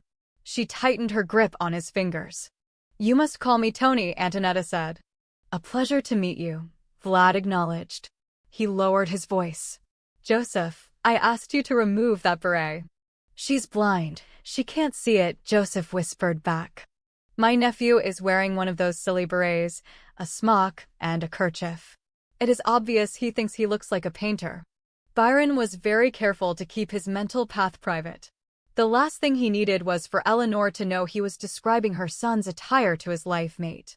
Antonietta laughed. "I'm blind, Joseph, not deaf. It's good to meet you. Your uncle has told me so much about you. He says you're very talented musically. Mischief maker. You are going to be sorry you said that." Antonietta heard Byron's mournful moan in her head. She had the image of him throttling her. She had to cover her mouth to keep from laughing harder. Byron made her feel so alive. His teasing, the way he shared his innermost thoughts. He was casual about their strong telepathic link. "Joseph is very talented," Eleanor agreed. "We have come to Italy as Joseph is eager to paint your beautiful country." "I love the palazzo," Joseph said enthusiastically. "I would love to try to paint it." "Well, of course you're welcome to come anytime," Don Giovanni invited. "The courtyard would be a good place to see a good portion of the architecture." "Grazie, signor." "I appreciate the offer." Byron's teeth snapped together in frustration. The last thing he wanted was for Joseph to spend any more time around the Scarletti family than strictly necessary. He could hear the police downstairs, interviewing the housekeeper. Alfredo was nearly hysterical, talking so fast it was difficult to understand what he was saying. Byron was well aware his family could hear every word, but they continued a pleasant conversation with Don Giovanni and Antonietta as if they were completely oblivious to the drama unfolding in the lower regions. He let the conversation flow around him, Eleanor trying to draw Antonietta out in vain. Antonietta was far too conscious of the police in her home. She had a vivid imagination, and the thought of Enrico stuck in the laundry chute was distressing to her. A second disturbance at the courtyard French doors caught Byron's attention. He heard Franco's startled cry, broken off. There were hurried footsteps rushing through the palazzo, calls for Tasha. A soft scream from Justine. Something is wrong. What else can go wrong? Antonietta wanted to yell in frustration. Franco opened the door to the conservatory, smiled at their guests, and leaned close to his cousin. You must go to Paul immediately, Franco whispered. It's urgent, Tony, you must hurry. Do you know what is wrong? Antonietta automatically reached for Byron. Byron took her arm even as he smiled at his sister. Please excuse us for a few minutes. I am certain Don Giovanni and the others will entertain you in our absence. Paul is injured. It is severe. Franco's concern is very real, and Tasha is crying. Justine is radiating tremendous fear. He guided her quickly from the room, and they hurried up the stairs to Paul's rooms. They could hear Tasha's muted weeping and the murmur of voices. Justine's raised in alarm. We have to call a doctor, Paul. You're going to die if we don't. Just get Antonietta. She can take care of this. Paul's voice was weak. You're being unreasonable. Tasha, you're his sister. Call a doctor. I swear you Scarlet are so stubborn. Don't you understand? Paul is dying. If you let him die, I swear I'll have you all arrested. Antonietta and Byron entered the sitting room. The door to the bedroom was wide open. Tasha and Justine hovered near the bed. There's blood everywhere. Antonietta. If it is all Paul's, he has lost far too much. It was Byron's matter-of-fact voice that steadied her. Antonietta took a breath and walked with confidence to the bed. Paul, what have you done? I have to talk to you alone, Tony. Paul, Justine protested. Tony, please, I'm begging you to call a doctor for him. He says no, but it isn't too late. It can't be too late. A doctor cannot help him, Justine, you already know that, Byron said softly, his voice as mesmerizing and hypnotic as his eyes. You must leave this to Antonietta. Tasha wrapped her arm around Justine's waist. Tony can help him. Let her, Justine. We're wasting time he doesn't have. She led Justine from the room, firmly closing the door behind her. Eleanor, I need herbs now. Hurry. Vlad, I will need your help too. Byron didn't try to keep his communication from Antonietta. She had every right to know Paul's life was seriously at risk. What is it, Paul? Her hands were already moving over his body. Byron crowded close, applied pressure to the worst of the wounds. He has been stabbed several times, Antonietta. He needs blood fast. I can help him. Eleanor will bring what I need. I need to tell you, Tony. Paul caught at Antonetta's arm. Don't talk until we get this bleeding under control. It's too late, you know that. You always know. This is important. Shut up, Paul, Antonietta hissed. I mean it. You're not going to die on me. Byron, do whatever you have to do. I have to give him blood, Antonietta. Byron waved his hand to still Paul's struggles, continued to apply pressure to the wounds. If I do this, we will be connected for all time. Do you understand? I want you to save him. I don't care how you do it, just do it. Antonietta stroked back Paul's hair. I love him as if he were my brother. You do not have to say anything else, like mate. Lock the door. No one must come in this room. Set Keld on guard. Then open the window about 2 inches. Your sister has her own way of getting in. She will be here soon. Sit by Paul and listen to my voice. I want you to join in. You are a strong healer. Antonietta didn't understand, but there was an urgency about him. She trusted Byron where she might not have any other. She locked the door, gave the order to Kelt, and obediently cracked open the window. Almost immediately Byron saw a mist creeping through the crack. Eleanor. Good girl. Go around to the other side. See if you can pack the wounds. Antonietta, I am going to place your hands on him, and you have to press hard. I need my hands free. He guided her palms to Paul's stomach. Antonietta could feel the warmth of the blood. She smelled a strange, soothing odor. She knew Eleanor was close to her. It didn't matter to her how Eleanor had gotten through a locked door or why Byron thought she could help, only that they saved Paul. She merged with Byron, determined to follow his movements. Byron was detached from his own body. She could feel his spirit soaring free. His energy, white-hot and glowing, moved toward Paul. It was strange to feel how small and huddled and tired Paul was. He was moving away from them, his energy dismally low. Antonetta's heart began to pound loudly at the realization that Paul was dying. She forced herself to remain still and quiet, to trust in Byron. She could feel determination, confidence even. Voices began a chant in an ancient tongue. The words felt familiar to her. When she knew she had the correct pronunciation, she added her voice to the others. All the while she concentrated on sending Byron her strength. What he was doing was demanding physically and mentally. He meticulously began closing wounds from the inside out, paying particular attention to detail, removing bacteria from the gashes to prevent infection. Antonietta felt a female presence joining them, working with Byron even as they chanted. Another joined in, Vlad, strong and sure, providing a steady flow of energy to the two working on Paul. Eleanor remained behind when Byron pulled out. Antonietta took the opportunity to wash her hands in Paul's bathroom, feeling slightly ill with so much of her cousin's blood on her. She hurried back to Byron's side. Antonietta, I have to give him my blood. Even a mortal transfusion would not save him.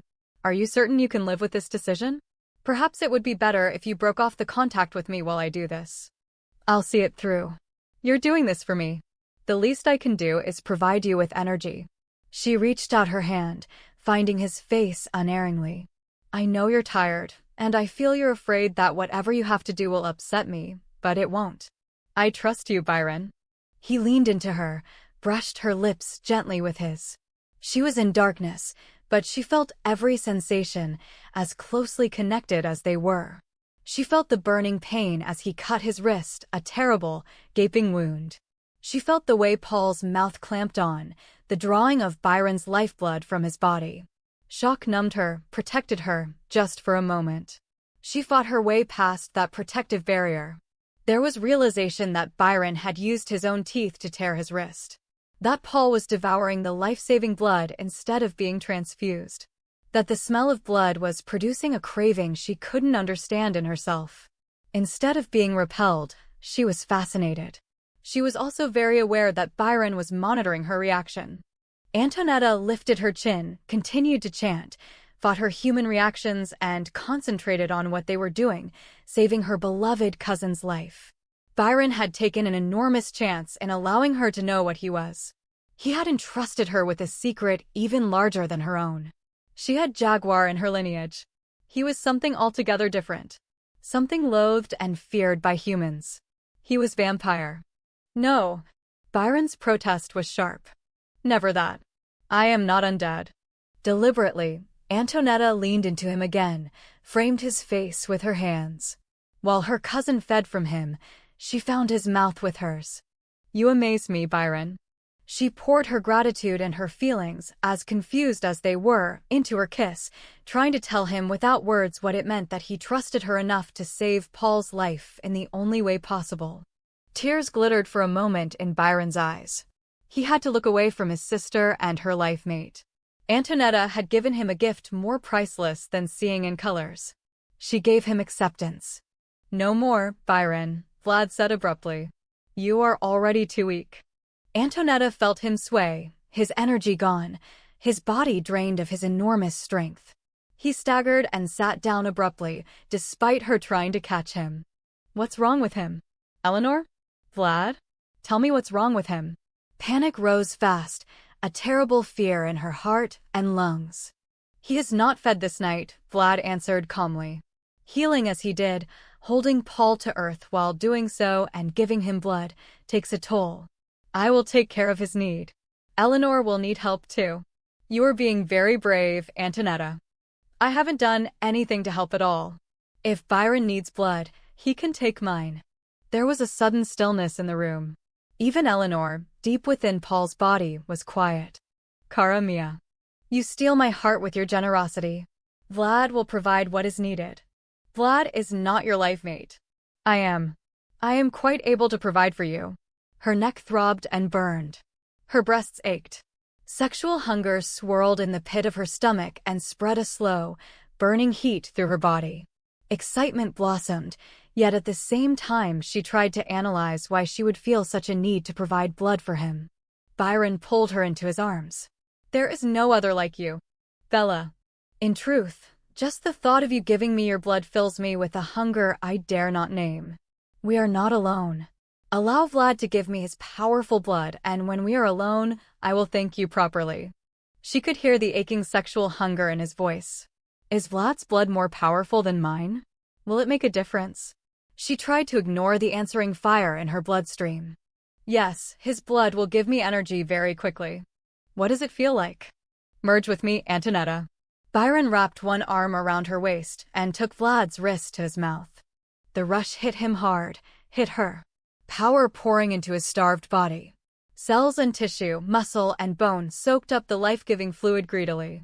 She tried to detach herself, to feel horror at the thought of Byron drinking blood, but she saw his power, felt his power.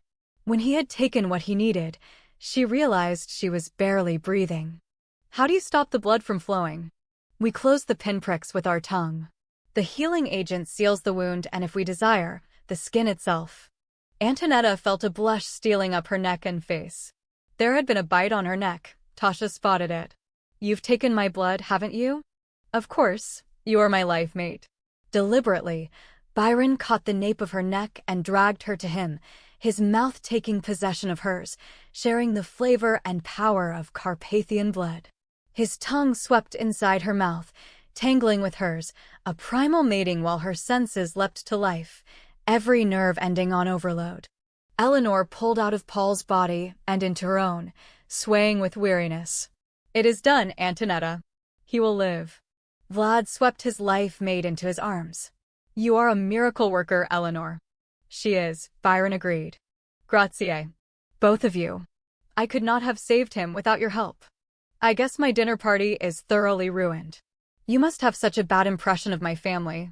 It hit Antonietta that if Eleanor and Vlad were like Byron, they would have heard the police in the lower stories, conducting interviews with staff with sealing off the crime scene. Poor Enrico deserved better than being shoved down a laundry chute. I have no idea what is happening in my own home. At least they wrapped him in the best lace available. That's not funny. Vlad kept Eleanor firmly in his arms. Welcome to the family, Antonietta. It has been our pleasure to meet you. I need to take my life mate home and care for her. Grazie. For all you have done, both of you. The next time we meet, hopefully things will be back to normal. Until then. Antonietta listened, but there were no footsteps. She knew they were no longer in the room. How do you do that? Just vanish into thin air? Not use doors?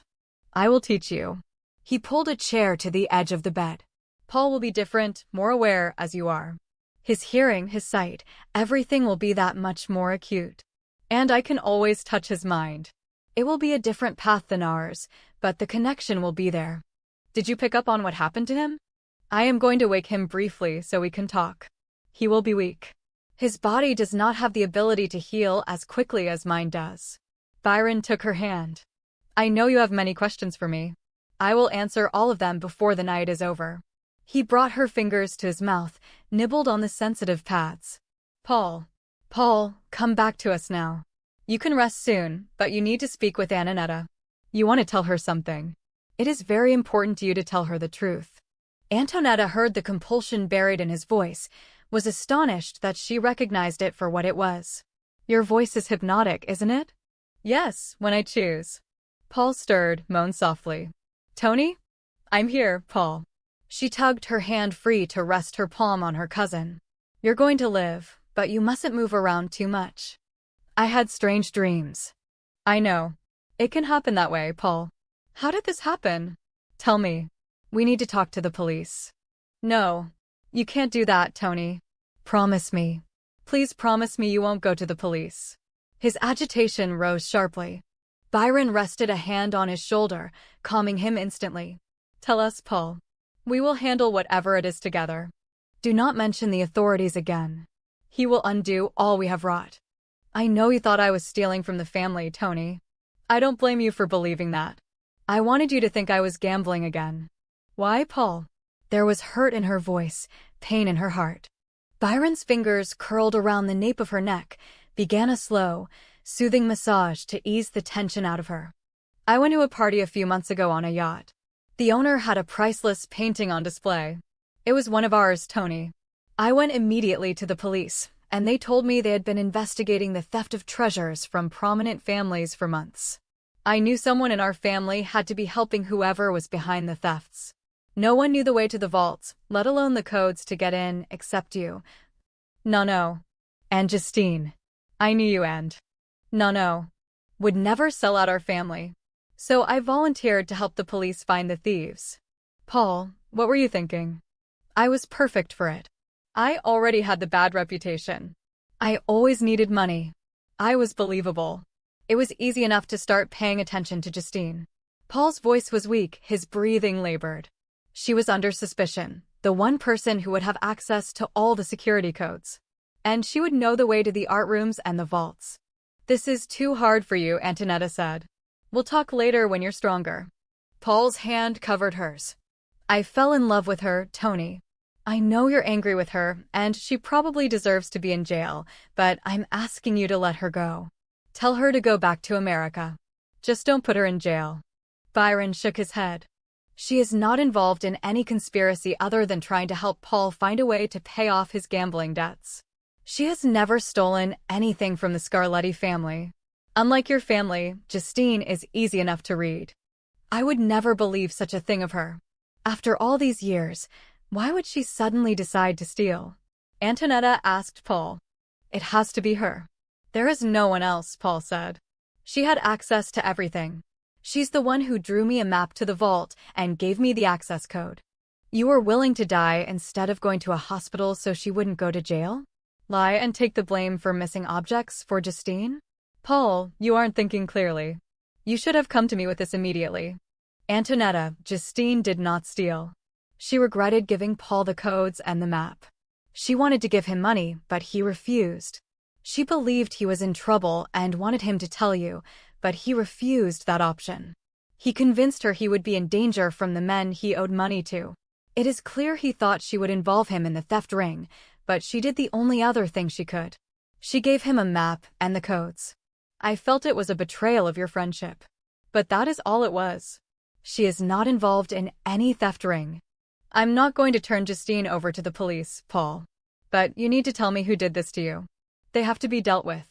Stay out of it, Tony. These people play for keeps. He did not see his attackers. There is nothing he can tell us about the men who assaulted him. The thing uppermost in his mind is protecting Justine. Send him to sleep. I'll let Tasha and Justine in to watch over him tonight. No. Must have been informed by now. I can't see Franco keeping it from him. You know Marita is more likely to be the person stealing and handing the goods over to someone else. And it was the elder Demonescene she was going to meet with the handle score. Franco will be devastated if it is so. She made her way to the sitting room while Byron issued the order for Paul to sleep.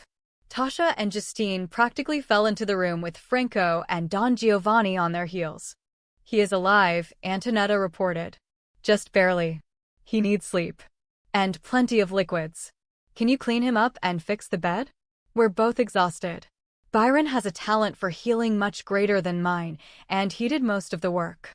I would like to take Antonietta to my home where she can rest, Byron added. I can't go anywhere. Paul will not wake until we return. Just enough for them to give him fluids. Too much is happening. I need you this night, Antonietta. Your family excused themselves, Don Giovanni explained. They could see we were uneasy. I'm afraid we didn't make much of an impression on them, my boy. They understood, Byron assured. Have the police left? They've questioned everyone but Paul and the two of you. We said Paul was out, and you two would be available tomorrow, Franco said. Grazie. Franco, Antonietta said, I doubt if I could sit through more of their questions. Byron took Antonietta's hand firmly in his. Good night, everyone. We will return tomorrow evening. What are we doing? Antonietta lifted her face to the wind. She hadn't been out on the battlements in years. It was far too dangerous. Even with Byron, she was afraid. It would only take one careless slip, and she would fall to her death.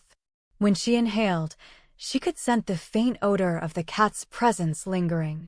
The idea that the jaguar could be near, could be watching them at that very moment, was terrifying. I am going to take you flying. You said you wanted to try. The sky is clear, just a trace of fog rolling in. I think you will enjoy it after such a difficult evening. She studied his voice, not the words. What is it, Byron? He pulled her to him, buried his face against her neck. You are in my keeping, Antonietta. Always your safety comes before all else. Your acceptance of what and who I am means everything to me. I want to give you something special. Something you will always remember. Her fingertips moved over his face. Byron found it curiously intimate each time she read his expression. There was a caress lingering on his skin whether she knew it or not. He knew she was reading his apprehension of what was to come. She was too connected to him. So much had happened from the moment she awakened. So much more would be demanded of her. If flying is so memorable, why are you afraid for me?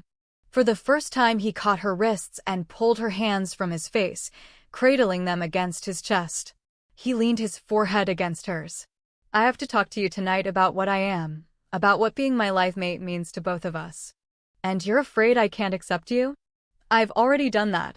I won't say I don't have a million questions, Byron, but how can I be afraid of what you are if you aren't afraid of what I am, especially now when some jungle cat is killing people? I feel the jaguar in me sometimes. My skin literally itches to change.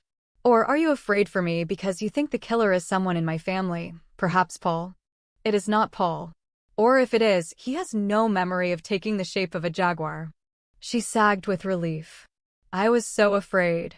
I don't know what to think about Paul and his bizarre behavior. Why would he think he could help the police uncover a professional theft ring? Believe me, I know Paul. He's not the undercover type. It's just like him to be stabbed and come here instead of going to a hospital and to manage to convince everyone he can't go. All to save Justine from prison. She shook her head. No. Would never leave Paul in charge of the shipping business, no matter how astute he is. When it comes down to it, he'll make an emotional decision every time. You do not want the business. Her hair was soft. Her skin too tempting. He removed her dark glasses to allow freedom to his lips to drift over her eyelids. No, I'm an artist. I want to compose my music. I'm selfish, I guess. I really don't enjoy stopping what I love to attend endless meetings. Paul has the ability but not the personality for it. His hand cupped her chin, lifted her face to his. I love kissing you. I could spend a lifetime or two just kissing you. Funny, I feel exactly the same way. She opened her mouth to his, let the magic take hold. The breeze coming off the sea was crisp and cool, but it only acted as a counterpoint to the flames leaping between them. A shadow passed over them, a brief gray over the moon. Byron was aware instantly they were no longer alone. He whirled around, sweeping Antonietta behind him. Do not move, do not make a sound. What is it? I do not know yet. On the alert now, he scanned the surrounding areas for signs of an enemy. There was no sign of the vampire and no scent of the jaguar. The disturbance came from above him on the turrets and tower looming above their heads. Byron narrowed his vision to search, his gaze moving continually, restlessly, working every inch of the eaves and rooftops. He caught a slight movement out of the corner of his eye and froze. The gargoyle crouched just above his head stared down at him with red, burning eyes. There was a loud creak as the giant sculpted head turned slightly, and the wings spread outward a good 6 feet in preparation for flight. Antonietta's fist tightened in his shirt at the small of his back. She immediately merged with him. She couldn't see what he was seeing, but she had the sharp impression of it. That's impossible. Those gargoyles aren't alive. Their eyes are stone. There aren't even gems in them to capture or reflect light. And they can't spread their wings or turn their head. You are so right, Antonietta. The grim note in his voice sent a shiver down her spine. I only know one person who would dare to try to play such a joke on me.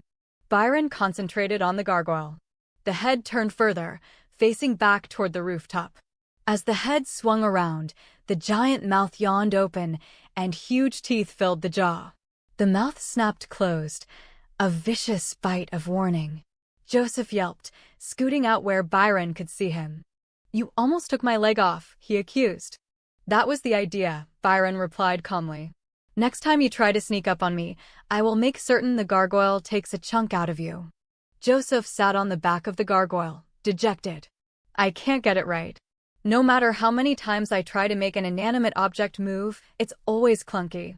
If it had been smooth, you wouldn't have known it was me. Antonietta put a restraining hand on Byron when she felt him gathering himself for a lecture. It sounds difficult to do, Joseph. I think anyone would have trouble making a sculpture of a gargoyle move. I thought you were blind, Joseph said. I'm not nearly as blind with Byron around. I catch images through him, at least awareness of what's happening around me. You shouldn't be out this late. I don't know if Byron warned you, but there's a jaguar out killing people. I'm serious. I don't think your mother would want to lose you. I can take care of myself, Joseph assured. Do you shapeshift yet? I can't shapeshift, but it sounds fun. It's hard to do on your own. I practice a lot, but I still get it wrong sometimes. Why haven't you tried it yet? I'm not like you. Yes, you are. You're Byron's life mate. You're... Joseph. There was a distinct warning in Byron's voice. Enough. You get back to the villa. Antonietta is right, it is not safe out here for you. Although I think it is more likely he would come to harm through me rather than another source. He is just a boy. So Eleanor keeps reminding me. Can't I go with you, Uncle Byron? Mom won't let me do anything. I was scaling the wall of the villa, and she just about screamed the house down. I can get a running start and leap pretty high, but then I can't quite get the hang of going up a vertical wall. I have to use toe and finger holds. Byron sighed. You are trying to use your body. Use your mind. You are too aware of your physical body. Antonietta shivered. The wind could be biting cold. Byron immediately removed his suit jacket and wrapped her in it. She was surprised it was so warm. Go on back to the villa, Joseph. I will work with you tomorrow on some of these things, although you have to remember you are not supposed to use these gifts or discuss them outside of our people. The idea is to blend in. Byron did his best not to sound as long-suffering as he felt. No one else is around. You were so busy kissing Antonietta, I thought I could sneak up here and play a joke. You are very lucky I did not zap you with a lightning bolt. Go home. I want to be alone with my life mate. Joseph sighed heavily. I never have any fun. I don't think it's fair the way I'm always told I have to wait to learn anything. Enough. Byron bit the silent command out between bared teeth. Do as I say. Joseph stood up, looking extremely petulant. He shimmered several times, but nothing happened. Byron closed his eyes and sent up a silent prayer for patience. Joseph, you hold the image in your mind. Dad always does it for me. Then how did you manage to get up there in the first place? If I do it for you, you will never learn. Antonietta leaned into Byron. If you're going to take me flying, we could escort him home, couldn't we? Byron kissed her temple. You are a very understanding woman. Grazie. For noticing. Antonietta waved in the direction she knew Joseph to be. Come with us. Byron's going to take me flying. I've never been before. I will take the shape of a dragon with wings. That way I can hold you close to me. If you become alarmed, I will know, and we will go back to Earth immediately. Will you have scales? Yes, I can do scales. Can I have any color? Byron laughed. What color do you want? When I was a little girl, my mother always read me a book where the dragon had beautiful iridescent blue scales. I love the sound of that. I still picture the dragon shimmering with watercolor blues, just like in that book. It's a very vivid memory. Then your dragon will be iridescent watercolor blue. He held her close to him, nuzzled her neck. Why can't I ride on the dragon's back?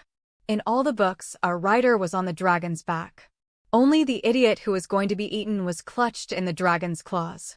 Antonietta could feel his teeth scraping back and forth across the pulse beating strongly in her neck. Her entire body tightened in response. There was something mesmerizing and erotic about the motion. His teeth nipped, sending darts of fire racing through her bloodstream. His tongue swirled over the ache. I do not want to take a chance that you could fall. The words were whispered against her neck, his breath warm on her cold skin.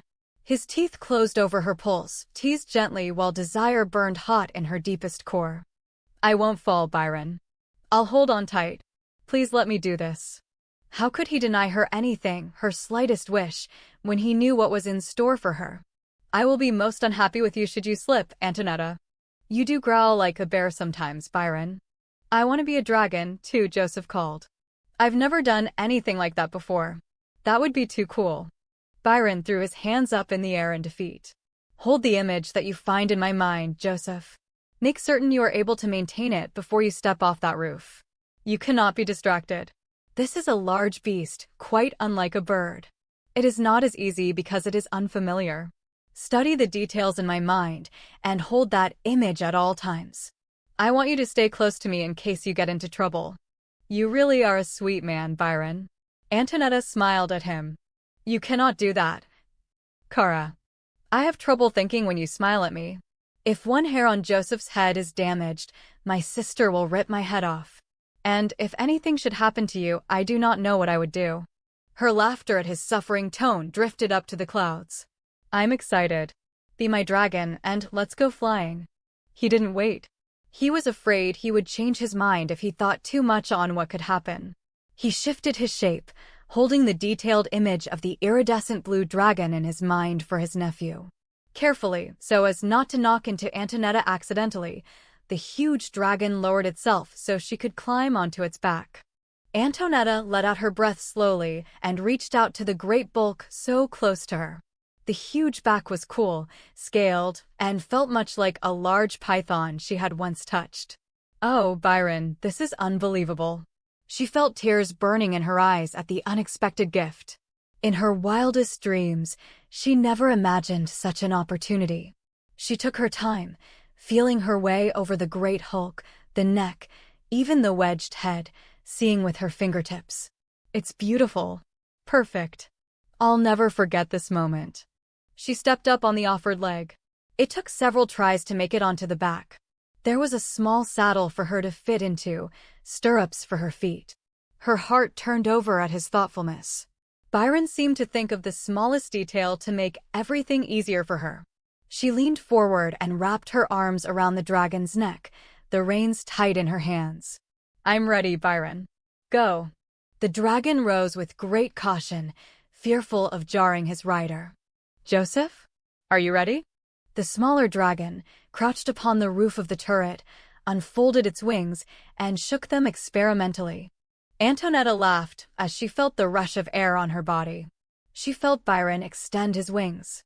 Again he used the same careful movements, but the dragon was large and the wings enormous. When he launched himself from the battlement into the air, she was unprepared for the way the pit of her stomach dropped away. She clutched at the dragon's neck convulsively, the air slamming out of her lungs. I can hold you, Kara. She forced her body to sit up, to find the motion of the beast between her legs. Antonietta lifted her face to the sky. No, you can't. I'm going to fly by myself. I love this. And she did. It was exhilarating to be moving through the sky, great wings flapping, roiling the air so that she was aware every moment of the mythical dragon with its iridescent blue scales beneath her. It was a fairy tale come to life. Can you breathe fire? We could sweep over the Demonescene palazzo and singe Christopher's hair. Byron felt her laughter right through the dragon's body. Through his body. Deep within the dragon, Byron felt elation sweeping through him. Joy burst through Antonietta. The wind blew her hair in every direction, rushed at her face, robbed her of speech, made her eyes water. She couldn't see the night sky, but she could imagine stars sparkling over her head like gems. She leaned over the dragon's neck, urging him to fly faster. Watch this, Uncle Byron. Joseph attempted to spin around, the body of the smaller dragon coming dangerously close to the larger one, so that Byron had to perform a quick maneuver to avoid a collision in midair. Antonietta clutched the reins as her hips rose away from the dragon's back. Byron rose with her, reseating her before she could slide off. She clamped her legs as tightly as possible, her heart pounding. I'm fine. This is great. I feel so alive. She said it hastily as she felt his rising ire at his nephew. Joseph didn't seem to notice what he'd done. He continued with his antics, dropping fast toward earth and pulling up sharply, nearly somersaulting. He was instantly disoriented. Vertigo hit hard. Panic replaced the image in his head. He plummeted toward earth. Byron, great wings laboring, put on a burst of speed, dropping below the youth. Watch yourself, Antonietta. He is falling, coming from above you. I will try to catch him and hold him in my claws. The idiot should be eaten. Byron reached for the falling boy. Joseph saw the huge, wedge-shaped head, the mouth filled with sharp teeth, and he panicked. He punched the dragon on the snout, kicked viciously at the reaching claws, driving his body away from the dragon. Byron swore and dropped hard and fast, coming up under his nephew. I will direct him toward the tail section. Try to help him, but do not fall yourself. Joseph hit the dragon's back, careened downward toward the dragon's tail. Antonietta had already dropped the reins and reached instinctively behind her. She brushed Joseph's shirt, caught, and hung on. His weight nearly pulled her from the dragon's back, but Byron, inside the large bulk, adjusted his body to help her stabilize and keep from rolling off. Joseph clung to the dragon, digging his heels in hard. He pulled himself up behind Antonietta, wrapping his arms firmly around her waist. She was shocked at his size and strength. It didn't feel as if a boy were behind her. He felt like a grown man. How old is your nephew? In human years, he is 22. In our years, he is considered a fledgling. A child still learning our ways. Shapeshifting is difficult. Most parents hold the image for the child over and over until the child learns to pay attention to detail. You have to operate on several levels at the same time. When you learn to do this, I will be the one to hold the image for you. I don't have the ability to shapeshift, Byron. I really don't. I feel the jaguar close at times, it is in me, but I can't make the change, not even when I try. Antonietta was grateful for Byron's jacket and the perpetual warmth it generated as they soared through the sky. She felt the dragon circling, spiraling in long, sweeping circles until it hovered in one spot, wings flapping ferociously. Joseph slipped off onto the balcony of the villa where he was staying. The dragon immediately streaked skyward. Antonietta leaned forward and wrapped her arms around the dragon's neck. I don't want this ever to stop. I think we should fly all night. Byron was grateful Eleanor had thought to secure a second smaller and much more secluded villa for her brother and his life mate. He didn't want to take Antonietta to a cave deep below the earth and explain his life to her. Explain what her life was to become. He wanted a beautiful setting where she might feel comfortable and completely at ease. He sent his sister his silent thanks for her thoughtfulness.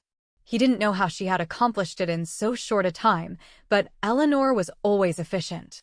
The dragon settled on the wide veranda overlooking the sea. Antonietta waited while the wings folded against the great body before she felt around for the extended leg. Her feet found firm ground as Byron shifted into his human form. She laughed and threw her arms around him. Grazie. You have no idea what that meant to me. I could learn to love flying. His fingers curled around the nape of her neck, drew her to him. I will have to teach you. I still don't understand why it is so difficult for Joseph, yet you have no trouble shifting. I saw the image clearly in my head. Because I was holding it for you. It is much like breathing. You do not think of the mechanics of breathing, your brain tells your lungs, and everything just works in the background as you go through the day. Shifting is different. You have to control it even as you do other things. The details have to be uppermost in your mind no matter what else is going on. Carpathians have to think on several levels at the same time, and our children must learn this. They are not born knowing how. Of course, some have more ability than others. And we have our geniuses. His fingers were massaging her neck. There was possession in his touch. Antonietta brought her hands up to catch his wrist. He had given her the most extraordinary experience of her life. She fit her body into his, turning her face up to his with trust, with love and acceptance. Byron groaned softly and lifted her, cradling her against his chest. I want to make love to you more than anything in the world right now. You say that as if it's a bad thing. I want it too. Her fingertips caressed his finely chiseled lips. She loved his mouth, the shape and texture. The way he tasted. Every nerve ending was alive after her wild ride through the sky. She wanted him every bit as much as he could possibly want her. Byron carried her into the villa. Eleanor assured him one room was reasonably safe to use as a sleeping chamber. He moved unerringly through the furniture as if he had been there numerous times, finding the winding stairs to the luxurious bedroom below ground. The windows were heavily covered with rich velvet drapes. The room was large, with an expanse of thick carpet underfoot. A step down led to a large sunken marble jacuzzi, tiled with an intricate mosaic pattern. "This is your home?" She was puzzled by his sudden reserve. So used to his continual presence in her mind, his withdrawal was distressing to her. "I don't have cult with me, so show me the layout of the room. I memorize rather well, and it will cut down on the accidents. I've never liked falling over chairs. It's very undignified."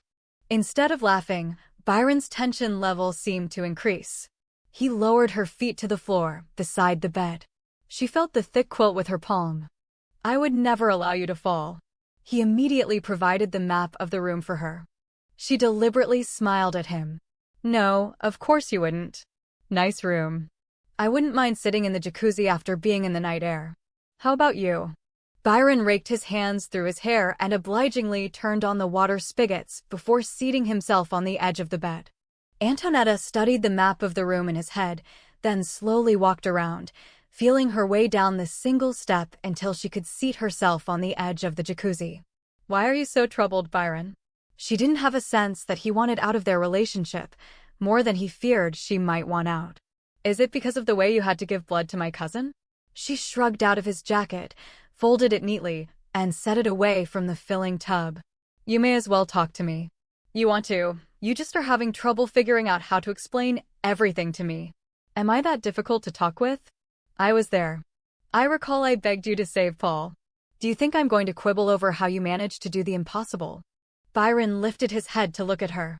"I do not know what I ever did to deserve you, Antonietta. You are truly remarkable." Her soft laughter was inviting, a sultry siren teasing him with the sexual allure of her voice. He was instantly mesmerized as he watched her slowly slip her sandals from her feet. There was something very feminine about the way she ran her hand over her nylon-encased feet. Does any man deserve a woman? I'll have to give that some thought. But you're definitely my choice. She leaned toward the sound of running water, dipped her hand in to test the depth. My people exist on the blood of others. It is how we feed. Food makes us ill, particularly meat. We can force ourselves to eat, but it is uncomfortable. Most of the time, we give the illusion of eating. If we do consume food, we have to rid ourselves of the contents as soon as possible. He tried to keep his voice matter-of-fact, but his gaze burned over her face, watching her closely for the smallest reaction. I see. You really were telling the truth when you tried to assure me your family wouldn't care what I served. I was anxious for no reason at all. A small, self-mocking smile curved her mouth. That does put things in perspective, doesn't it? Byron kept his touch and her mind light, a mere shadow monitoring her reaction. She absorbed what he said without judgment. She tapped her fingernail on the marble. So you have fangs? Like a vampire in the books. Antonietta held her palm over the pulse on her neck. When I need to feed, yes, my incisors lengthen. He didn't take his eyes from her face. Antonietta turned off the water. Do you have music in this room? The question was so unexpected, he was startled. Did you hear what I said? Of course I did. Here's the thing, Byron. Before we take this any further, I need to know some important things about you. The fact that I have fangs might be considered important by some people, Antonietta, he said patiently, wondering if he was losing his mind. He was beginning to feel frantic. She was so beautiful to him, so courageous. He ached to hold her.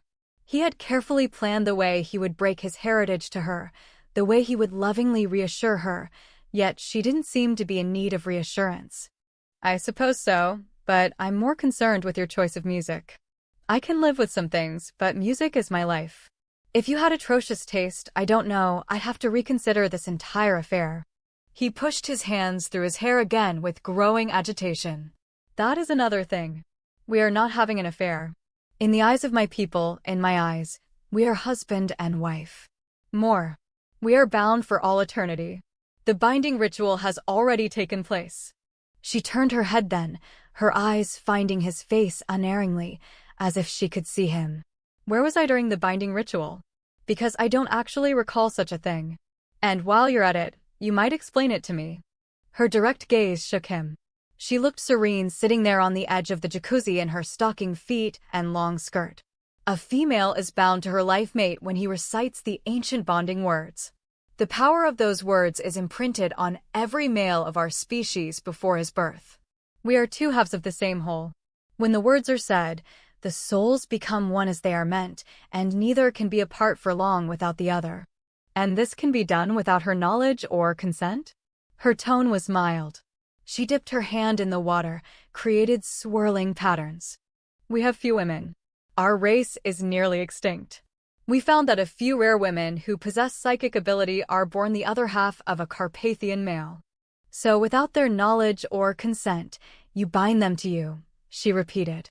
The male has little choice in the matter if he chooses to survive. She is light to our darkness. We cannot feel emotion or see in color without her influence. Too many of our males have turned vampire or walked into the dawn because they could not find their life mate. It is our duty to see that our species survives. Life mates belong together. She nodded her head, but he caught the flash of anger in her mind. A male has a choice, Byron. There is always a choice. The reason I don't wake up until the sun is down is because of you, isn't it? And the reason my hearing and my ability to smell is so acute is also due to you. We exchanged blood twice. Live mates often exchange blood during lovemaking. Am I like you? Is that why Joseph was so certain I could shift into a different form? Not yet. It takes 3 blood exchanges to convert a human. The human must be psychic. You are far more sensitive than most. But that's why you brought me here tonight. You intend to convert me to be like you are. That's why you're so troubled. I wanted to wait, Antonietta. I wanted it to be your decision. What changed your mind? She stood up, drew the silk blouse over her head in one motion. There was curiosity in her voice, but no real censure that he could detect. And no real fear. In fact, she seemed very sure of herself. She folded the blouse and set it on top of his jacket, facing him in her blue lace bra, long swirling skirt, and stocking feet. Byron was distracted by her mild reaction. By her full breasts, a temptation in nearly transparent lace. He watched as she pulled the pins from her hair and shook the long rope free. Her breasts moved in invitation. Byron? What changed your mind? Why did you decide to bring me here tonight and convert me without my knowledge or consent? Antonietta shimmied out of her long skirt and stood in her stockings and tiny thing. It took him a moment to find his voice and sort out his thoughts in between the lust rising so sharply. The jaguar this evening. I was not there to protect you. I gave you cult, but it is not good enough to rely on the borzoi. I need to know you are completely safe. Even to his own ears his voice sounded strangled. He held his breath as she peeled the nylon stockings from her legs. Why can't you just stay with me at the palazzo? We do not sleep in the same way. I would appear dead to the world and to you. If you woke and thought me dead to you, your grief could be life-threatening. You had a small taste of it when Paul shot me. I am also very vulnerable during the daylight hours. I could not adequately protect you or myself at the palazzo. His heart nearly stopped when she turned her back on him, bent at the waist to step out of the small thing. He had no conscious thought of moving, but he found himself across the room, his hands smoothing her firm buttocks. Antonietta rested both hands on the tile, pushing back against his hand, arching like a cat. So you think converting me to what you are would make me safe from the jaguar? His hands roamed over her body, slipped into secret hollows, turning her insides to a pool of lava. Byron leaned forward to press a kiss in the small of her back. I know you would be safe, Antonietta. There was absolute conviction in his voice, in his mind. His hand slipped between her thighs, urging her legs farther apart. His clothes rubbed against her sensitive skin. Antonietta obligingly widened her stance. Do you like the taste of my blood? His entire body hardened, thickened, became painfully full. You are trying to seduce me, Antonietta. I'm so glad you noticed, Byron. I would hate to think you brought me here with only the intention of saving me from a wild cat. She pushed back against him, rubbed her bottom with delicious slowness over the thick bulge in the front of his trousers. A soft moan of pleasure escaped as his finger found her feminine channel and pushed deep. His teeth teased her buttocks, small little nips, his tongue lapping gently. I want you to take my blood now, Byron. And I want to feel it this time. The husky note in her voice as she uttered the enticement was the most sexually exciting thing he'd ever experienced. Very slowly, he withdrew his finger and straightened her, turning her to face him. Do you mean it, Antonietta? You are not afraid. I don't want an exchange, only to see what it's like. To be honest, the idea excites me, and I don't know why. I should be grossed out. I was upset that Vlad gave you blood. I wanted to give it to you. I felt like I should be the one to give you whatever you needed. Antonietta slid her hands under his shirt. Get rid of your clothes. All of them. We really don't need them, do we? No, Byron caught the back of her head and fastened his mouth to hers as he shed his clothes. They were skin to skin. He found he was ravenously hungry, his body tied up in knots. He fed on her mouth ruthlessly, Antonietta matching him heat for heat. Tongues tangled and dueled. Hands went everywhere, touching, exploring, claiming. Desperate for the feel and taste. On fire. When his mouth left hers to trail kisses down her throat to her breast, she threw her head back, her body arching into his mouth eagerly. Byron knew he was on the edge of control, his incisors already lengthening, so he had to be careful as he suckled and teased her nipples into hard peaks. He kissed the swell of her breast, her collarbone, pressed a kiss into the hollow of her throat. She caught fistfuls of his hair, breathless with need, with anticipation. Her body pulsed with hunger, with heat. His breath on her neck made her muscles clench in anticipation. Her breasts ached, her womb throbbed. His tongue touched her skin. His teeth scraped gently, tenderly. Byron shifted her into his arms, held her body in the shelter and protection of his. Antonietta, you are certain this is what you want? I can protect you from the experience if you are afraid. Do I feel afraid? I need this as much as you need it. I ache for you, Byron. I think about you every minute I'm awake. I want to know everything about you. I want to see what my life would be like. You're offering me things I can't fully comprehend. Her fists tightened in his long hair. Her entire body vibrated with sexual tension. His teeth found her pulse, his tongue swirling over the spot so that she caught her breath. He found love welling up, swamping him, mixing with lust, with erotic hunger. I love you. He whispered the words to her and sank his teeth deep. Antonietta cried out, her legs nearly giving out as white-hot pain whipped through her body, then gave way immediately to a burning pleasure. Byron's mind was fully merged with hers, and she felt his reaction to her blood. The hot taste. Sating a hunger that was nearly impossible to sate. Lightning danced through their bloodstreams, long whips that crackled and sizzled and set them on fire. She held him possessively. She had to have him, had to feel his body beneath her fingertips. Had to have him buried deep inside her. Do not. I am already at the end of my control. He didn't have to warn her, she knew. She didn't want him in control. She wanted him to burn the way she was burning. She wanted him to need, to hunger, to be so aware of her that nothing else mattered. Her hands slid over his broad shoulders, mapped his chest, his belly. Found the thick length of his erection. She felt the jolt go through his body, through hers, at the touch of her fingers. The intensity of his desire shook her. She stroked, massaged, teased. Her fingers danced over the velvet head until she felt the fire roaring in his belly. He swept his tongue over the pinpricks, caught her chin, and welded their mouths together. She tasted the hot, sweet spice of blood, the passion in his kiss. Then they were feeding off each other, so frantic to get close. Byron drove her backward against the wall, pinning her there, his hands everywhere. She curled one leg around his hip, fighting to align their bodies perfectly, fighting to get him inside of her. There was never enough. The storm raged ferociously, wild and out of control, and so hot they had to feed each other air. She wanted to share his skin. She needed him in her body. He had to touch every inch of her, hear her gasp, the soft little cry that escaped when his hands found every spot that sent her reeling with pleasure. Outside, the wind lashed the windows of the villa. Lightning streaked across the sky, and thunder cracked and boomed, shaking the earth. The dark sky lit up with fiery sparks, a shower of star gems, raining from the sky into the churning sea. Byron took her to the carpet, unable to make it to the bed with his body raging at him and his mind swamped with her hunger.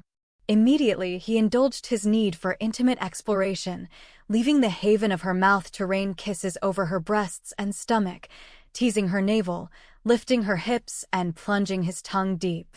Antonietta screamed, her orgasm so intense her hips bucked. He rode it out, holding her in strong arms, laving and teasing, working carefully around her hottest spot until she pushed hard against him, squirming for more. The instant he touched her, her body spiraled out of control again, even wilder than before. Byron dragged her hips close to him, pressing tightly against her wet, slick entrance. He could hear her heart pounding. She writhed against the thick carpet, pushing into him, trying to impale herself, seeking relief. He wanted the image in his mind for all time, her black hair a stark contrast to the white carpet, her body sprawled out, flushed with excitement, her breasts a tantalizing sight, and the soft demand in her voice as she ordered him to take possession of her. He surged forward, a hard, deep stroke, filling her with the thick length of him, just for the joy of hearing her scream again. She was always uninhibited with him, wild and passionate, wanting him with every fiber of her being. With their minds so deeply merged, he could feel her hunger for him. He knew exactly what she wanted, thrusting deeper with every stroke. The carpeted floor had no give to it, so his body pounded into hers, and still it wasn't enough. Antonietta clutched him to her, dragging him even closer, lifting her hips to meet him in a wild, sensual ride. She couldn't tell where one orgasm left off and the next one started. A tidal wave swept through her body that went on, each stronger than the last, yet never enough. Her appetite for him seemed insatiable. Her fingernails dug into his skin, dragging his hips into her while her entire body rose up to meet his, bucking beneath him in the thrall of total pleasure. Byron reveled in the way she gave herself completely, without reservation, to him. His body swelled beyond his expectations. There was a roaring in his ears, a dark storm of sensual hunger overtaking him a rush. I want you to hear the words. Cara mia. To know what I am giving you, what you give me. This is the mating ritual. The words that have the power to restore the two halves of our souls to one. I claim you as my life mate. I belong to you. I offer my life for you. I give you my protection, my allegiance, my heart, my soul, and my body. I take into my keeping the same that is yours. Your life, happiness, and welfare will be cherished and placed above my own for all time. You're my life mate, bound to me for all eternity and always in my care. Her feminine sheath was tight and hot, a velvet friction driving him utterly mad. He felt the fiery blast start somewhere around his toes and drive up through his body with the force of a battering ram. Antonietta took him deeper, driving her hips up to meet the fury of his body so that they were welded together in the midst of explosion. He thought he might have disintegrated, holding fast to Antonietta and his sanity. Antonietta lay beneath him, clinging to his arms, fingertips rubbing at his biceps, exploring the shape and definition of his muscles as she tried to regain her ability to breathe and her equilibrium. Byron buried his face against her neck, his lips soothing on her pulse, his body so deeply buried in hers she was certain they were locked together forever. Do you think we know the meaning of the words "take it easy and slow"? There was humor in her voice. I thought we were going to set the room on fire. My skin is scorched, he said. He propped himself up on one elbow to take some of his weight off of her, his other hand shaping her breast. Antonietta felt the ripple of reaction through her entire body. Don't even breathe on me. I've melted into the carpet. Her lashes drifted down. I'm going to go to sleep right here on the floor, and I want to wake up with you still inside of me. She sighed blissfully. You may just be the greatest lover in the history of the world. He bent his head to the temptation of her breasts, his tongue swirling around her nipple. The way her body tightened around his made him smile. Maybe the greatest lover? He sucked hard on her breast to punish her, laughed when her hips thrashed again, the rippling of an orgasm washing over her. You respond so beautifully, Antonietta. She was soft and giving, her body so welcoming of his. She tangled her fingers in his hair as his mouth worked greedily at her breast. Do you plan on spending the night lavishing attention on my breast? Not that I'm complaining, but you're making me crazy. I can't afford to get any hotter. Now I know why there are rare cases of spontaneous combustion. I was thinking I might spend the night chewing on other parts of your anatomy, he answered. I have decided I want to try every way in the world there is to make love to you. What is that famous book with all those intriguing positions and ideas? Her fingers caressed his hair, laughter bubbling up so that her muscles clenched around him intimately. Well, not tonight. Tonight you are somehow going to figure out how to get me from here to the jacuzzi without both of us falling in a heap on the floor. We are already on the floor. In any case, it would require me removing my body from yours, and I think I have found a home. You are the hottest thing on the face of the earth. I am staying right where I am. Lazy man. I promise to make love to you all night, but if I don't get into some soothing water, I might not be able to keep that promise. We were a bit on the vigorous side. For a moment she held his head to her breast, allowing waves of pleasure to wash over her. She felt cocooned in sensual delight. He kissed her nipple with a soft sigh of regret.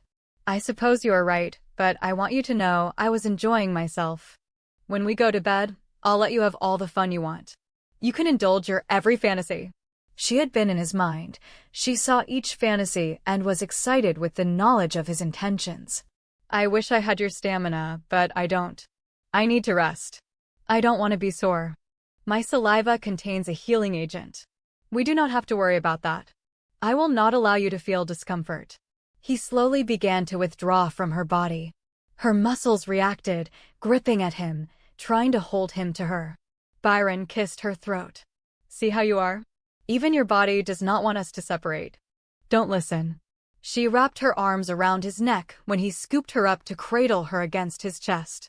I can't move. I may not ever again. Chapter 14. The water in the jacuzzi was hot and foamy, bursting around her and against her most sensitive parts. Even that sensation seemed to be highly erotic.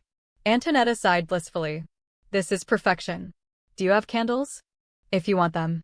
I can't see them, but if they're scented, it's always nice. Almost at once the room was filled with the fragrance of honeysuckle and rain. Antonietta smiled and allowed her legs to drift to the surface, her arms spread wide to embrace the atmosphere. My very own sorcerer. Water washed over her breasts, across her belly button, over the triangle of dark, curls, and the shadow between her legs. Byron leaned back and watched her, a peculiar emotion stabbing at the pit of his stomach. She was so tightly bound to him, so entrenched in his heart and soul. He wasn't certain how it happened. Just looking at her sent a spear piercing his body. It was a strange sensation, a physical pain, aching with love when he looked at her. So, what kind of music do you like? Antonietta floated in the gently rippling water, her hair spread around her like so much seaweed. Her head bumped against Byron's chest. His arms locked around hers to hold her in place while the water bubbled and fizzed over her sensitized skin. Joseph sings a particularly interesting version of rap, he said. Her mouth opened wide in a gasp of alarm. She slid beneath the water as she spluttered a protest. He caught her and pulled her to the surface, his soft laughter mocking. I have all your music, he assured. That was really mean, she said. In retaliation, I might point out we didn't use birth control. I don't even think about birth control when I'm around you, which is silly, because I'm always responsible. I can't see your face, and I hope you're frowning. He took her hand, brought her fingertips to shape his mouth. Does it feel as if I am frowning? She snatched her hand away. You are impossible to upset. You'd probably be thrilled if I got pregnant, which isn't logical at all. I would prefer you wait until I convert you. Antonietta sat up, scooted to the small hollowed-out seat beside him. All this talk of conversion sounds suspiciously like a vampire. What's the difference? A vampire is wholly evil. Carpathian males lose emotions around 200 years when they are fully adults. At that time, the lure of power begins to work at them, whispers to feel the rush of the kill. We are predators, with some animal traits. We can be dangerous when provoked, but we do not kill indiscriminately. A vampire lives to bring pain and torment and ultimately death to others. We take blood, but do not harm those we take from. A vampire kills for the adrenaline in the blood and also the rush of power, a momentary thrill, when he kills. It is the duty of our hunters to bring these males to justice and protect our species by concealing their existence. That was what you meant by a hunter. A vampire hunter. Yes, among other things. I have done so, but it is not my calling, for which I'm grateful. How long do you live? He shrugged, a lazy shift of his shoulders causing the water to wash over her skin. His hand caught her foot, pulled it into his lap so his fingers could massage her. Unless there is a mortal wound and no one to supply blood, we can live as long as we wish. So if I became as you are, I would live, but I would watch my family die, and eventually even their children. Unfortunately, that is one of the difficulties we all face. We have people we lose, but then everyone does. Don Giovanni is not going to live forever. You will have to face his death no matter what. And young Marguerite could have been killed when the shield fell. Anything can happen in life. His fingers moved up to her calf. Antonietta slid down further beneath the water to extend her leg to him. That's true, I can't argue with that. I wouldn't be able to be awake during daylight hours. No, and you would have to acclimate your skin to the early morning hours slowly before you could be out during that time. But I would have you. You are my life mate, Antonietta. You will always have me. Men leave women all the time, Byron. You're asking me to change my entire way of life for you. I love my family. I love the palazzo. I don't want to leave my home. And I don't want to quit my career. Music defines who and what I am. It is impossible for life mates to leave one another. I have not asked you to give up your career or to leave your home. There are some Carpathians who live with humans, and it works out very well. How does conversion work? We exchange blood 3 times. The blood works on your organs, reshaping and changing you to what you should be. Already there are signs of it. She idly flicked the surface of the water, popping bubbles as they churned around her. What about my eyes? The strangest things have happened lately. I've seen flashes of light, shadows, even colors, as if I'm seeing body heat. I thought it was because we're so closely connected. Byron turned the information over in his mind. I saw color through Jacques. It was not my memory I was tapping into, but his vision of his life mate. That is unusual. We tap into memories to feel emotion, but it does not work that way with vision as a rule. Perhaps there is something in my lineage that allows for such a thing. I would think your sight would be restored as the blood heals and reshapes. Our eyes are different, more functional for night vision. Is the thought of seeing again more tempting than choosing to be with me? Antonietta laughed. You are such a male. That's such a little boy thing to say. He tugged on her foot until she slid underwater. Antonietta pulled her leg away from him and reversed direction beneath the water to bump her head against his stomach. She circled his waist with her arms to anchor herself and rested her head in his lap, her mouth closing over his floating penis. Byron looked down at the wealth of silky hair floating in the churning water. Her mouth provided a strong suction that brought him to instant attention. Her tongue danced and teased and stroked until his body trembled and hungered all over again. She seemed to be pulling a volcano from the very center of his being. His blood thickened and pooled, and his every nerve ending seemed to be centered where her hot, passionate mouth was working. The breath slammed out of his lungs. She came up for air, a water nymph laughing at him. Come here, you crazy woman. He reached for her, pulled her to him. We will live in your house with your family. You will travel the world playing your music for people, and I will once again make art from the gems I call to me. Live your life with me. I cannot bear to be without you. Life mates are for eternity, Antonietta. We can be married in the way of your people and live and seem to age. At times we may have to go away, but we will always return if that is your wish. She tilted her head, a small siren's smile playing around her mouth. Can you really make it so I'm not uncomfortable and we can make love all night? Absolutely. I think I need proof before I commit to any more biting. In answer, he lifted her, seating her on the rim of the jacuzzi, parting her thighs wide enough to allow his broad shoulders between her legs. A challenge I cannot resist. He bent his head to her, teeth nipping gently on the insides of her thighs, his breath warm on her most vulnerable entrance. His hands gathered her hips and simply slid her into his mouth so that she cried out, grabbed fistfuls of his hair for an anchor. Antonietta allowed her head to fall back. Her breasts seemed to ache with fullness. Every muscle in her body went taut. His tongue did incredible things, caressing and stroking and probing. Everywhere he touched, he soothed and heightened her pleasure. Her body coiled tighter and tighter, winding like a spring. She was wet and hot and impatient for him. She wanted to cry with the wonder and beauty of the way he could make her feel. And yet she needed, and hungered, for him. Byron lifted his head, brought her mouth to his, sharing her taste, his tongue teasing hers before he spun her around and bent her over the edge. Is that enough proof? I can give you more. His hands cupped her breasts while he pressed against her buttocks, deliberately showing her the fullness of his desire. Do you need more? She reached back in an effort to guide him into her. Byron avoided her hand, rubbed again, his teeth nipping her firm bottom. Antonietta began to turn around, determined two could play. Byron held her against the rim, caught her hips, and pushed into her tight sheath with exquisite slowness. You want slow and easy, remember? He was so thick, she could feel him stretching her, pushing his way into her folds, the slow friction driving her to the edge of madness. I didn't say that. I'm sure I didn't say that. He was very strong, holding her with a gentle but completely unbreakable grip, all the while moving with leisurely, long strokes. Each surge forward made her shudder with pleasure. She had to remain completely still while he did the work. She stopped trying to struggle back into him, just allowing the pleasure to wash over her in waves. Her breasts tightened, and Byron's every movement enhanced her experience, just as he meant it to.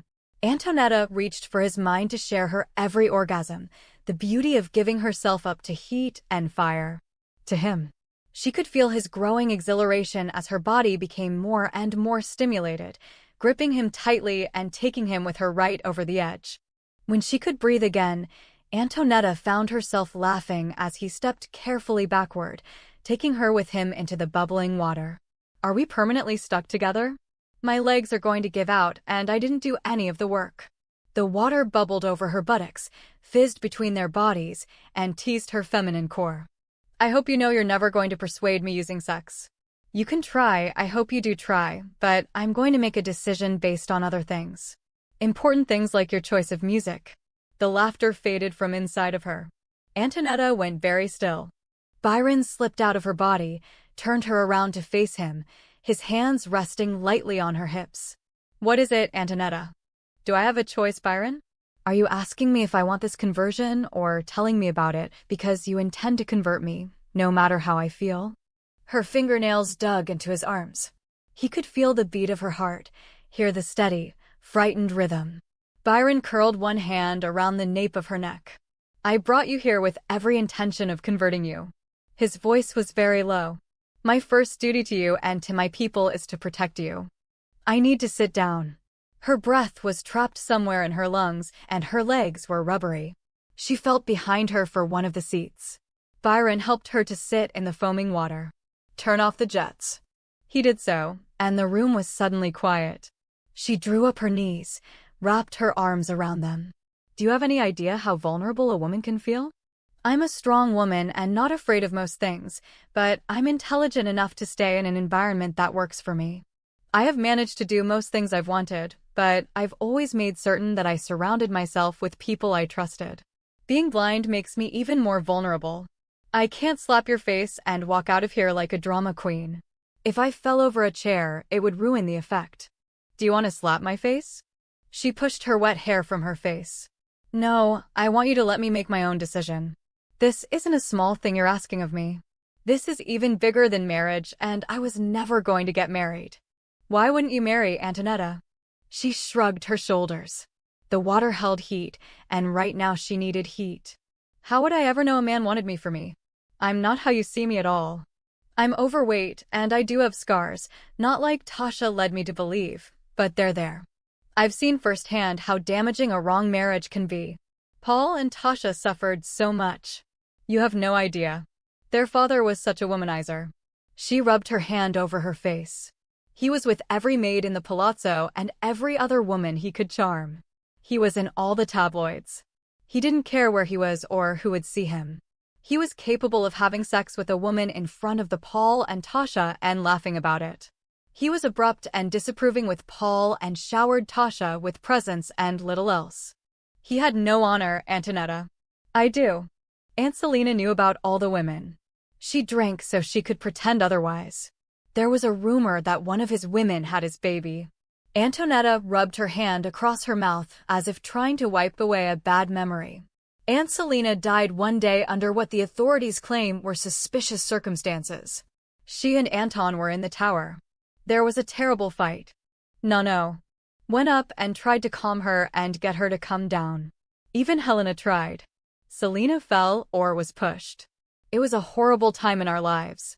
If there ever was a baby, Uncle Anton paid the woman off, and she aborted it because it was never mentioned again. He went on with his life as if nothing happened. How did he die? A car accident. He was drinking and went off the road.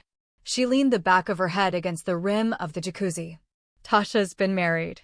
Both times her husband cheated on her. Franco is married, and his life is miserable. The few men I've dated that seemed a reasonable partner ended up wanting my money or the Scarletti business. Is that what you think I want, Antonietta? His voice was very quiet. She shivered despite the heat of the water. You want me to be a creature, another species that needs blood to survive. You want me to change what I am for you. Would you prefer me to walk away from you? The moment he said the words, she felt a wrenching panic inside of her. I thought you said life mates could never be apart. Do you want me to leave you? Do you want to go on with a life that does not include me in it? That is the question, more than any other, for you to decide. I want out of here. She stood up, the water pouring off of her. Byron was there instantly, lifting her out of the jacuzzi and wrapping a soft towel around her. Antonietta clutched it to her and made her way to the bed, using the map in Byron's mind. Then there is a choice. You brought me here to convert me, but you're giving me a choice. You would never be happy or trust me completely if I made such an important decision for you, Antonietta. I know that much about you. I want your trust. And I want you to choose me. I do not want it to be because you are my life mate, or because you might regain your sight, or even because we have good sex. I want you to say yes, because you feel the same way about me as I feel about you. I want you to know you love me that much. Great sex, she corrected softly. He was tearing her up inside. If he had tried to force her, she would have fought him at every turn, but he was asking her. More than just asking her. He was stripping away his pride and laying his feelings at her feet. Byron, if I ask you to live with me at the palazzo, the two of us together, married in my way, and we could find a way to be safe, would you do it if I didn't follow through with the conversion? You are my life mate. I would choose to live with you and grow old with you. I would end my life when you died. Antonietta heard the ring of truth in his voice. She curled up on the bed, her head on the pillow. Come keep me warm, Byron. He went to her immediately, just as she knew he would, fitting his body around hers, his arms drawing her close, wrapping around her so that she felt safe and warm. I want a family wedding with Tasha standing up for me. And I want you to make peace with her. She is determined to have Captain Diego throw me in prison. She'll stop when you're family. We protect family, and that will include you. You're asking a lot of me, but I suppose for you, to keep you happy, I will find a way to get along with your provoking, impossible cousin. She turned in his arms, found his face with her fingertips, moving her hands over it to take in every detail. She touched his lips, his teeth. I choose you, Byron. I want to spend my life with you. So, let's get to it. He leaned into her, kissed her on her mouth. Her lips were trembling beneath his. I want you to be certain. There is no going back. Once we do this, I cannot undo it. I would never say yes if I didn't mean it. He kissed her again with such tenderness her heart somersaulted. He held her with such care, his enormous strength leashed. Even in the throes of wild passion, he was careful with her. She felt his breath, the soft velvet of his lips, the gentle tug of his teeth as they scraped back and forth in a mesmerizing rhythm over her skin. There was white-hot pain giving way immediately to pleasure. Whips of lightning danced in her veins. Antonietta wrapped her arms around Byron's head, her fists tangling in his hair. She felt his tongue, heard his soft whisper, words she didn't catch. She felt him shift her in his arms, hold her close to his chest. She ran her hands over his body. His hand moved to the nape of her neck, pressed her mouth just above his heart. There was power and heat. Her body flooded with energy. Fire blossomed in her belly, in her breasts, between her legs. His body was over hers, surging into hers with the same fire and power. There was a dreamlike quality to their lovemaking. The taste in her mouth was hot and tangy. Salty. His hands were gentle, shaping her body, holding her close. His lovemaking was tender and gentle, completely unlike his earlier passion, making her feel cherished and precious. With every movement of his body, she felt the tension wind tighter and tighter, felt him rising with her. Their release rocked them both, yet left her exhausted, resting against him, limp and drained, but filled with a strange peace. She snuggled against him, burrowing against his shoulder, closing her eyes. "I'm so tired, Byron. I don't think I can stay awake. If anything momentous is happening, don't wake me up. Just let me sleep through it." She wasn't altogether certain if she had dreamt their joining, if she really had taken his blood. Her mind felt hazy, her body so limp she couldn't move. "Why did you say yes to me, Antonietta?" He kissed her eyelids, the corners of her mouth. "Why would you choose something so unknown over a life you enjoy that is familiar? Your courage is terrifying." She rubbed her face against his shoulder like a contented cat. "I think everyone wants to be loved, Byron. All of my life I dreamt of meeting a man who would really love me and want to share his life with me. I need to be loved. I look into your mind and I see that same need in you. It isn't so courageous to grab hold of life's opportunities when they come your way. Life is meant to be lived. I don't want to sit on the sidelines and watch it go by. I never have. Being blind has taught me to take the opportunities one can, the moment they're offered. With you it is easy. I see into your mind, and the way you feel about me is shattering." Her soft laughter played over his skin. "It's unrealistic, but if you want to view me as beautiful and wonderful, that's okay with me." He wrapped his arms more closely around her, his touch possessive.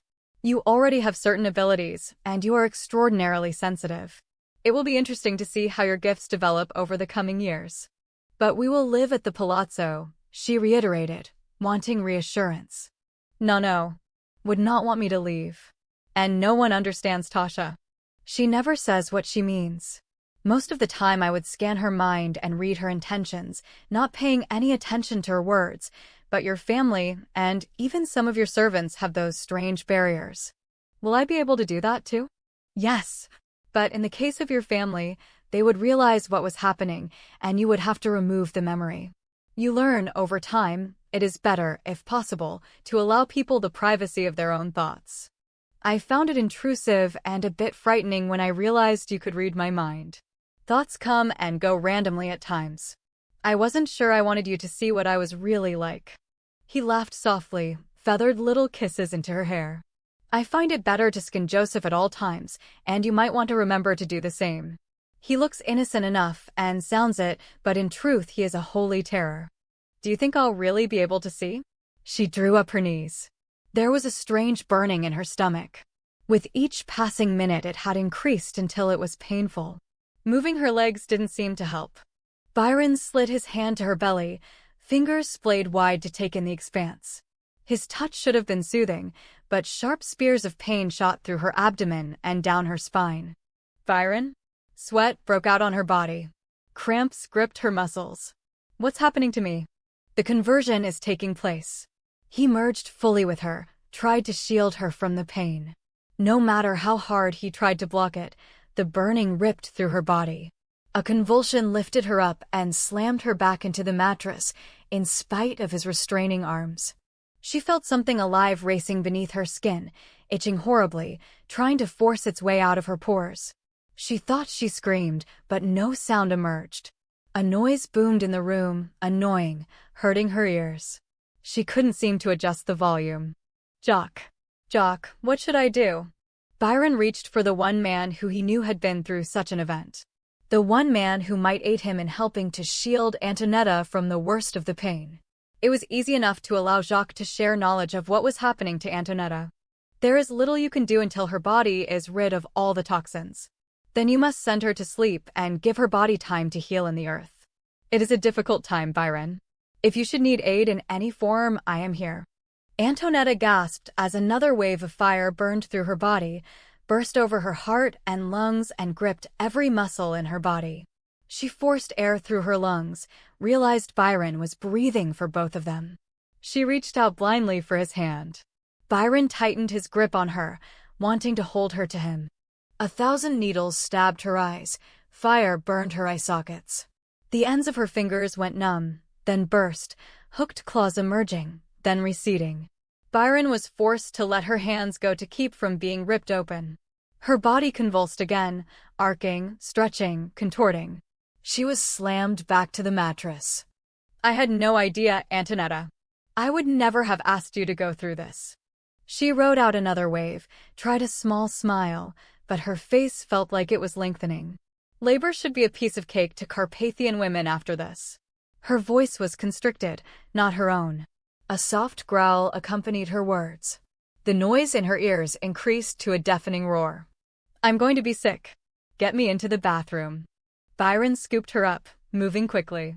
Tears burned in his eyes. Guilt rode him hard. I should have known about this. Before I asked such a thing of you, I should have known what I was getting you into. I am sorry. Kara. He held her hair out of her face as she vomited repeatedly. Byron had no idea how much time passed. It seemed hours. Endless. He was shocked at the pain, the terrible burning, a blowtorch assaulting her insides. He was grateful she couldn't see as something raised her skin rushing through her body time and again. Several times he was forced to restrain her when she would have ripped her skin from her bones or torn her own eyes from her face.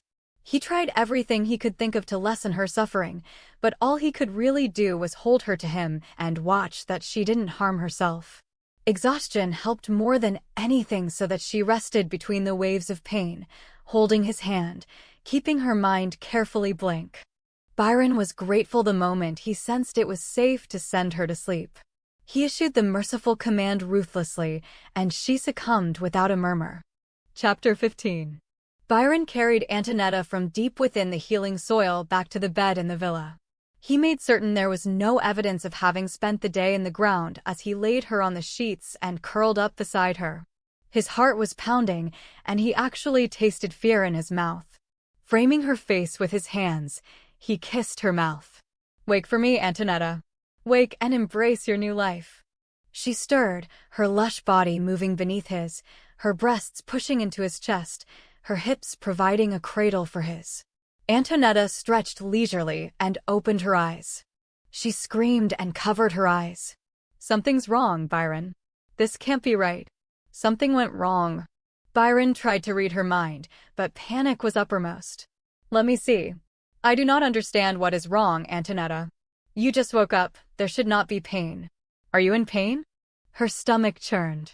I came awake all at once and could hear things outside the walls of the villa. I could feel you, your skin, your body, and I immediately wanted you. I was thinking of making love, how beautiful it would be and how wonderful it is to wake up in your arms. I opened my eyes and everything went crazy. Byron breathed for both of them, slow and steady until her wild heart was back in rhythm and the chaos of her mind was under control. He examined the memories in her mind. The room tilting. His face shooting at her, distorted. Blurring. Light coming in from all directions. It was a dizzying kaleidoscope of images and color. Pain shot through his head, his stomach lurched. Can we fix it? Antonietta wrapped her arms around Byron's neck and hung on, her eyes closed tightly. That was scary. He kissed the corner of her mouth, nibbled at her chin, his mind racing as he sought answers. My friend Jacques has a life mate, Shay, a doctor before her conversion, now a valued healer. Let me see if I can show him what is happening. She might be able to tell us what to do. It was his continual display of affection, the little love bites, the way his lips feathered over her skin as absorbed as he was in the problem that provided her with reassurance. Antonietta relaxed completely under him, the tension draining out of her. The moment she did, she became aware of the way his body was hard and thick and ready for hers. Sliding her hands over his back, she allowed her mind to become fully engaged in the definition of his muscles. With her eyes tightly closed, shutting out the unknown, she could concentrate on what she knew best, the texture and feel of Byron's very masculine body. Byron reached for Jacques. I need help once again. Have you seen this before? Has Shay? Antonietta cannot open her eyes. He shared the dizzying vision with Jacques. Her conversion was difficult, and there were obvious signs of the jaguar's presence. Her entire family has strange barriers, shields preventing scans. Is it possible her genes have in some way contributed to a vision problem? There was a short silence while Jacques obviously conferred with Shay. It is so good to know you have found your life mate, Byron. Shay's soft voice was in his mind. She seems a remarkable woman, and we are anxious to meet her. Do you have plans of a traditional human wedding? I caught glimpses in her mind of staying with her family. She wants a wedding, and of course, we will have one. If Jacques can make it, I would want him to stand up for me. That goes without saying. I think the problem with her eyes is twofold. She hasn't seen in years. The connections to the brain aren't there and in proper working order. Time will fix that. She should try to rely on her other senses and give her eyes a break. Short practice without moving so she doesn't add to the chaos she experiences. The heat images are more than likely her jaguar genetics. She is far closer to the species than we've ever encountered. Cats, like us, have a layer of reflecting tissue which reflects back all external light. They also have binocular vision. Without moving their heads, cats can detect motion over a visual field of 208 degrees. The things happening to her that you shared with Jacques during her conversion were not normal. Byron's heart jumped. You should have told me. It was too late to stop it. In truth, we have no idea what the conversion will do. Again, a guess would be the enhancement of her natural abilities. We know she is compatible. The eye problem is a drawback, Byron, but with time and practice, she should be able to re-establish connections. This is unknown territory. We thank you both. Byron broke the connection, leaned down to kiss Antonietta's throat. Your skin is amazingly soft. I love the way you feel. Did you get all that? We are breaking new territory. I just have to keep my eyes closed? Byron rolled over, bringing her on top of him. That is the idea, although she said practice. Without movement. Maybe you should sit up there, just straddle me, and look around without moving. She laughed softly. You always make me feel beautiful, Byron. No matter what, around you, I feel happy. His hands cupped her breasts, his thumbs sending a shiver of excitement down her spine. Make me happy and give this a try. She found his heavy erection, took her time settling over him, gasping as he filled her, her tight muscles giving way to allow him deep inside of her. You think I can just sit here without moving? He laughed, lifting his head to lap at her nipple. Just think of the rewards. He lay back and clasped her hands tightly in his. Just look at the wall. It is dark in here. Very little light can penetrate through the heavy curtains. Antonietta deliberately wriggled, tightening her muscles around him, and lifted her hips to ease back over him in a slow, teasing slide. You want me to hold still? She lifted herself again, used her muscles to contract around him, slid back and squirmed. Very still. She had the impression of white teeth bared. Well, if you really insist. She tightened her fingers around his, trying not to be afraid. Very cautiously, she opened her eyes. The room lurched and spun. Images leapt at her from every side. She concentrated on the way Byron felt, filling her with his thickness, stretching her muscles. The heat and fiery friction that could be hers with a simple thrust of her hips. She allowed the images in her mind to wash over her and retreat. Feeling mattered. Byron mattered. His body so masculine, so hard.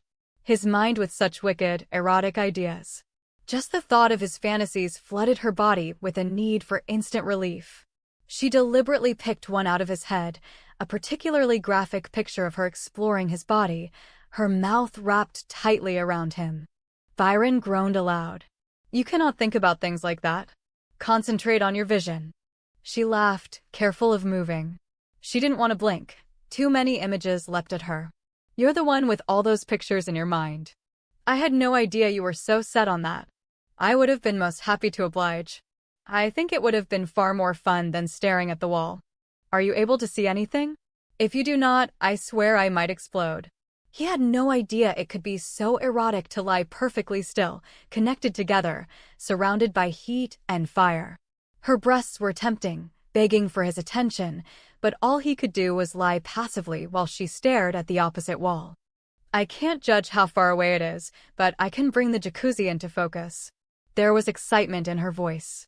I am seeing it through my own eyes, aren't I? She shifted, a slight, languorous movement that brought beads of sweat to his brow. Yes, he bit out between his teeth. Fire raced through his bloodstream. She was doing something with her muscles that wasn't fair. You are not supposed to be moving. Antonietta closed her eyes. I wasn't moving. She leaned back slightly, her hair sliding over his thighs as she began to ride him. This is moving. There's a big difference. And let me show you this. She sped up, hard, fast strokes designed to massage and caress, to drive him wild. He reached up to capture her breasts, watching the sultry expression cross her face. She always gave herself completely to him, every bit as passionate or more than he. It only added to the dark intensity of his sexual hunger for her. His hands slipped lower to her waist, lifting her in time to his thrusting hips. He was close, so close. He caught her hair in his hand, dragged her to him as he half-Saturday, "Take my blood, Antonietta. I feel your hunger beating at me." The idea of it excited him so that he swelled even more, so that he throbbed and burned. He felt her body ripple with life at his husky plea. Her arms circled his neck. Her tongue lapped at the seam of his lips, touched his throat, found the spot on his chest. White-hot pain flashed through his body, whips of lightning broke over his skin. His hips thrust wildly, over and over, pumping into her, his body exploding with pleasure so intense it shook him, left him trembling with the force of their combined orgasm. Her mouth was a brand, claiming him, locking them together. The beauty of it took his breath away. Byron wrapped his arms around her and simply cradled her to him. When her tongue closed the tiny pinpricks, he rocked her gently. Grazie, Antonietta, for your generosity. I cannot believe you are real at times. Years ago, I was captured by a vampire and given to humans so they could torture me and lure others of my kind into a trap. I tried to get past the pain by imagining what having a life mate would be like. I did not even come close to the real woman. She kissed him. She had no other way to answer him, to show him what he meant to her. She poured her feelings into her kiss, came up for air laughing. I can't possibly keep my eyes closed all the time. What are we going to do about this? I'm kissing you, lift my head and accidentally open my eyes. You have 3 heads, and one of them is whirling around on your neck. Another appears to have some sort of strange bone-like thing running through the middle of your forehead. You don't really look like that, do you? If so, you might have warned me that handsome man in the mirror you showed me was a complete figment of your imagination. Laughing, he rolled over so she was flat on her back. We have to have very dark glasses that do not allow you to see at all. In the meantime, shall I wrap my head like a mummy? I doubt your family will find the humor in it. Tasha would think I had you wrapped up to ship off to Egypt. I think you better wear your own glasses until we can get others. They should help. He handed her the familiar pair. Grazie, she murmured and slipped them on. He stood up. Picture being completely clean and showered. See if you can build the image. She stood up, stretched, her arms over her head. I can't wait to see Perkelt. He must have been so lonely. Can he stay with us from now on? I know he didn't like being alone. Antonietta did her best to hold a picture of herself, fresh from the shower, uppermost in her mind. What do you do for clothes when you shapeshift? I will make certain you have clothes. Kara, did you touch Paul this evening? Is he going to be all right? Yes, he is weak and in pain, but he will heal. Tasha and Justine spent the night with him. At the moment he is resting. We will attend him when we reach the palazzo. We should go. We must tell Don Giovanni we are to be married immediately. I think it will be better if I ask him for your hand in marriage. While I am doing that, you can tell Tasha. I am certain she is bound to throw things, and it will be better if I am not present. Coward. The smile faded from her face. Before we do anything else, we have to talk to Marita. I can't have her in the house, even if she is Franco's wife, if she's involved in some sort of theft ring. Antonietta shook her head, touching her dark glasses to make certain they wouldn't come off. If she's involved in some way, the children and Franco are going to be devastated. Marita is easy enough to read, Antonietta. And it is time we push past some of these barriers to see just who has been adding poison to your meals. It has to be someone in the house. As much as I know you want the culprit to be someone other than your family, few outsiders have access to your food. Antonietta turned away from him. She couldn't bear to think that a member of her family would try to kill her, let alone Don Giovanni. He could be stern and even at times seemed unforgiving, but she knew he was a loving, generous man whose life revolved around his family. Are you ready to try shapeshifting? Something easy. A bird, something familiar to you. Byron captured her hand, wanting to take her mind off her fears and give her something to anticipate. I've been ready since I woke up. Byron bent his head to kiss her. I knew you would say that. It was all she could do not to jump up and down on the bed like an eager child. She knew exactly how Joseph felt. Tell me what to do. He led her out to the veranda overlooking the sea. Merge completely with me. I will hold the image of the owl in your mind.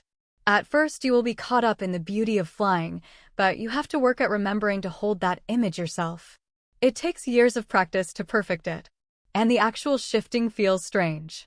You are submerging yourself, the essence of who you are, into another creature, another form. You have to control that form and all of its urges. Do the other women who have been converted have help? From what I understand they do. They just accept it without question. I am not certain they even realize the image and control is being held by their life mate. We stay merged so much. Can you always tell who has the first thought? She nodded. Let's do it then. The detail of the bird was amazing. She studied it carefully, paying attention to every curve, every feather. She caught the first shimmer of awareness in her mind. Her skin prickled. She kept her eyes closed tightly and let it happen, allowed her body to change while somewhere inside she felt the entire process. She stayed very still, afraid if she moved she might make a mistake. Afraid it wouldn't happen. Try your wings. Cautiously, she stretched the layers of feathers to their full length and fanned the air experimentally. Joy burst through her. I'm in awe. Stay very close to me, Antonietta. Keep that image uppermost in your mind. You have to provide a map. If I try to open my eyes, I'm disoriented. Just stay close. When we get to the palazzo, we can practice shielding our physical bodies from the sight of others. Oh my gosh. Like an invisibility cloak. The invisible man. This is so fantastic. That is later. This is now. Really concentrate, Antonietta. You can get in trouble and fall from the sky. Hop up here to the banister, and we will launch out over the sea. So if I crash, I'll just fall into the sea and drown as opposed to hitting the ground at record speed and breaking every bone in my body. That will not happen. I can carry you again if you prefer. Antonietta, deep inside the bird's body, sniffed her disdain of his idea and hopped up beside him on the wide railing. Before she could talk herself out of it, she leapt off the ledge, wings spread wide. The wind caught her, lifted her up, ruffled her feathers. The feeling of flying was even more intense when she was the one actually doing it. Antonietta forgot everything Byron told her. The sheer exhilaration of soaring in the heavens with the wind and the clouds filled her with joy. Byron flew close to her, holding the image in her mind, shifting to place his body slightly below hers to keep her from falling when she became too exuberant. He didn't reprimand her. Her joy flooded him with memories of his first experiences. They approached the palazzo from the seaside, dropping down in the cover of the maze. Antonietta landed hard on her bare bottom, was shocked when Byron thrust clothes into her hand. I'm not going to ask. She was trying hard not to laugh, rubbing her posterior. Was that the very worst landing you've ever seen? He framed her face with his hands and fastened his mouth to hers. You're a miracle, Antonietta, and you do not even realize it. He watched her pull the soft moss-green trousers over bare skin and shimmy into the matching silk blouse. Leaves rustled, a twig snapped. The soft murmur of voices in the distance alerted Byron and Antonietta to the others walking in the maze. They could also hear Don Giovanni singing softly under his breath as he puttered around the courtyard, checking his beloved flowers. The voices were hushed but angry. That's Christopher de Monesini, Antonietta said. She shoved the dark glasses onto her nose, so upset she didn't ask where Byron got them. How dare that man show his face in our home? Franco should have thrown him out immediately. Byron put a restraining hand on her arm. Let me give you the rules of invisibility, warrior princess. You do not get to go wielding your broadsword and driving the enemy from your property. You are invisible. You gather information, and the most important of all things is not to react to what you hear. No reaction. That is the key. He pulled her closer to him as the footsteps continued to approach and the voices became louder. Wrapped in Byron's restraining arms, Antonietta did her best to simply listen when every instinct she possessed told her to confront Christopher. I don't care who you are or what power your family has, Demonessany. You can fill the Scarletti Palazzo with 1,000,000 roses. It won't make up for what you did. Diego's voice was a whip of contempt. This is none of your business, Christopher contradicted. Natasha is my fiancée, and what happens is between us. Not anymore. She broke the engagement, and she asked you very politely to stay away from her. Your calls and flowers aren't wanted. I don't think you know who you're talking to. I can have you dismissed from your job. You might remember that the next time you decide to stick your nose in my business. Get the hell away from me and stay away from Natasha. Christopher laughed. You probably think she'll look at you next, but a woman like Natasha Scarletti would never stoop so low. I don't think you quite understand what I'm saying to you. Diego stopped walking and turned toward Christopher only feet from where Antonietta and Byron were standing. Antonietta could easily see the images in Byron's mind. Diego's hand shot out and caught Christopher by the throat. Your money doesn't impress me. You can threaten me with dismissal from my job, but it won't stop me. Leave her alone. His fingers threatened to crush Demonessany's larynx. She doesn't want to see you again. She doesn't want to hear your voice. Stay away from her, because if you don't, you'll be looking over your shoulder for the rest of your life. Have I made myself perfectly clear? Diego let go of Christopher, who staggered and coughed, massaging his throat. The captain walked away, disappearing behind the tall hedges. Can you read his mind? I thought you did not approve of reading minds. Maybe he's the jaguar. He's always been a smug little brat, even when we were kids. He hasn't improved with age. I should have known he was capable of beating a woman. His father certainly is. He has the same barrier all of you have, so the jaguar genetics run deep in him. Byron materialized in front of Christopher Demonessany, waving his hand for silence and staring deep into the man's eyes. Antonietta, merged so deeply with Byron, received the flow of information as Byron extracted it. Christopher Demonessany lived with a monster. His father was ruthless with his fists and ruled his household as a dictator. There was no memory of a jaguar or killing people, but his father had ordered him to marry Natasha Scarletti Fontaine. It seemed to be part of a plan for a merger of the two shipping businesses. Christopher was afraid of his father and would go to any lengths to prove himself to the man. Byron moved some distance away, veiling Christopher's sight and removing all traces of his memory of sharing his thoughts. Christopher shook his head repeatedly, cursed as he rubbed his throat, and hurried back through the maze, retracing his steps. Antonietta leaned against Byron. How awful to grow up like that. I'm ashamed of myself for disliking him so intensely. He had little chance to be anything but like his father. Tasha is not like her father. We all have choices, Antonietta. At some point we have to take responsibility for our own lives. Christopher is capable of becoming a monster every bit as ugly as his father.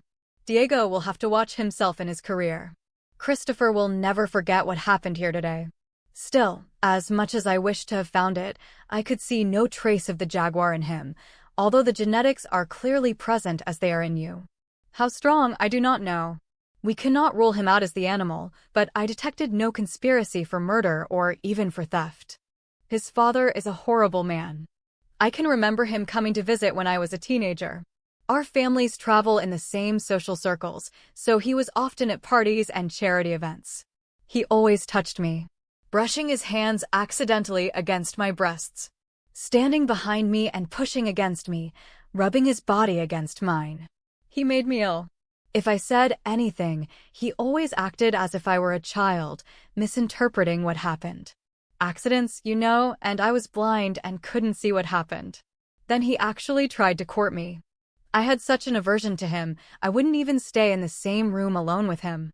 I made poor Tasha stay right by my side every second. Tasha never let me down. Not once. The Don would do his best to get her out of the room, but she stuck like glue. A shudder ran through her body. I always know when he comes in a room. Every hair on my body stands up, and I get that strange itching under my skin I always associate with the jaguar wanting to come out. Byron smiled. She had the instant impression of teeth bared. I look forward to meeting Christopher's father. He should meet a real monster and learn the rules of the jungle. Antonietta wrapped her arms around Byron's neck. I don't want you to do anything at all. I have you, and his family can't hurt us. They're desperate for a way to save their business, but it won't be through a Scarletti.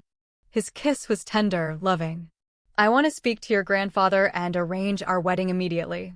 He'll ask you to sign a prenuptial agreement. I am a gem caller, Antonietta. I find rare gems. I do not need nor want the Scarletti fortune. You do not need it either. What I have is yours. I will be more than happy to sign whatever agreement your grandfather deems necessary, as long as he has it drawn up immediately. He took her hand as they made their way through the twists and turns of the maze. In the courtyard, Joseph stood before an easel gazing up at the battlements. He wore his beret at a jaunty angle and a bright kerchief tied around his neck. Splashes of paint dotted his face and were smeared on his smock-like shirt. He is clearly in his painter period. Byron was sarcastic. He seems to go through stages like no other child in history.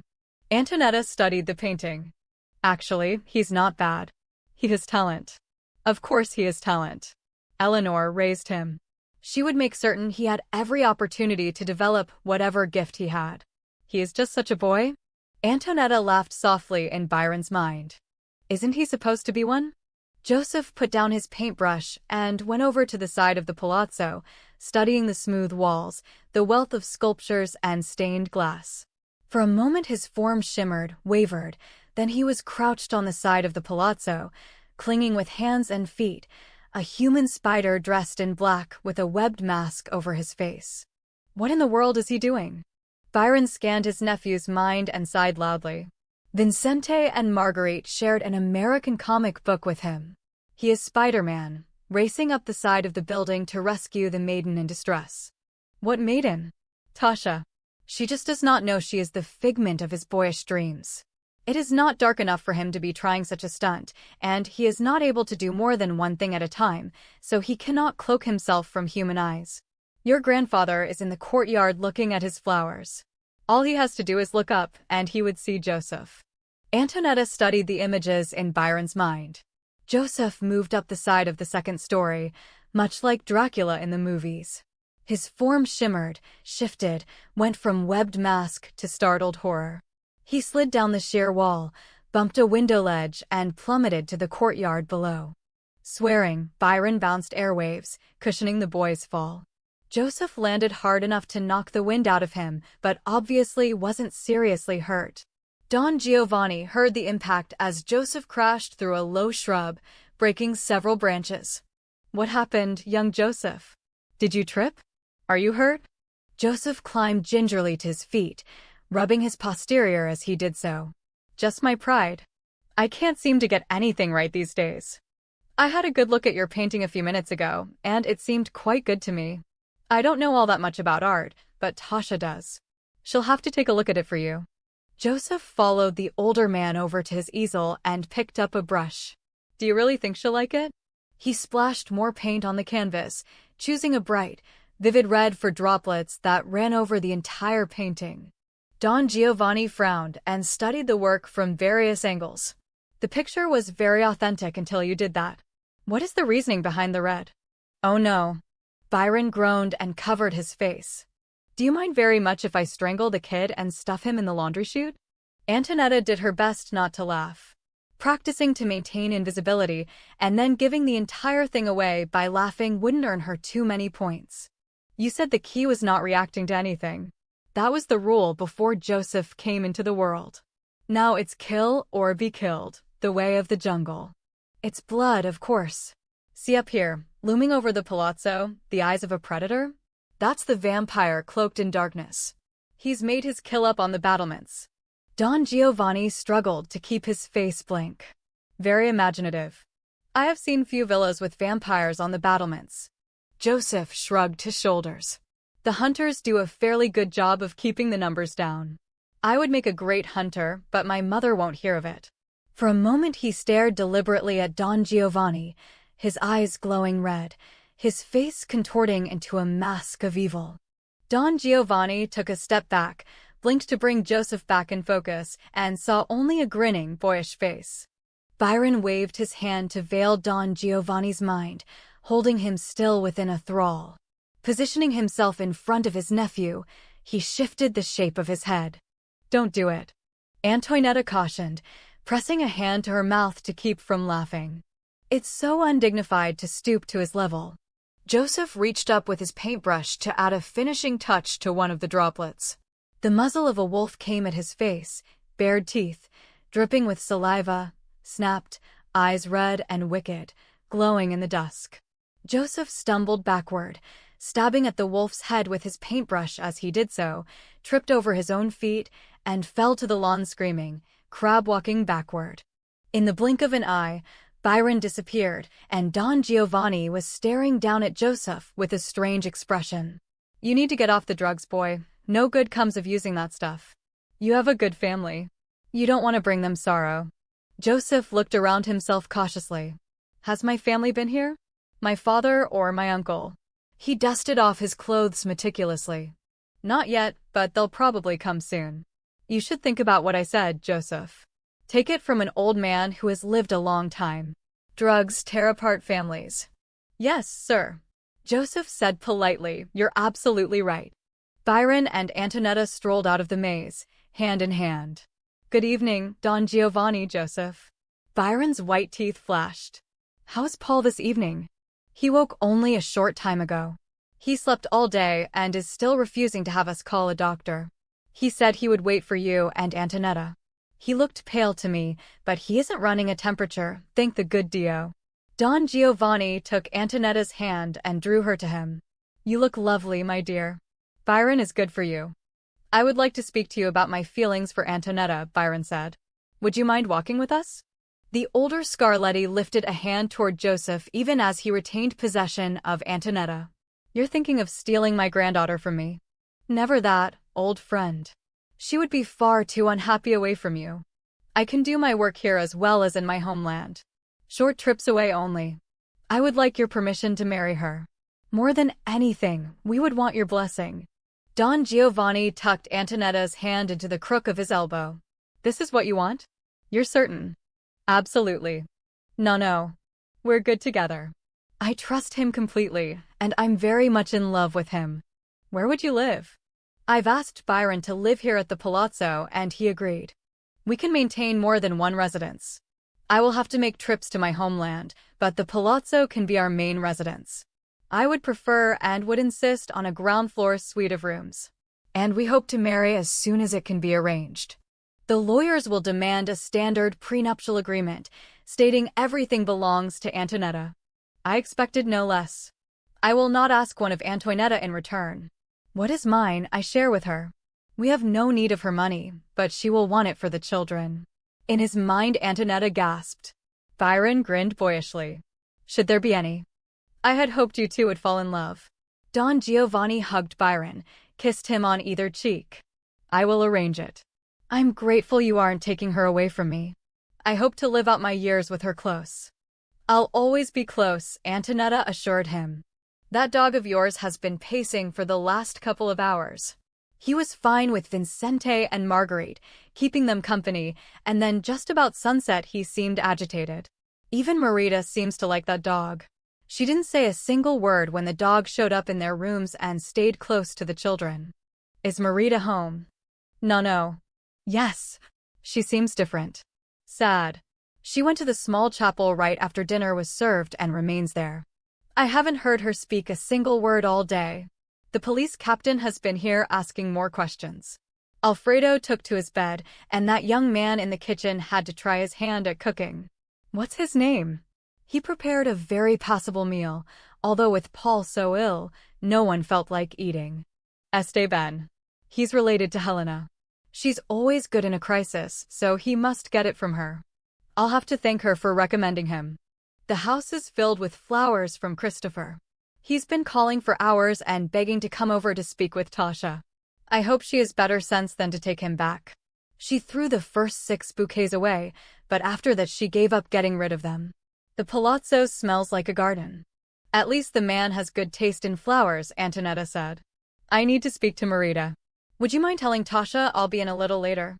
Tasha will want to hear your news right away. She's been anxious about you. Between her and that dog, I haven't had a moment's peace. Antonietta kissed Don Giovanni's cheek. I'll be right in, I promise. Shadows filled the chapel. The only light came from the flickering candles in a small alcove. The dancing light washed over the sculpted face of the Madonna recessed into the wall above the rows of candles. Marita was seated in a pew in front of the life-size sculpture, weeping softly, a rosary wrapped around her hands. Tears poured down her face. Byron thought she looked haunted. Byron and Antonietta slipped into the pew beside her. She kept her head down. I knew you would come today. I knew you would have to come. Her voice was very low. I was going to leave this morning, but I knew I owed you an explanation. Marita, this is your home. No one has asked you to leave. Antonietta searched carefully to find the right words. We're family. Whatever is wrong, tell us and let us help you fix it. It can never be fixed. Never. I can't undo what happened, and no matter what, Franco will never forgive me. Antonietta reached for Mania's hand. In the dark of the chapel, through the dark glasses Byron had given her, she could see the tear-ravaged face of her sister-in-law. Lights burst around her and made her stomach lurch, but she concentrated on Marita, willing herself to get past the dizzy shapes coming at her and see only her cousin's wife. Let me help you, Marita. I'm asking you, one sister to another. I love Franco and the children. They need you. Going away isn't your answer, and I think you know that. Marguerite is not Franco's child. The confession burst from Marita, horror she could no longer contain. She erupted into another storm of weeping, burying her face in her hands, sobbing as if her heart were breaking. Antonietta tried not to show her shock. It was the last thing she expected from Marita. That can't be. It's not possible. Years ago at a party at the Dimonesini Palazzo, Don Dimonesini raped me. I was thrilled to be invited. Marita shook her head. I don't know how it happened. I don't remember much at all. Don Dimonesini paid me so much attention. He gave me drinks. I wasn't drinking alcohol, so I don't even have that excuse. I remember him taking me to a room. I tried to say no, I tried to push him away, but I couldn't stop him. I couldn't move. He did horrible things to me. There was someone in the room with us, someone taking pictures. It was a nightmare that will never go away. Why didn't you tell us? Rage swept through Antonietta, a violent swirl of emotions. She couldn't tell if it was her feelings or Byron's, but a demon lifted its head and roared for release. For retribution. How could I tell anyone? I was so ashamed. My head hurt for days afterward, and I was sick to my stomach. And a month later I was late with my period. I didn't make love to Franco for a couple of weeks after the party. I couldn't bear him to touch me. I felt filthy. How could Marguerite be his? He loves her so much. He was so happy when I was pregnant with her. I couldn't tell him. I couldn't break his heart. Marita, it wasn't your fault, Antonietta said. There are tests to determine paternity. No, I won't do that to her. Marguerite loves Franco and Don Dimonesini is a monster. I will never, never let her know she is his. I do not think she is Dimonesini's child, Byron said. Marguerite's thought patterns are the same as yours and that of your cousins. Christopher's barriers were a bit different, as are some of your servants. Helena's thought patterns are closer than Christopher's. I do not think it is possible Marguerite is a Dimonesini. Does Dimonesini know you suspect Marguerite is his child? Antonietta asked. He's mentioned her age numerous times and says she has Christopher's eyes.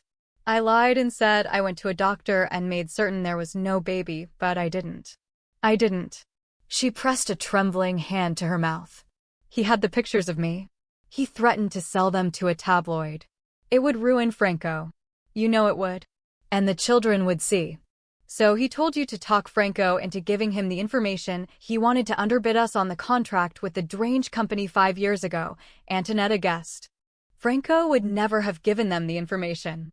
Never, ever in a million years. He lied to protect me. I went to his office and I found the papers Demonesceny told me would be there. I copied them and took them to him.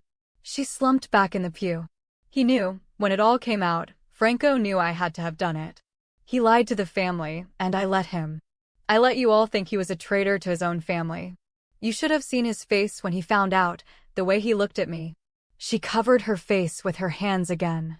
I broke his heart. Antonietta shook her head. What reason did you give Franco for doing such a thing? I was hysterical when he confronted me. I was certain he would find out about the rape, and Demonesceny would sell the photographs. I think he was afraid he would have to put me in a hospital.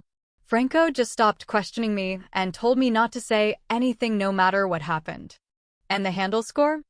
I thought if I could give Demonesceny something worth a lot of money, he would give me the pictures. Did you take anything else from the palazzo to give him, Marita? Antonetta's tone was very gentle, but Byron could hear the compulsion already buried deep within her voice. Marita shook her head. No, I don't know why I thought of the handle score. I heard you working on it with Justine, and the idea suddenly came to me. I just waited until I had the opportunity to visit Don Giovanni, and I asked him to put my necklace in his safe. He opened the safe with me standing right there. Trusting me.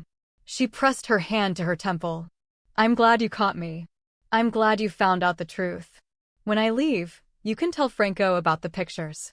Don't tell him about Marguerite. It would break both their hearts, and if Don Demonesceny insisted on his rights, poor little Marguerite would be in his hands. She is telling the truth. She is not part of a theft ring. She knows nothing about it. Demonesceny will never get near Marguerite. You have to tell Franco about the photographs. You're a strong woman, Marita. You're a Scarletti, and we don't back away from trouble or even scandal. If he wants to incriminate himself by selling those pictures to a tabloid, let him try. Franco will see him not only ruined but jailed. You don't know Franco if you think he will let Demonesceny get away with this. Trust him. Tell what happened. Tell him everything. Let him decide if he wants or needs a paternity test. Once you tell Franco, Demonesceny has lost his hold on you. I'm so afraid, Marita said. If you tell him, there's a chance he will accept everything and work with you to find a way out of this mess. If you sneak away and leave him and the children, all of you will be miserable, and you'll never know what his reaction really would have been. Marita squeezed Antonetta's hand in gratitude. Grazie, Antonietta, for making me feel like I'm truly family. Antonietta hugged her hard. You are family, Marita. Go make peace with Franco so you can dance at my wedding. Marita cried out. You are really getting married? No. Has given his blessing? Yes, he's happy for us. We're going to tell Tasha and Paul. Paul's not well, Antonietta, but he still refuses a doctor. He's been sleeping most of the day, so much so Justine was alarmed, but he woke around sunset. Antonietta stood up. Go to Franco, Marita.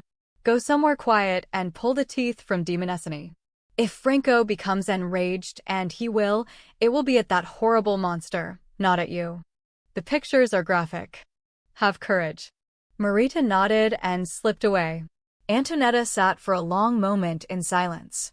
The flickering candles set bizarre shapes dancing in front of her eyes. How sad that she didn't tell her husband immediately. She leaned her head against Byron's shoulder. Why is it I keep getting glimpses of Don Demonesceny lying dead on the floor and you standing over him with sharp teeth and demonic eyes?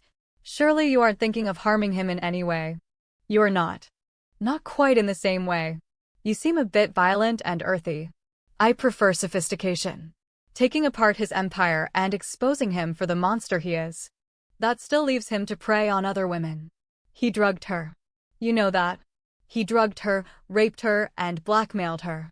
She heard the bite to his voice. This time she knew the demon roaring for release was in him. She felt the slow unfurling of claws, the lengthening of fangs, the snarl of rage at a monster of a man who could torment a woman in an attempt to ruin her family life. Byron. You can be a very scary man. Never to you. Kara. He leaned down and kissed her on her mouth before taking her inside the palazzo. Chapter 16. Celt greeted Antonietta in his dignified but obviously affectionate manner, falling in at her side to guide her up the stairs to Paul's room. Tasha turned quickly from her vigil by the bed and threw herself into her cousin's arms with a glad little cry. "I was so worried about you, Tony. No one was with you. You were gone so long." "I was with her, Tasha," Byron said quietly. "I can make you a sincere promise that nothing will ever harm her when she is with me. He took wonderful care of me, Tasha. How is Paul?" Antonietta kissed Tasha's cheek and hurried quickly to Paul's side. She had to keep her eyes tightly closed or she became disoriented and suffered vertigo. If she were still, she could use her eyes if she remained cautious and concentrated. "I hope your friend is right about my eyes. It is difficult to remember to keep them closed. Even with the dark glasses, I still see objects that aren't there. We will find a way to fix this problem, Antonietta. I know it is disorienting for you and nearly impossible to keep your eyes closed." Paul slept all day. He just woke a couple of hours ago. Tasha stroked back her brother's hair. "Justine and I have been taking shifts. We kept up on the fluids. Paul is pale and weak, but he will live. We need to reduce his pain." "That's good, Tasha." Antonietta laid her palm on Paul's brow. "I saw Christopher in the maze earlier." Tasha sighed. "He pounded on the door. I was afraid he would break it down. I couldn't get him to go away, but then Franco came with. No. And they told him to leave.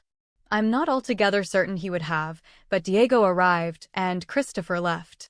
"Not exactly," Antonietta said. "Diego had a short talk with him out in the maze. Christopher threatened to ruin his career and said a woman like you would never stoop to looking at a man like Diego." Tasha pressed her hand against her mouth. "No. How could he say that?" Her voice was strangled. "Christopher is very vindictive. He might really do something to ruin Diego's career." "Why?" "We've only talked a few times.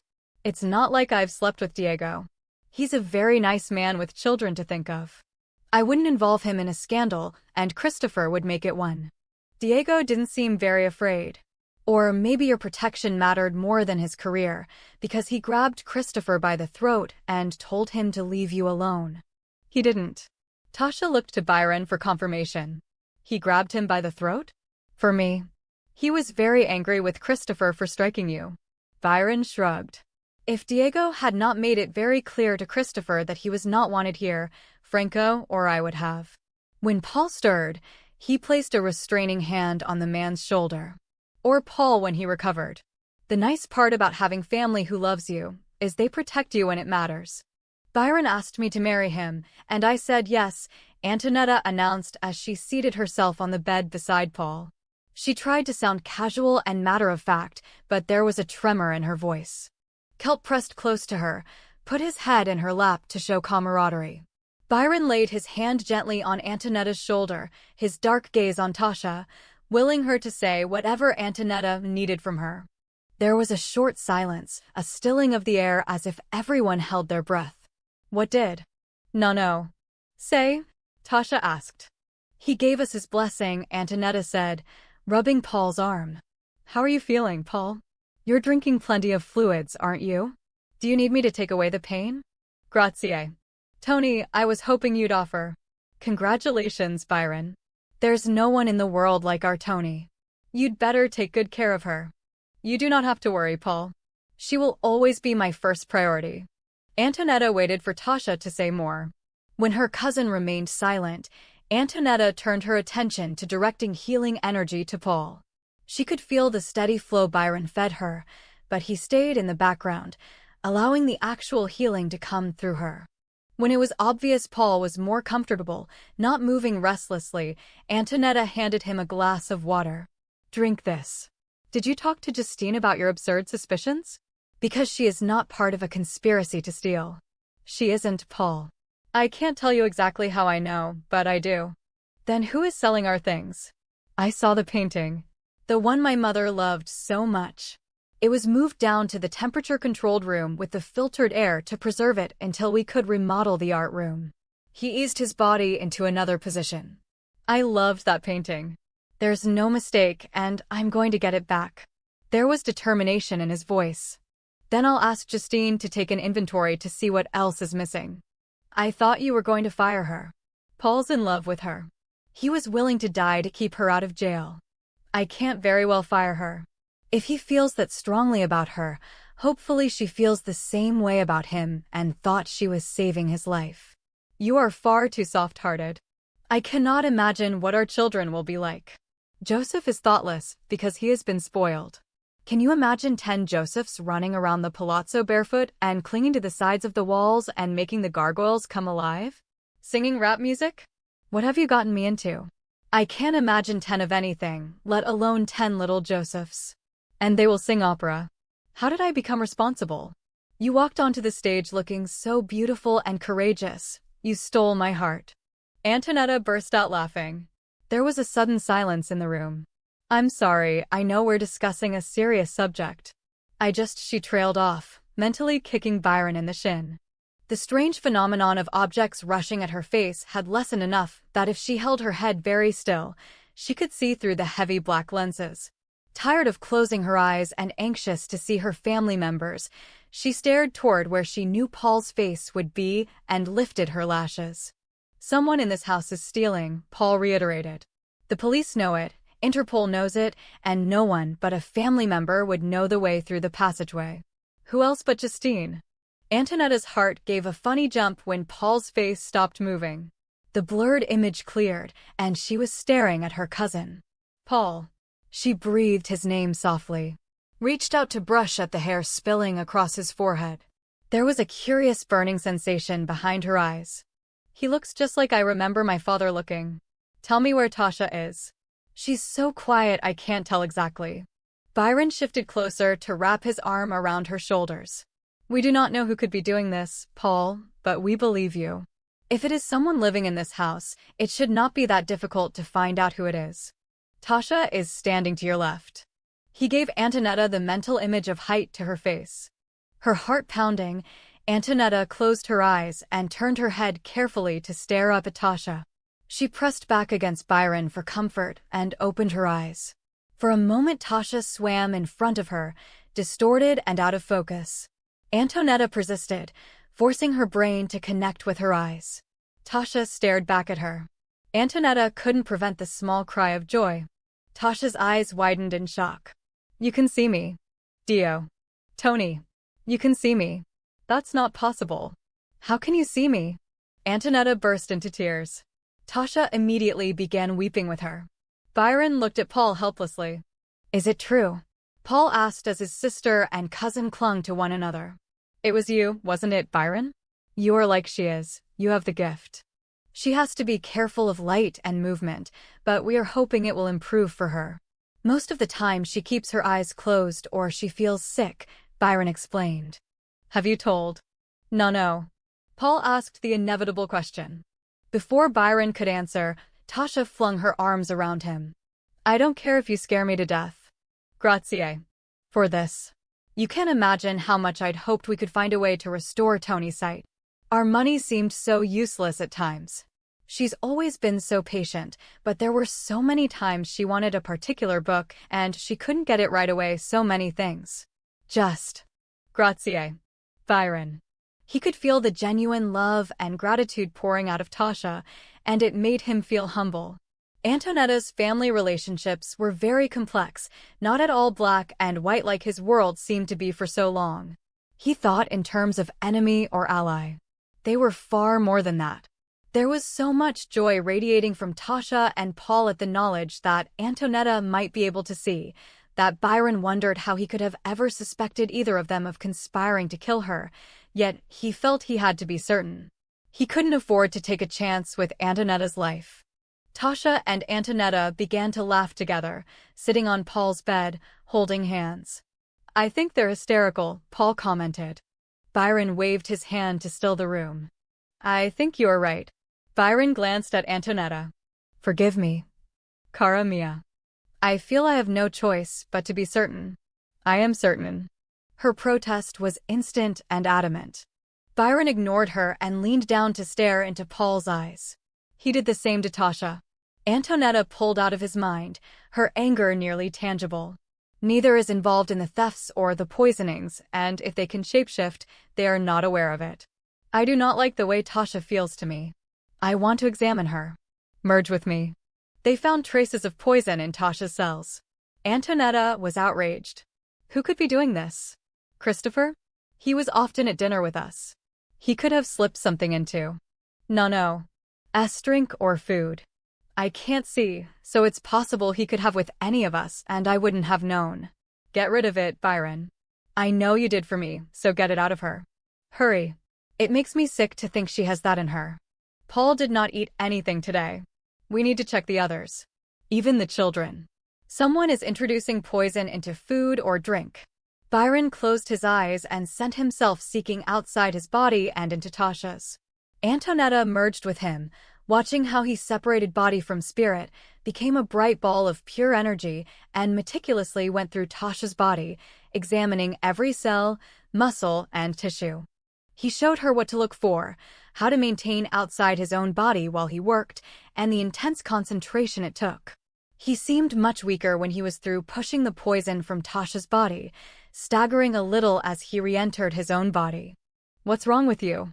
Antonietta asked, alarmed. I have not fed this night, and we have used a tremendous amount of energy. He added a command to her cousins to forget his invasion into their thoughts. Your family has tremendous barriers. It requires a powerful command to keep them from knowing we have intruded. If you have no choice but to read them, remember to remove the memory. I told you they weren't involved. His weariness was beating at her. She couldn't help herself. She laid her hand on his arm. Go find whatever you need to be strong again. Or use me. He laughed softly and leaned down to kiss her on her upturned mouth. Thank you for the invitation, but I cannot touch you in front of your family. I would want to retire to your bedroom. It was his voice, a velvet-soft symphony of seduction, that teased the color into her face. Before she could respond, Tasha hugged Antonietta again, completely unaware of the interruption. Are there things you can do to help you see better? Glasses? Maybe an operation? The laser techniques are supposed to work miracles. I've had my miracle, Antonietta said. Byron, you have that one thing to take care of. If you want to do that now, I'll sit up here and visit with Paul. My tyrant life mate. He was secretly pleased that she was worried enough to be insistent he feed. Antonietta tried to watch him leave, but the room spun, and the strangely shaped objects flew at her eyes. She closed them tightly. Movement makes it more difficult. I have to look at something stationary to really see it. We think that will change with time and a little practice. Antonietta. Paul reached for his cousin. She responded immediately by threading her fingers through his. Please make peace with Justine. I know you're hurt by what she did, but I told her they were going to kill me. I laid it on pretty thick. She begged me to go to you. She begged me to lay low until she could get the money together herself. We had a terrible fight about it. I felt like such a lowlife, but I was certain she was involved in the theft ring. Have you told her what you thought? Does she know you nearly died coming here and not going to a hospital? I couldn't have saved your life, Paul. Byron was the one who worked on you and managed to keep you alive. I feel different. And it's strange, Tony, but I swear there was a noise this morning, this weird whirring sound. Justine tracked it all over the bedroom. It turned out to be a bug, and the noise was its wings. I just feel more alive, even though I hurt like hell most of the time. He rubbed his shadowed jaw. Justine is going to marry me. She was pretty angry with me, especially that I would think she would sell out our family, but I convinced her. It helped that I look pathetic right now. Antonietta sighed. She really hurt me, Paul. I trusted her and I depended on that trust for my confidence. She took that away from me. I took it away. You know how I am. Tasha, talk to her. She always listens to you. This is important. Antonietta felt Tasha's sudden stillness. You do, Tony. You do listen to me. I always matter to you. Silly. Of course. I love you. Your opinion has always mattered to me. You know how I think and feel. You know what's important to me. What would you do? I love Justine, but I don't know if I can forgive what she did. Tasha laughed softly. Tony, don't be an idiot. You forgive everybody, everything. That's just how you are. You couldn't carry a grudge if your life depended on it. Not with family. Whether you like it or not, Justine falls under the family umbrella, so no matter what, you're going to forgive her. You're hurt, not angry. There speaks undoubtedly thy voice of true wisdom. Tasha sounded self-mocking. Great, Tasha, you're not entering in the spirit of the thing. I wanted to wallow in self-pity, and you're not letting me. It isn't your style. I'm going to ask you both a crazy question. Do either of you ever feel strange, like there's a beast inside of you, trying to get out? Like a cat, Paul said. He rubbed his arm. Sometimes I itch, and I feel an incredible power. And all your senses come alive, Antonietta added. I don't feel that way, Tasha said, but I can speak to Paul telepathically. We've done it ever since we were children. I can't with anyone else but him. You never told me. Only because I didn't want you to feel left out. Tasha sighed softly. Do you really love Byron, Tony? There was a catch in her voice. More than I ever thought possible. I can't imagine my life without him. Where does he want to live? What does he do? Do you know anything at all about him? He works with gems. He has his own money. We will have to take trips to his homeland, but we'll reside here at the palazzo. He can make his jewelry here. He'll travel with me when I tour. How did you know for certain? Aren't you afraid? Tasha looked down at her hands. I always marry the wrong man. You marry for the wrong reasons, Antonietta replied softly. You know going into the marriage it's wrong for you. I really like Diego. I really do, Tony. He makes me laugh, and I feel good about myself. He talks to me like I have a brain. We've spent quite a bit of time together, just talking. I'd like to meet his children. But what if I can't be married to a man like him? You mean a man who isn't wealthy? Tasha waved her hand, exasperated. It isn't the money.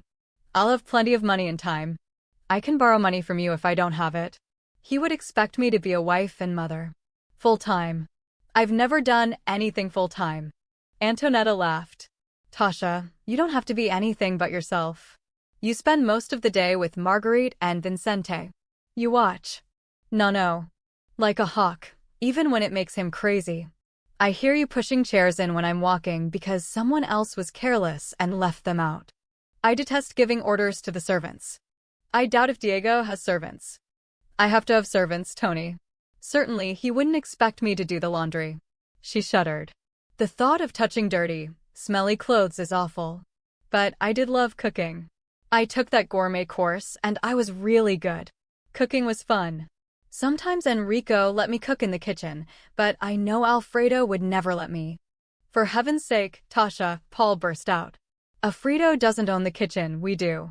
If you want to cook, tell him to get out and leave you to it. Justine knocked on the door politely as she entered. Paul, you're looking so much better. Byron and Tony worked their magic on me. Paul held out his hand to her. Come and join us. I told Tasha and Tony I badgered you until you agreed to marry me. Tony has big news. Even bigger than ours.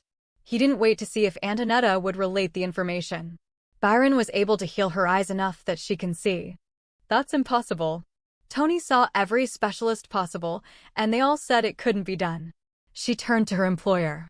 How could he have healed your eyes? He has the gift. It isn't perfect, Justine.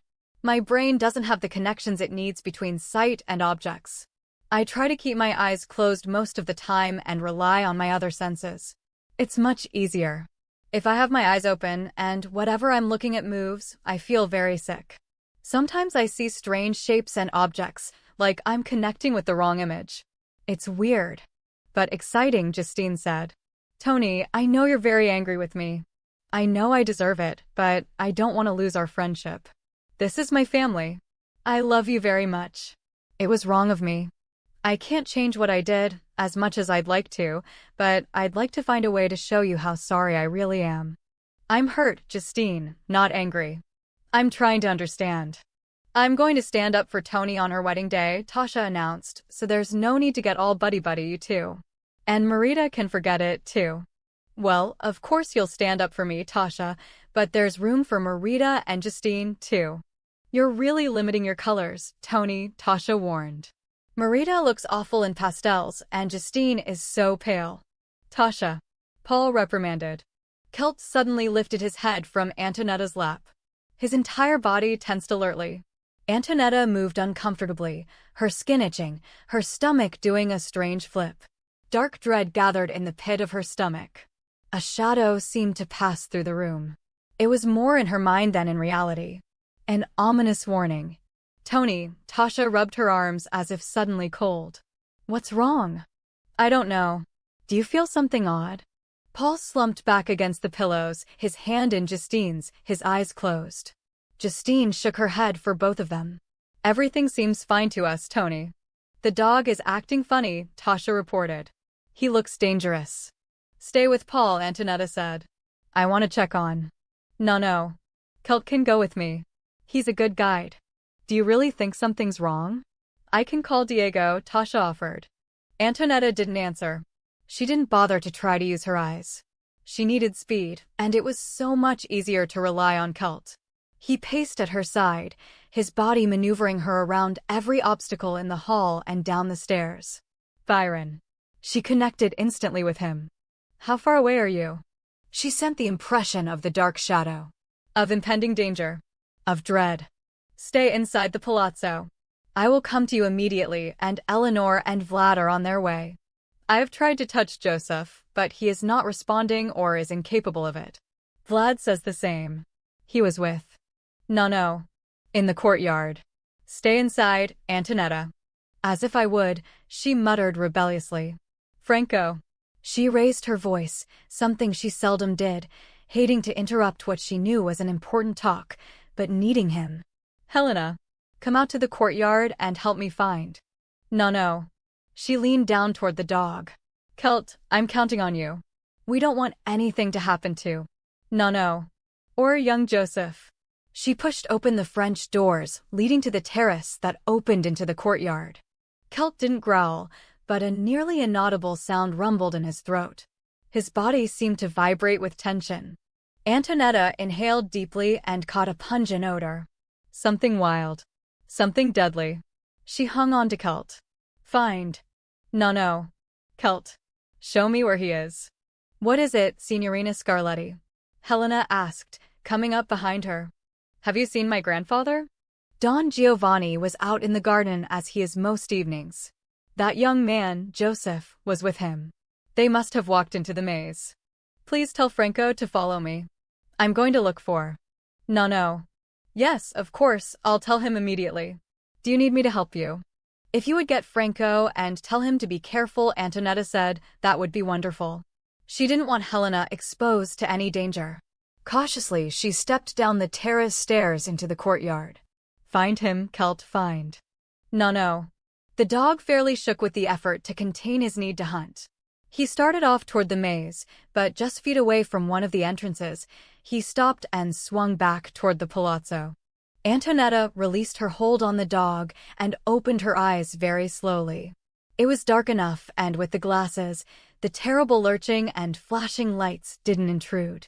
She looked up toward the battlement, trying to focus on one of the gargoyles, just to get her bearings. It took a few moments for the image of the sculpture to clear. She saw the wings spread wide as if about to launch into the air, teeth bared, eyes wide open and staring. Her breath caught in her throat when she saw the body of young Joseph lying motionless, his beret hanging off the gargoyle's wingtip. Crouched over him was a large spotted cat. The cat turned its head and looked down at her, malice in its eyes. Byron. Quickly, I need the image of an owl. Hold it for me. Antonietta waited a heartbeat, an eternity, and then the image was there for her. Thankfully, Byron didn't make the mistake of asking questions or chastising her. He caught the terrible sense of urgency and provided the data she needed. Her skin prickled, her body compressed. She closed her eyes tightly as she shifted into the shape of the night predator. It was much more difficult to launch from the ground, but she managed. As she leapt, a great gust of wind swept under her to aid her in rising. She flew straight up to avoid having to open her eyes until the last possible moment. Link with me. The command was impossible to ignore. There was a mixture of fear and anger tinged with respect, but Byron's tone held a compulsion Antonietta had to obey. She felt him take her mind completely, force her eyes open. She waited for the strange, disorienting sickness, but it didn't come. She realized he was using her eyes and making the connections himself. He understood what he was seeing, and he instantly translated. Fog rolled in, unexpectedly, from the sea. It was so thick, wisps seemed to hang in the sky like a barrier. The owl flew silently, stealthily, using the fog as cover. It took only seconds to make its way over the battlements and drop like a stone at the cat as it bent its head to Joseph's exposed throat. Antonietta was startled when she heard a far-off scream of anguish followed by the echo of a male voice crying out his promise of retribution. Razor-sharp talons ripped at the eyes of the jaguar, slashing and digging, driving the cat backward away from its prey. The wind howled, nearly drowning out the snarl of the beast. It spat and swiped with its paws, then whirled and ran, leaping easily over a multitude of gargoyles to race along the banister toward the far side of the tower. The owl settled down close to Joseph, shifting back into human form. Antonietta bent over the young man. There was a terrible gaping wound on his throat. He had bled profusely. She couldn't get a pulse. Byron. Is he dead? Black threads swirled and spun overhead. Lightning raced across the sky. Thunder boomed, shaking the palazzo. Dark cauldrons of clouds boiled and seethed, spitting out rage and anger and a terrible grief that was hardly to be borne. Antonietta fought past the weight and intensity of the storm of emotion raging in the heavens. Her hands covered the wounds as she attempted to assess the damage done to his body. Joseph shut down his heart and lungs when the blow was struck. Byron hoped he was telling her the truth. Joseph was young for their people. Shutting down completely after suffering a mortal wound was not an easy task. Eleanor and I have him now. His life force is weak. Holding him to earth will slow us down. Byron heard Vlad's voice, filled with fear and determination. I cannot help you track the cat and hold our son to us. I will get the cat, Vlad, just keep him alive. Where's the jaguar now? Antonietta sought for a way to close the wound. No. Is in the courtyard and Franco is coming to look for him. Hurry, Byron. The cat came here with the intention to kill. Byron burst out of the darkness, a creature of power, hurtling past Antonietta to follow the cat. She felt the brush of his hand on her face. You know what to do. His voice was very soft, filled with complete faith. She had to take the boy to the ground below. She needed the soil and her own saliva. Byron didn't tell her, but somehow she gleaned the knowledge from his mind. She was up on the battlements. Do you see Celt or? No. Or even Franco. Franco could carry Joseph down to the garden. Byron flew out toward the cove. The cat would go for the water to cover its scent. I do not see any of them. He reached for the dog, a connection he had established weeks earlier. For a brief moment, Byron caught glimpses of shrubbery, a bench, Don Giovanni sitting on a bench, trapped and unable to leave, with Celt pacing around him. Byron sent the reassuring image to Antonietta and dropped down closer to earth under cover of the fog. The danger hadn't passed. Antonietta wanted to rush to Byron, make certain that he was safe. Her skin was crawling with the need for change. Inside the pit of her stomach, darkness spread, every bit as black as the clouds spinning over her head. She sighed Byron's name, wanting to warn him of the danger, afraid she would distract him at the wrong moment. Antonietta caught the whisper of cloth brushing against one of the sculptures. She turned her head toward the sound and inhaled. Helena, thank the good Dio. Please find Franco at once. We need to get this poor boy some help. He was attacked by a wild cat. The same one that made a kill the other night. Are you certain it's the same one, Signorina Scarletti? Antonietta opened her eyes cautiously, trying to focus on her housekeeper. The woman continued to move toward her. Antonietta couldn't tell how close she was. The body was distorted, rippling in a sickening way. Spots leapt at her eyes, flying at her face. Colors shimmered. Reds, yellows. A dark blue. She dug her fingernails into her palm for an anchor and kept her eyes trained on Helena, willing herself to see. I doubt there are two cats, Helena. Please get Franco. We need to save this boy's life. Helena just kept coming. Faster now, her face lengthening until she appeared to have a muzzle, her body contorting, bending, until she was on all fours. Antonietta waited, timing the cat's leap, throwing herself to one side, using her new abilities to take her over the jaguar and land on the edge of the battlement. The jaguar snarled, shifted into half-human form. Helena bent over Joseph, all the while keeping her eyes focused on Antonietta. There was hatred there. "Why would you do this, Helena?" Antonietta asked, her voice gentle. The wind lashed at them, ruffled the fur on the large cat, and tore strands of Antonietta's hair loose from her braid to whip across her face. "Signorina Scarletti." Helena spat the words at her. "How I hate that name. Your precious family. It should have been my family. I belonged, but none of you wanted to see it. I was right there under your noses, but you all refused to see." Antonietta strained for sight. Helena was shifting her weight, rumbling with rage and hatred. One clawed hand reached down to push Joseph's body toward the edge of the battlement. Antonietta didn't stop to think. She launched herself, kicking hard, connecting with Helena's startled face. Her momentum carried her beyond her housekeeper. She tucked and rolled, coming back onto her feet facing Helena, shocked at her own agility. She didn't hesitate, leaping back toward Joseph, planting another kick squarely in Helena's face, knocking her off the battlement. Helena twisted in midair, shape-shifting completely, landing on all fours on the rolling lawn.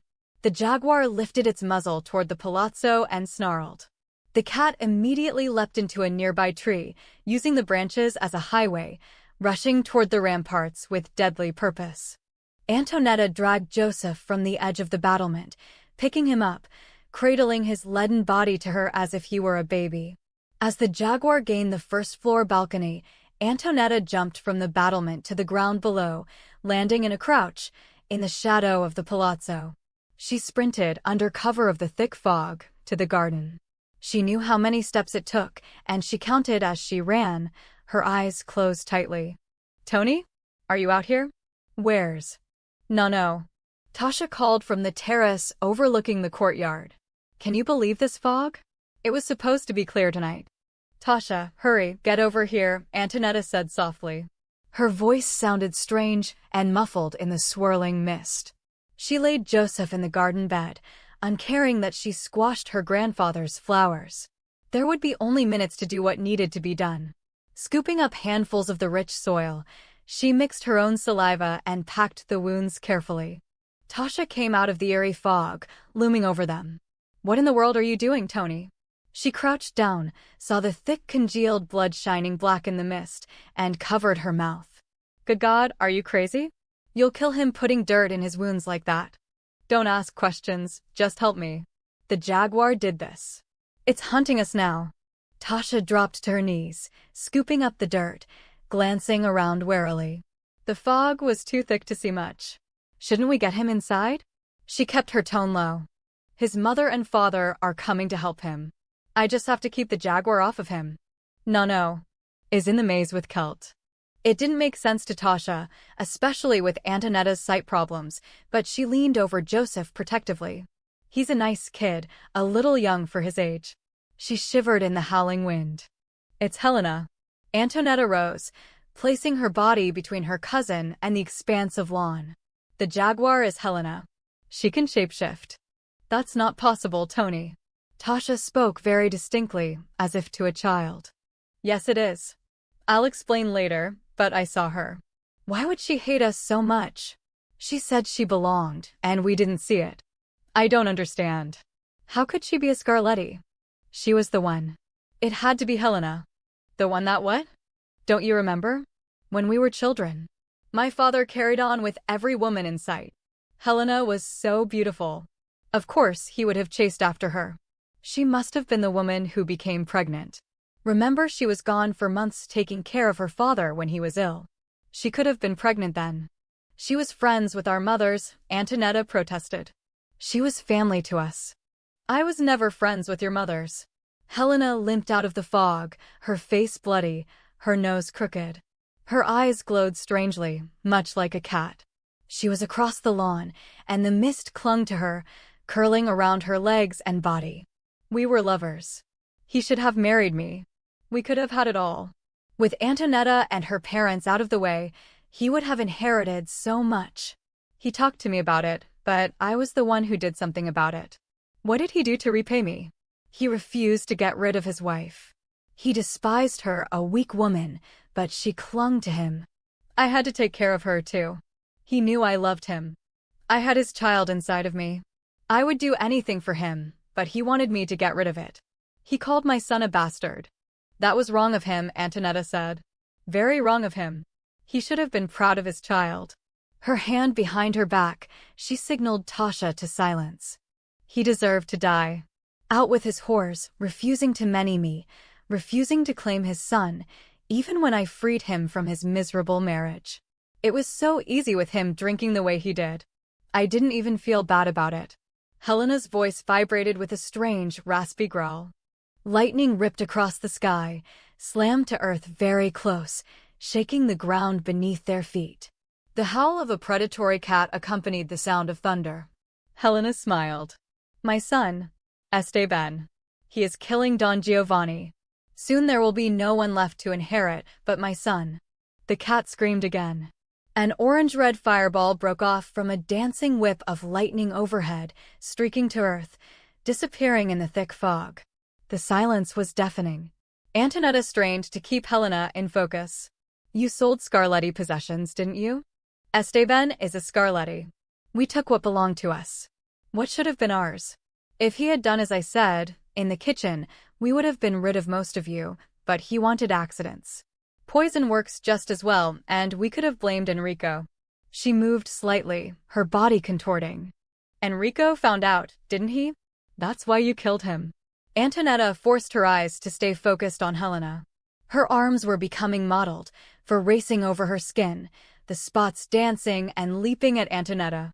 She took a breath, let it out. Byron? You killed Esteban, didn't you? No. And killed her safe? So are you, my love. Stay away from her. It's easier for me to fight with my eyes closed and rely on my other senses. There is no need. Tasha gasped in alarm. Antonietta didn't dare take her eyes from Helena's body, now half human and half cat. What is it, Tasha? Aside from the fact that our housekeeper is a demonic murdering psychopath and is, at this moment, turning into some kind of possessed, twisted half-human killer, I would say Byron's sister and brother-in-law appeared out of thin air and startled me. Step back, Antonietta, Vlad cautioned. We need you here to save our son. Byron will handle the cat. Grazie. For protecting Joseph. Tasha, maybe you should go back inside. And miss all the drama? Not a chance. I can spit as well as the next person. I think. Tasha tugged on Antonietta's hand until she knelt beside her. Tell me what to do to help. Chapter 17. Byron walked out of the fog, a tall, dark figure with flowing hair and power clinging to him. Mist curled around his legs, touched his broad shoulders. The wind whispered to him, carrying a million secrets. In the distance the sea rose up, crested and foamed, crashing and booming in a rhythm as old as time. He seemed part of nature, his features timeless, his eyes old.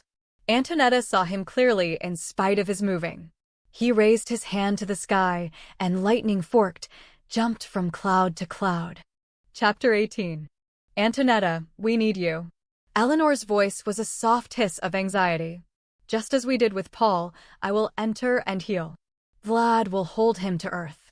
You must chant and provide us with energy. The healing gift is strong in you. Your cousin's voice is a gift also. Teach her the words and have her join with us. No one has ever called my voice a gift before. Tasha's gaze was fixed on Byron.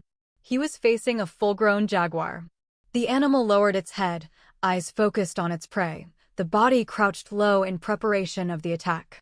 It was mesmerizing, so much so that Tasha held her breath. Byron's lifted hand opened, palm facing the sky.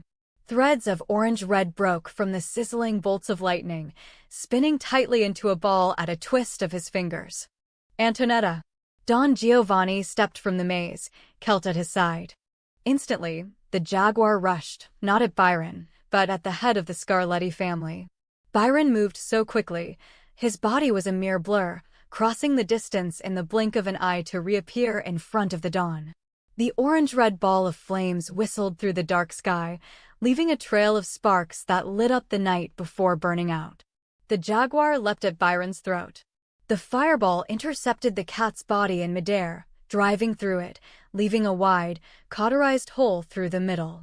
The cat dropped lifeless to the ground at Byron's feet. He barely glanced at it. Don Giovanni appeared so shaken. Byron gathered him close and assisted him to the nearest bench close to where Joseph lay so still. "Let me help them with Joseph, Don Giovanni, and then I will take you in." Antonietta and Tasha's voices were soft and melodious, filling the night with a healing chant. Ancient words that sped up the healing process and provided the healer with energy and a soothing atmosphere to work in. Byron joined in the chant, feeding his sister energy.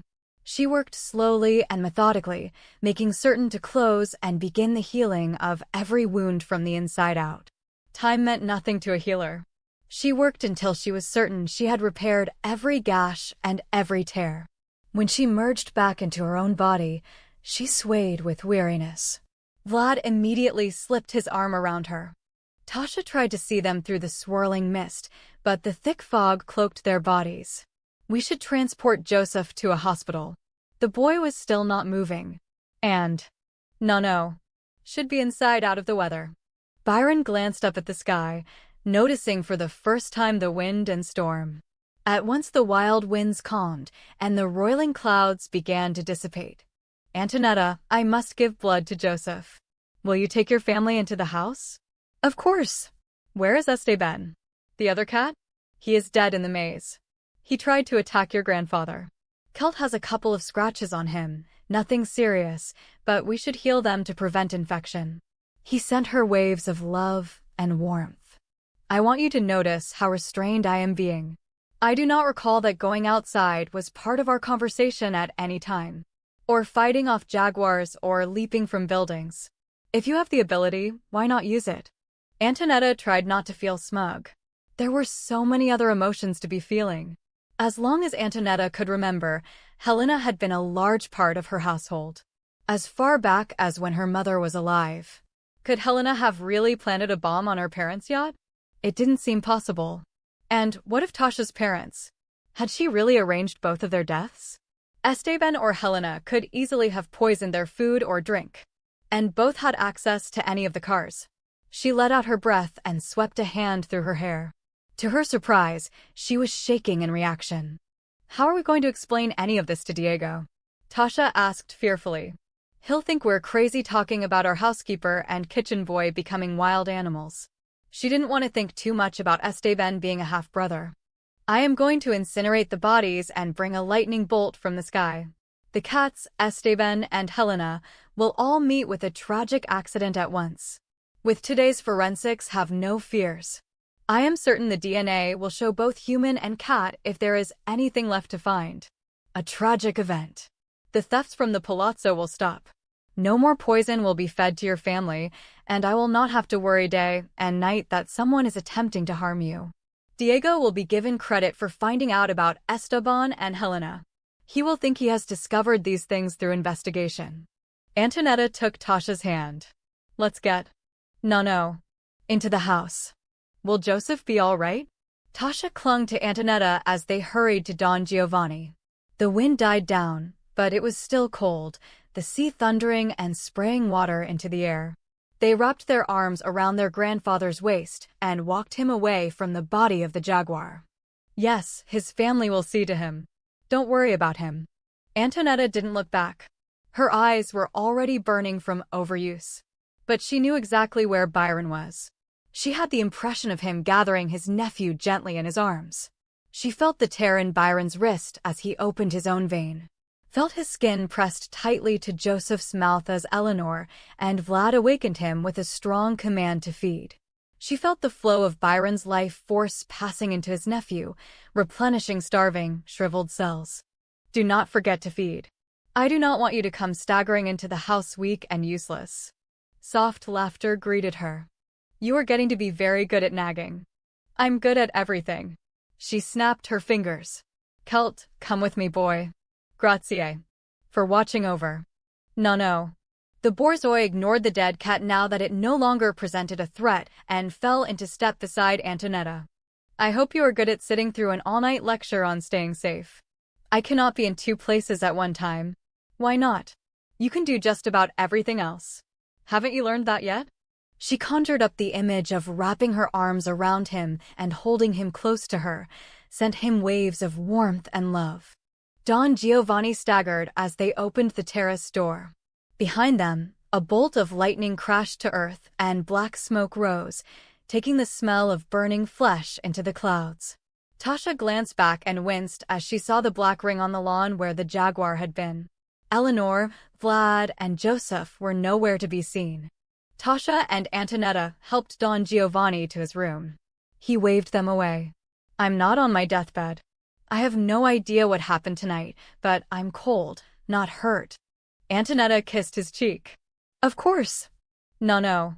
We'll explain everything tomorrow. Sleep tonight. It's late for an old man, he conceded. As Antonietta and Tasha stepped out of Don Giovanni's bedroom, Marita hurried up to them, her face tear-streaked and pale beneath her olive skin. He's gone after Don Dimonessini. I told Franco everything. Everything. I thought he might throw me out, but I never once thought he would go crazy and go after the Don. Dimonessini will kill him. You know he will. Franco is a gentleman. What was he thinking? She wrung her hands together in agitation. We have to stop him. Franco is a Scarletti, Marita. Dimonessini hurt you. Of course Franco would go after him. I should have been prepared for that, Antonietta said. He took a gun. Antonetta's fingers curled in Kelt's silky fur. That's not good. Shall I call Diego? Tasha asked. Maybe he could stop Franco before he gets into trouble. No, don't do that, Antonietta said hastily. Franco could be arrested and charged just for going over there with the intent to do bodily harm. Ask Byron to go, Tasha said. Franco would listen to him. Please, Tony, please ask him. Franco is a businessman, not a gangster. He can't go threatening Don Dimonessini. Marita looked down at her hands. What if something terrible happens? What if Franco gets hurt or is arrested? Byron. Franco has gone to confront Don Dimonessini. I know I can take apart their business. I can ruin them financially, and I should have told Franco my plans. It would not have been enough. Dimonessini touched Franco's beloved wife. He tormented her for years. Your cousin needs more than stripping his enemy of his money. Will you go and make certain nothing happens to Franco? I know you're tired and you need to feed, but I have to ask you. There is no need to ask. The jaguar is dead. Have Tasha call Diego and tell him there were 2 cats, not 1. I will talk to him myself about what happened. Byron looked up at the clouds. He was weary, and he did need to feed, but more than that, he needed to make Antonietta happy. She had gone through so much and handled it in her usual self-assured, unruffled way. It made him smile each time he thought of the way she had become distressed over a simple dinner when she took jaguar attacks and flying on dragons in stride. He would not allow Dimonessini to hurt her family again. Byron took to the sky, the fastest and most direct method of travel for one of his kind. The fog bank he had so carefully constructed had nearly dissipated, leaving him a clear vision of the city below. The Scarletti estate was enormous, encompassing the area surrounding the palazzo, up to the cliffs and in the other direction, going up into the mountains. The city was some distance away, and the Dimonessini villa was built on the edge of the sea, right in the center of the most prominent villas in the city. The water gleamed like glass, a silver layer over black obsidian. Byron reveled in his ability to see colors. Without conscious thought, he reached out to share his joy with Antonietta. You gave me this. Cara mia. I will always remember the bleak days and know what you have done for me. Her soft laughter washed over his skin like a caress. Diego is here. He's searching Helena's room, and then we'll search Esteban's room for evidence of involvement in the theft ring. He's hoping to find names. The villa's lights were just below him.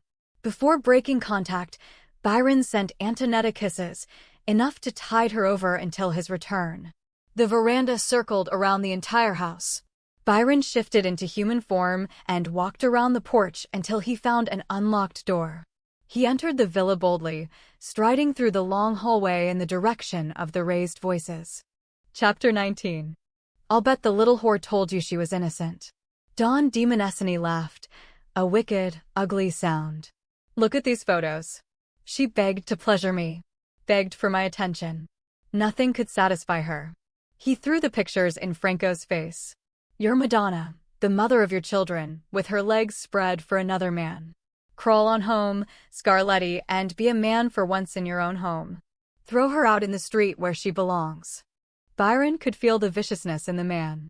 There was a gloating triumph, much like the feeling of a vampire, evil and empty and riddled with malevolence. Don Demonescene was a man who hated. The hatred ran deep, was embedded in his heart and soul. He enjoyed power and domination over others. His main purpose seemed to be the misery and ruination of others. Franco radiated rage. He didn't so much as glance at the pictures strewn around the floor at his feet. You belong in jail. His tone dripped with contempt. How many other women have you raped and blackmailed? There must have been more than my wife. You're whore, you mean, Demonescene goaded. Byron realized Demonescene's intention. He wanted Franco to lose his temper. There was a weapon hidden beneath the desk, Demonescene's hand gripping it, waiting, hoping to be able to kill a Scarletti. He would claim Franco came at him, and he was forced to defend himself. The pictures would be proof to the world, and he would have the added satisfaction of exposing the graphic photographs and further embarrassing the Scarletti family. It was a perfect plan. Byron stepped into the room, baring his teeth, his dark eyes glowing with the beast struggling for supremacy. Good evening, Don Demonescene. How good to see you looking so healthy. I feared for your well-being and thought I would drop by to check on you. He didn't wait for Demonescene to respond, but looked him straight in the eye, pushing hard past the barrier. The very core of Demonescene was corrupt, evil. He wouldn't respond in the normal way to hypnotic suggestion. Byron didn't wait. He simply leapt across the desk, catching Demonescene's wrist, preventing him from bringing up the gun. Holding the Don still with his enormous strength, he bent his head to the pulse beating strongly in the side of the neck and drank. Franco gasped. Keeping a wary eye on Byron, he gathered the photographs. He could only stare at the incisors buried in Demonescene's neck. Byron drank his fill and shoved the man across the room with a casual flick of his hand. Where are the negatives and all the copies you made of these pictures? He spoke very low, his voice velvet soft, but it carried such power the walls in the room seemed to expand and contract. I want you to get them right now and hand them to Franco. Demonescene slowly picked himself up from the floor, backing away from Byron, his eyes wide with terror but holding the cunning of a cornered animal. Once his gaze shifted to the gun Byron had tossed so carelessly aside. When the Don hesitated, Byron shrugged and studied his hand. One by one, his fingernails lengthened into razor-sharp talons. He smiled down at the curved claws before raising his gaze to Demonescene. I am not going to make the request twice. The Don used a key to unlock a cupboard and pull out a drawer. Byron glimpsed several files in the drawer. Demonescene tugged one folder free of the others. Just put them all on the desk, close and lock the cupboard. Demonescene hesitated. A soft growl spurred him to action. He piled the manila folders on the desk. These are private files. Franco flipped one open and swore under his breath. Photographs of another woman, Byron. I suspected as much. Make certain Merita's negatives are there. Franco thumbed through the folders, distaste evident on his face. Everything is here, Byron. Take them and go, Franco. If you meet Christopher or anyone else in the house, stop and have a pleasant chat with them. If they ask you about the folders, tell them Demonescene gave them to you for a private project. Then walk away and do not look back. When you get home, burn those files without looking at the rest of them. I am certain you will know more than one of those women socially. I came here to rid the world of him. I know. I am family. Trust me to do what is necessary. Out of the corner of his eye, Byron could see Demonescene edging closer to the gun lying on the floor on the other side of the desk. Since you're family, I'm not going to ask you about anything I saw here tonight. And don't bring it up later. In return, I won't tell you about jaguars and how close our family is to them. Franco gathered the stack of files into his arms. His gaze, filled with contempt, flickered to Demonescene. You deserve whatever you get. The Don made a dive for the gun. Byron closed his fist hard, staring at Demonessene's chest. The man went rigid, his face twisted with pain. Franco hesitated. "Keep going," Byron said softly, his gaze fixed on the Don. "Walk away, Franco." Don Demonessene clutched his chest, falling to his knees. His color was mottled, his eyes bulging. Franco left the room, the manila folders safe in his arms. He didn't look back, not even when he heard the sound of a body falling to the floor. He hurried through the villa, trying to look as casual as possible, but he was grateful he didn't run into anyone. His car was parked beneath the shade of several trees, a short distance from the circular drive and the wrought iron gates. He hastily stuffed the folders into the trunk of his car and yanked open the driver's side door, sliding behind the wheel. His heart slammed hard in his chest when Byron materialized beside him. "Are you trying to give me a heart attack? Don't do that." Byron grinned at him. "I thought we should talk about the fact that you think I am a vampire.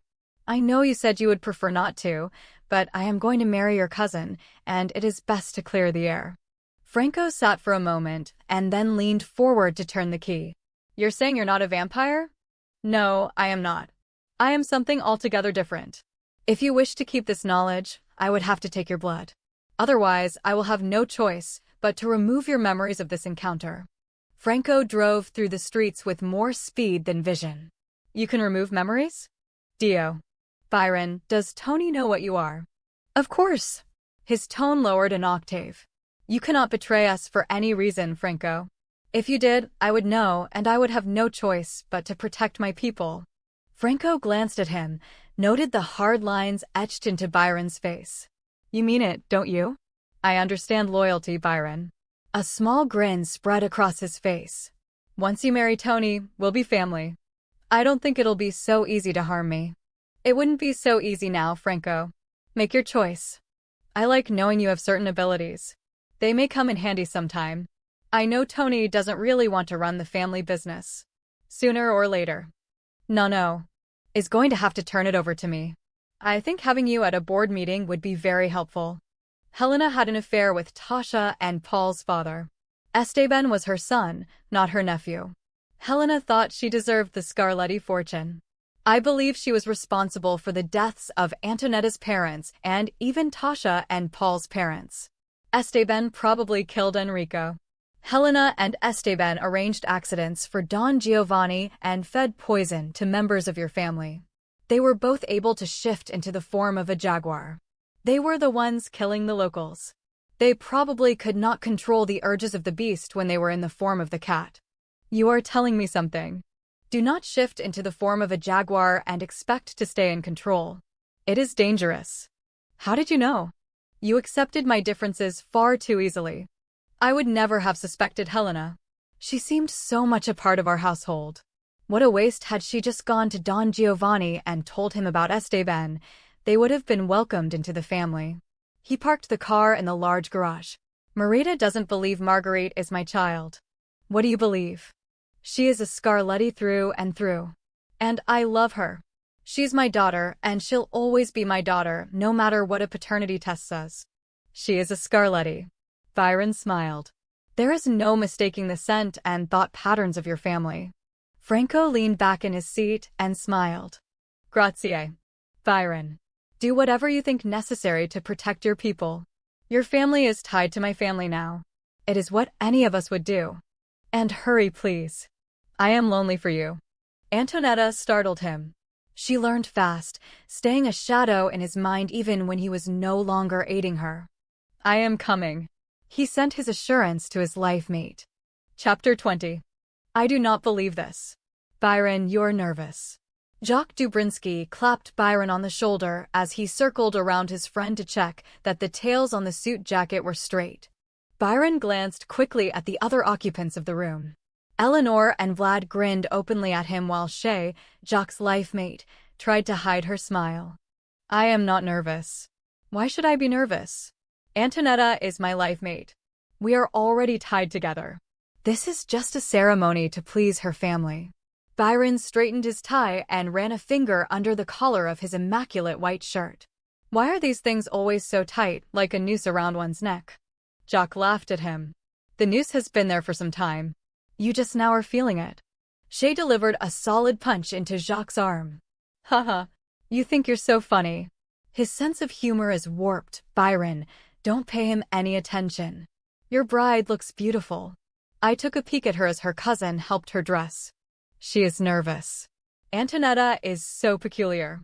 She chose to convert without batting an eyelash. She was willing to fight off a dangerous jaguar. She walks blind onto a stage to perform in front of 40,000 people, but she's so nervous marrying me, she is making me nervous. Byron glared at Jacques as he said the last. Or perhaps it is the other way around, Jacques pointed out.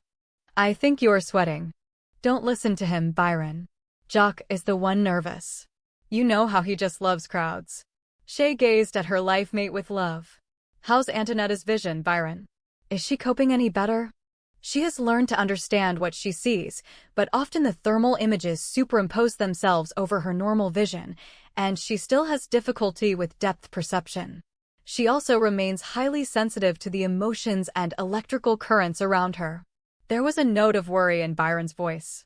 Bring her back to the mountains as part of your honeymoon, Shay suggested. The soil may speed the process up a bit. I've suspected for a while that many of the human life mates who display psychic abilities may be descendants of the jaguar race. Not all of them, but at least a substantial majority.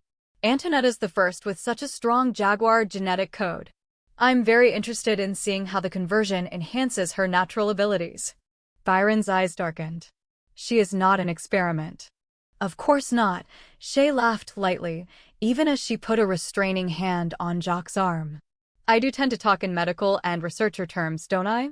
Antonietta is a delightful, courageous woman, and she brings with her a rich history. I suppose you notice this region has several humans with strong barriers to mind scanning. That has to be the jaguar influence. Franco actually is capable of shapeshifting, which would lead one to believe his genetic code is mainly jaguar, yet he has a tremendous sense of family and is a good father and husband, Byron said. I've talked to him, Shay admitted. He's promised to allow us to witness his shapeshifting. It will be interesting to see the differences.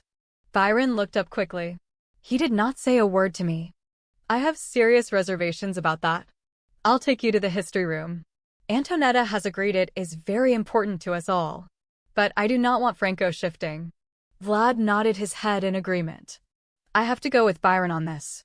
The natural inclinations of the jaguar seem difficult to control. It's important, Shay reiterated. Franco, especially with his strong sense of family and yet the ability to shift, is important. He's been wonderfully cooperative. Antonietta, too. Both understand the importance to our people of unraveling the mysteries. What if he makes a kill while in the jaguar form? Byron asked, turning to face her. Franco also has other Scarletti traits. He is capable of violence. Do not think he isn't. He wouldn't forgive himself if he harmed an innocent person while in that form. The Scarlet is your family, Byron, Jacques said, his voice, as always, low but impressive. Mikhail has accepted them under our protection for that reason, and all of us here have done so because of the strength of your feelings for them. I have found them to be just as loyal to you in return. Franco wants to help us with this.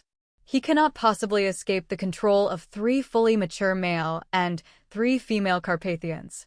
If I can witness the differences during a shifting, Shay said, I should be able to figure out how to better help Antonietta with her vision problems. The jaguar genes are very strong in this family.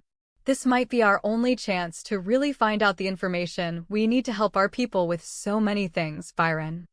I'll have to speak with Franco again about this. I would want him to understand the risks before he does it, Byron said. Of course, Jacques agreed. And do not forget, he has shifted more than once, and he did not make a kill. He does not remember, Byron pointed out. That is not the same thing as knowledge. He obviously did not have control of the beast, it controlled him. Shay paced across the room, halted beside the stained glass window to touch the intricate artwork. I know you're worried about Franco, Byron, but I'm really not as clinical as I sound. I appreciate that these people not only are loved by your life mate, but are family to you. I also appreciate that they accept us and our differences.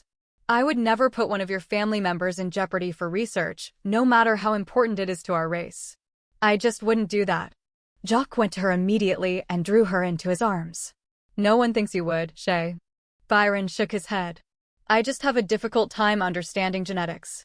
My expertise is elsewhere, and I can never figure out how something like watching Franco shift into a jaguar as opposed to watching Jacques shift could be of use. It is rather fascinating, Vlad said. I watch poor little Joseph working at shifting, and one time half his body will be a bird and the other half something else. He doesn't remember to hold one image. It's such a matter of focus, Shay said. For me, because we have such a tremendous problem having children, genetics is a primary concern. I am grateful, too, Eleanor said.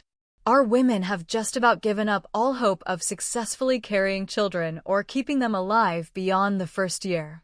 And yet we have had a success or two, Shay pointed out. The Carpathian who fascinates me most, though, is Grigory's brother, Darius. He accomplished things as a boy that no one else ever has. I'd love to study him under a microscope. She laughed when Jacques nudged her. I know, there I go again. I'll stop now. Actually, Vlad and I were discussing Darius just the other day. Joseph is still struggling to learn these skills, yet Darius was able to hold images for not only himself, but other children as well.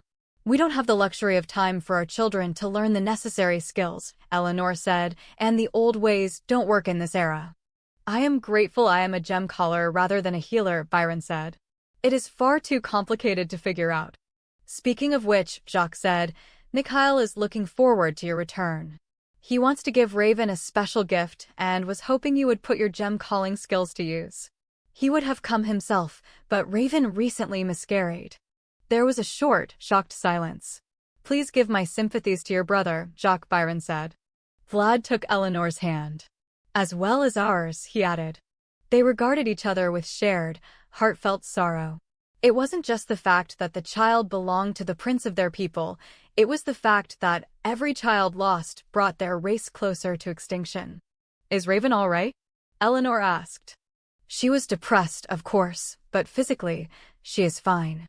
They'd been trying for another child for a long while, and they feel the loss tremendously, Shay said with a small sigh of regret.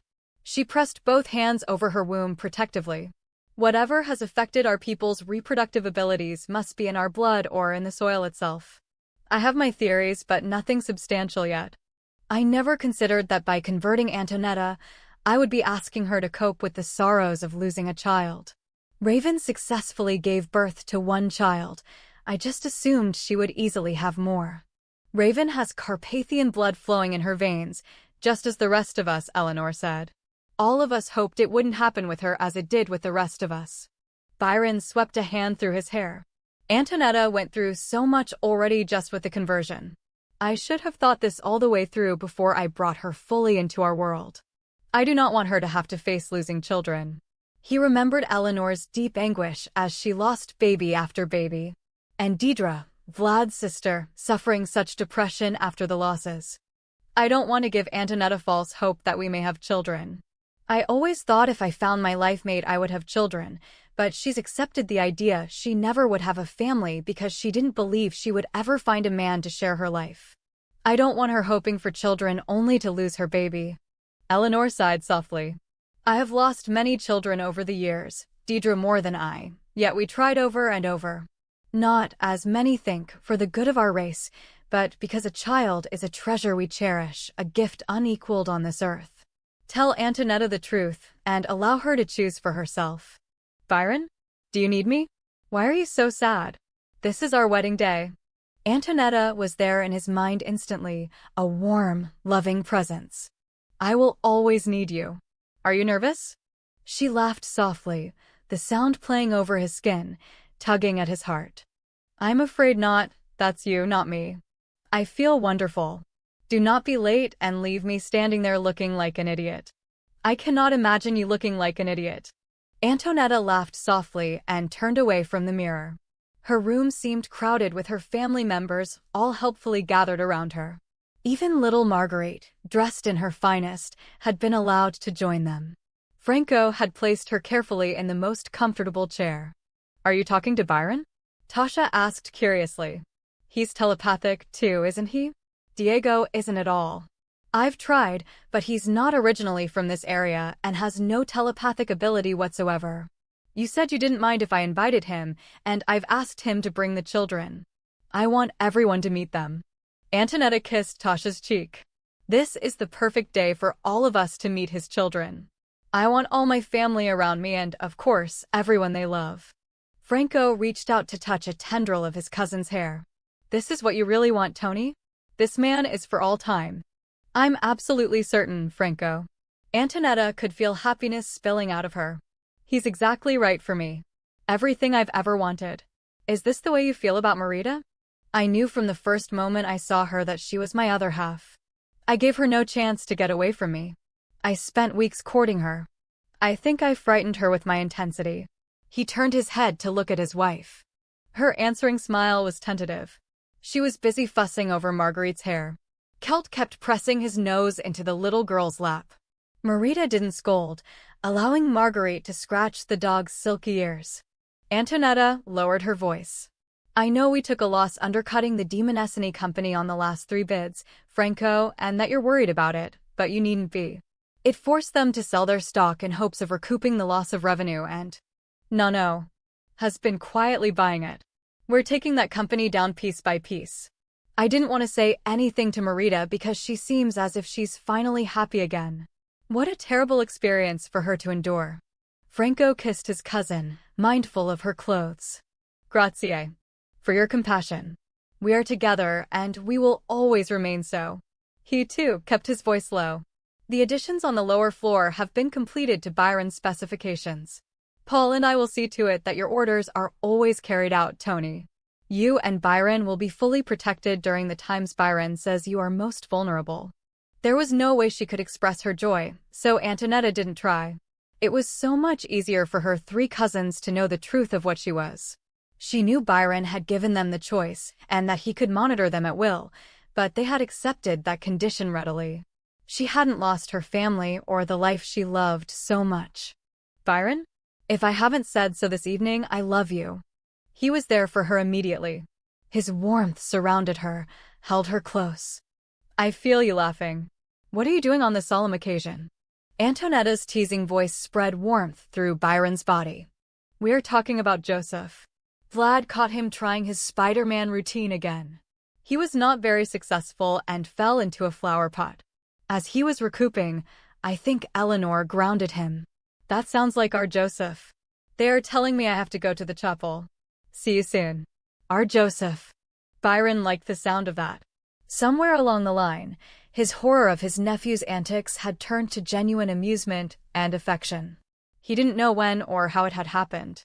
Eleanor rose from the chair by the window and kissed Byron's cheek, startling him, bringing him out of his thoughts. In all the excitement and trauma, I honestly do not remember if I thanked Antonietta for saving Joseph's life. He is fully recovered and is up and about again. Is the world safe? Byron teased. Jacques suddenly laughed. I will never forget his performance in front of my brother. It was all I could do not to fall down laughing watching Mikhail's face when Joseph sang his rendition of rap. Vlad covered his face. Do not remind me. Byron nudged Jacques. Antonietta has a sound room. I bet we could persuade Joseph to cut an entire rap CD for Mikhail. I would not mind a copy for myself, just to put on every once in a while to watch Antonetta's face when she hears his lyrics. A brilliant idea, Jacques agreed. Just the thing for that brother of mine. Byron. Jacques. Eleanor was horrified. Do not dare encourage Joseph. Byron wrapped his arm around her. I think encouraging art is a wonderful trait. You will answer to me if you do such a thing, Vlad said in his severest voice. Byron and Jacques exchanged a quick grin. Shay hid a knowing smile, shaking her head at their antics, pleased they were falling back into their old camaraderie. A single knock sounded on the door, and Franco stuck his head in the room. It's time, Byron. Byron took a deep breath. Has anyone noticed it's hard to breathe in here? Eleanor kissed him. Do not disgrace us by being a baby about this. I will see you in the chapel. No running away now, Shay cautioned. Your lie-mate looks unbelievable. She followed Eleanor out. Byron looked at Jacques. There is something about standing up in front of a crowd. Why do women like these things? To torment us, Jacques said. You have that right. Vlad opened the door and waved his brother-in-law through. Chapter 21. The night was crystal clear, the calm sea gleaming like glass. Night flowers bloomed along the pathway, bringing bright colors to light the way. The chapel sat in the midst of a small grove of trees. Lit from within, Byron could see the stained glass windows in all of their vivid beauty. The breeze touched his face, cooled his skin, carried with it the smell and taste of the sea. He inhaled deeply, appreciating that Antonietta had chosen a setting close to nature, close to his world. The three men wound their way through the gardens to the entrance that would lead them directly to the altar. Byron walked in through the side door, Jacques and Vlad at his side. Hundreds of candles set the chapel softly aglow. They were all there. Her family. His family. The people he had grown to care about. Franco with Vincente and Marguerite. Eleanor sat beside the two children, whispering something in Marguerite's ear. Diego sat with his young children, staring enraptured at Tasha, who was already at the altar with Marita, waiting for the bride. Paul and Justine held hands. Byron was especially pleased to see that Shay was sitting very close to Joseph, and whatever she was saying to him wiped the wicked, teasing grin from his face. Byron's heart contracted at the sight of them all sitting together with no separation between them. There was music, but Byron could only hear the wild thunder of his heart. He stood, his hands folded in front of him, waiting. There was a soft rustle at the entrance to the chapel. A second heart found the perfect rhythm of his. He turned as their guests rose to their feet. Antonietta stood at the back of the church, one gloved hand tucked into the crook of Don Giovanni's arm. She wore exquisite Italian lace, a dress that clung to her enticing curves and fell in graceful folds to her ankles. Her abundance of hair was swept up in some intricate knot with curling tendrils everywhere. She looked straight at him and smiled. His heart stuttered. His breath caught and was trapped in his lungs. For one moment he was certain he was locked in a dream. She couldn't be real.